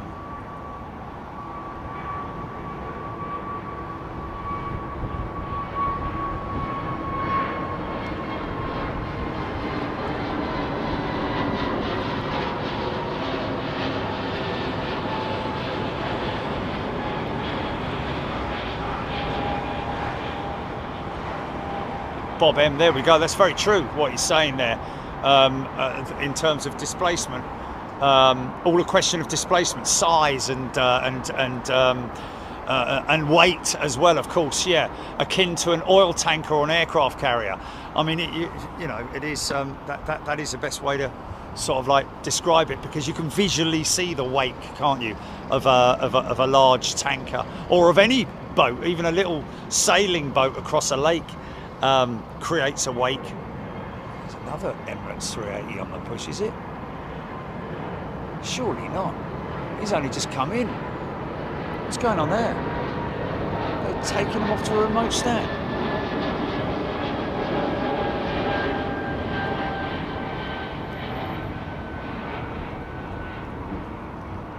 Steph, thank you. Thank you, J Mac. Becca's saying Emirates 380 on the push. Is that, they've only just, unless they're, oh no, there was, wow, there were 3 Emirates 380s at gate then.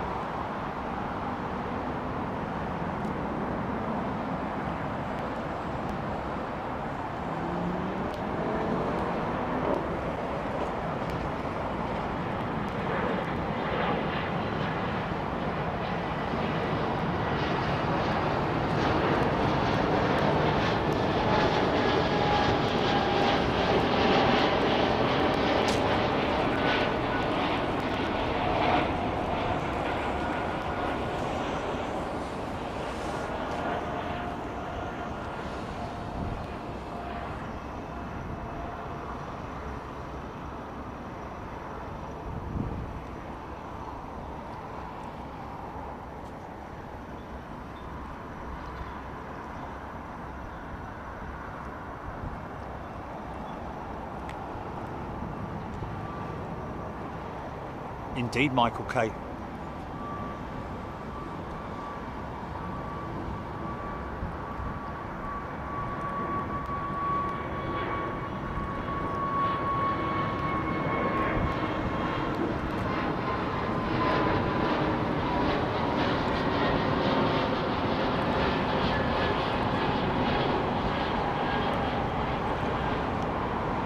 I'm quite keen to sort of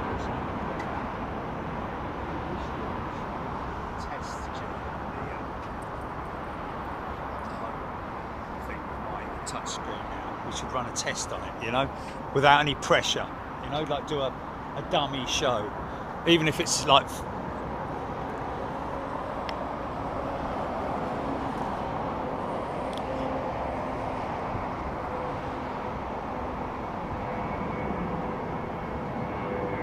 Nicholas Twist. The other 380 was 1.5 hours late on departure. Wow.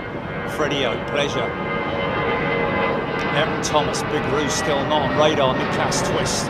It's all right, mate. The honourable member from the States, Charlie Waltman. What's that?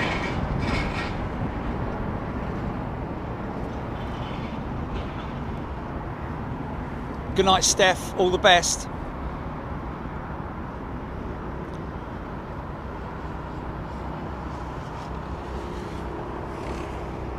Thanks, Feather Duster. Mac Red. Alison Lennon, absolute pleasure. Thanks, Jill. CPR, Mythical Mermaid.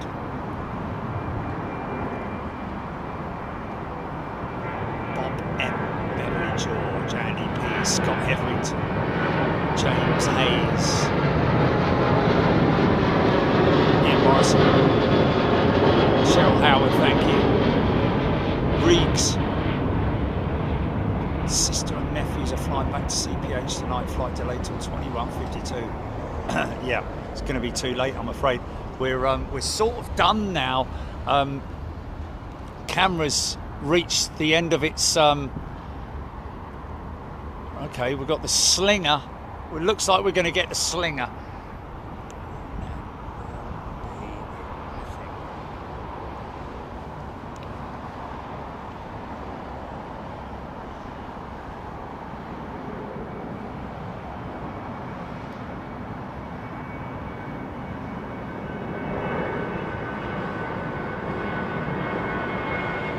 Gareth Allen, 6:24 a.m. in Melbourne. Great show as usual. Thanks to you, Gareth, for staying up. Well, being up so early, really. Blimey. Thanks, Sarah.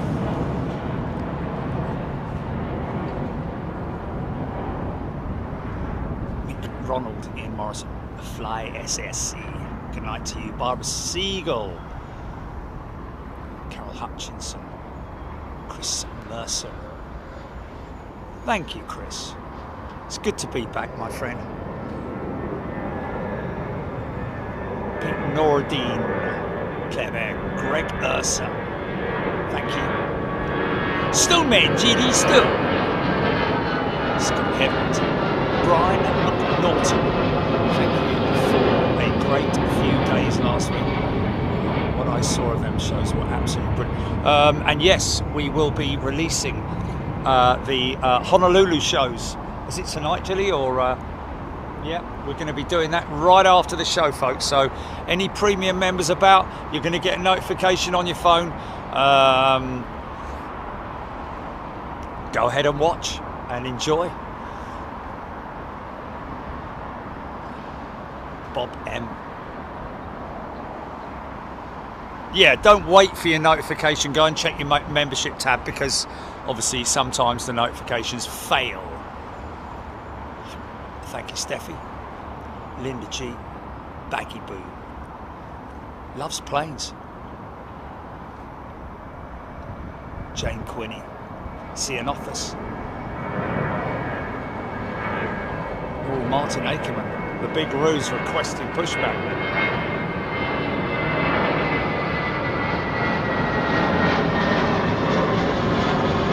Slinger up next.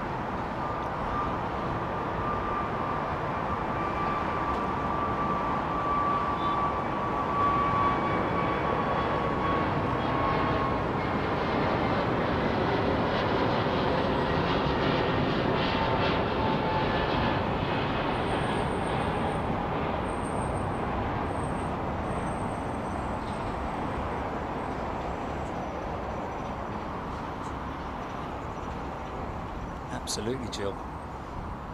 It was aviation paradise. It is paradise. The place is pure paradise, man.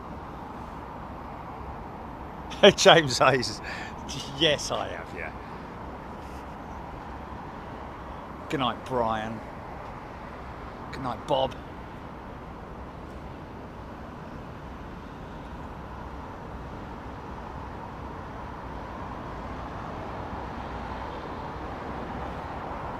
It's 380s, 380s, and a partridge in a pear tree on radar.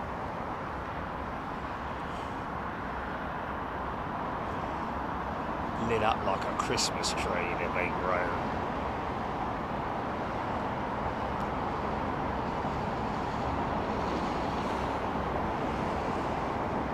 So,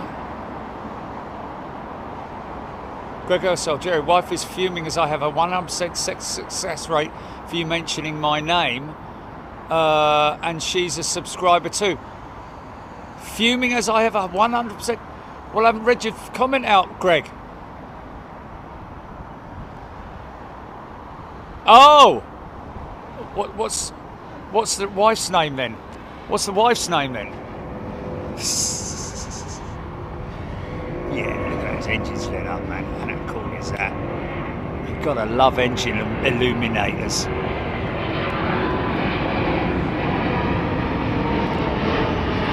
Light her up!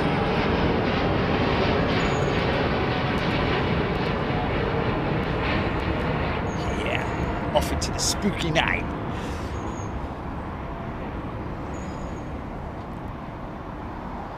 Slinger, ready to roll.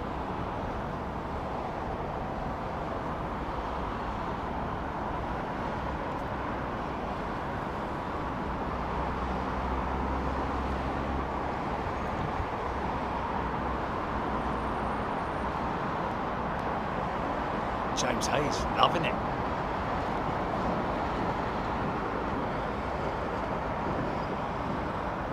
Laughing up fuzzball, yeah. Iberia, first A321 XLR. It's not going to look visually any different than a 321. I can tell you that now. No difference between a 321 stocker and a 321 XLR. Her name's Carol. Carol Ursel. There we go. Move all that.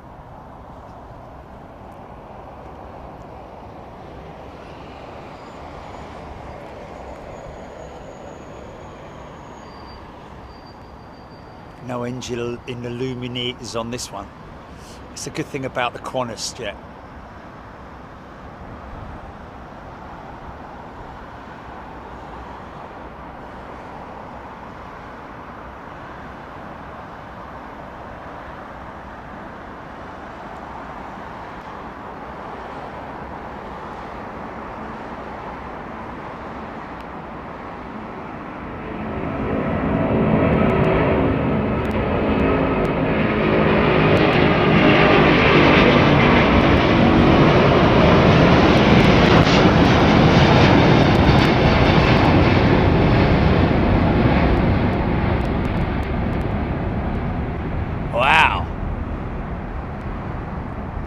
Had those Trents singing, man.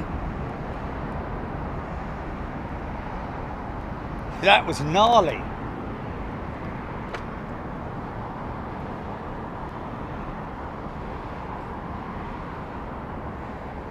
What's this? Green lights.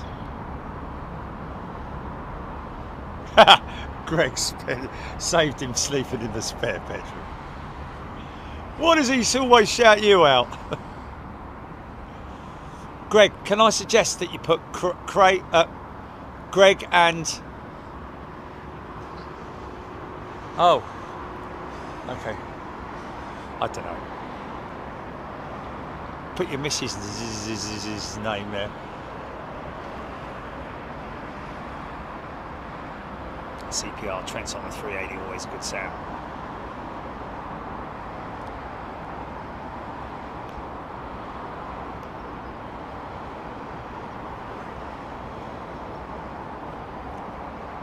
Nigel Coxon, good night.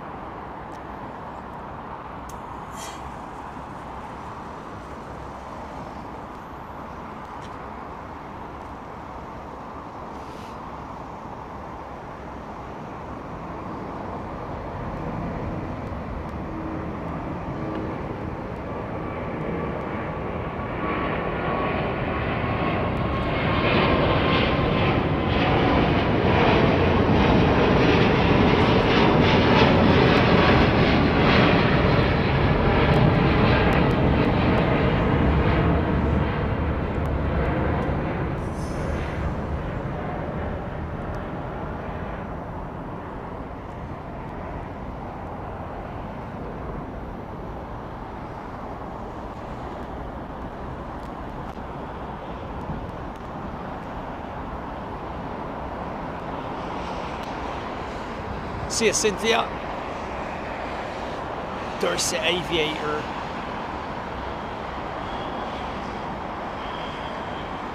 Good night, Cheryl.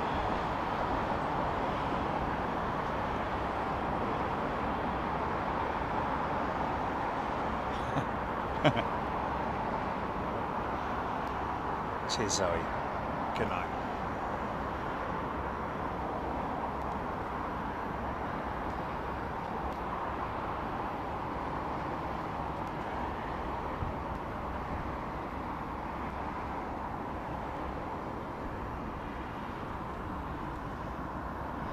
Leslie McIntosh, great nighttime shot of the Singapore Slinger. Thanks for the enjoyable show. Take care, Leslie. Thank you.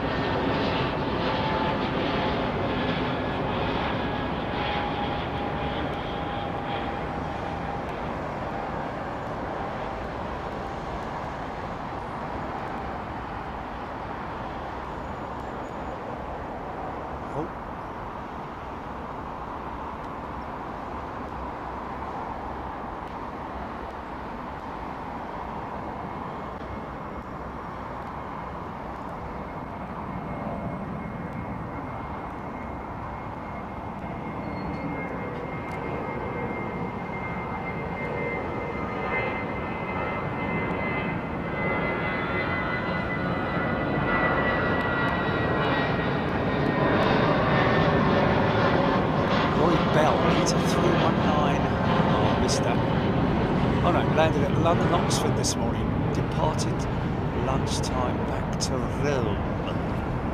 Oxford, eh? Craig Russell, BA 380, Joburg service, taxiing, 3380s on radar, Adam. See you, Catherine. Declan Dolan, BA 380 pushback.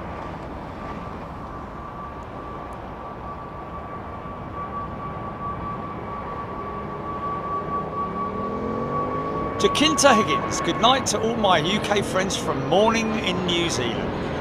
Thank you, Jacinta. Hope you managed to see enough of the show. Is it Jacinta or Jacinta? Jacinta.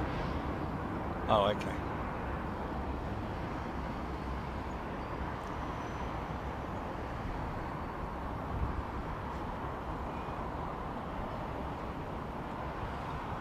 Something magical indeed.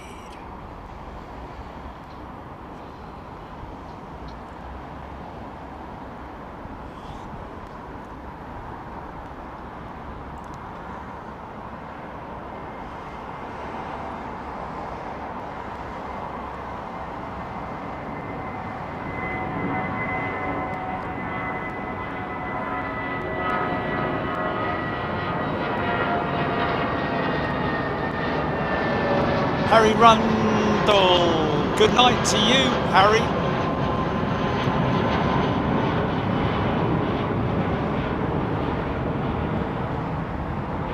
Daniel Hill, how come no plane this evening has used all of taxiway Sierra? All have either crossed 09 right or gone intercept.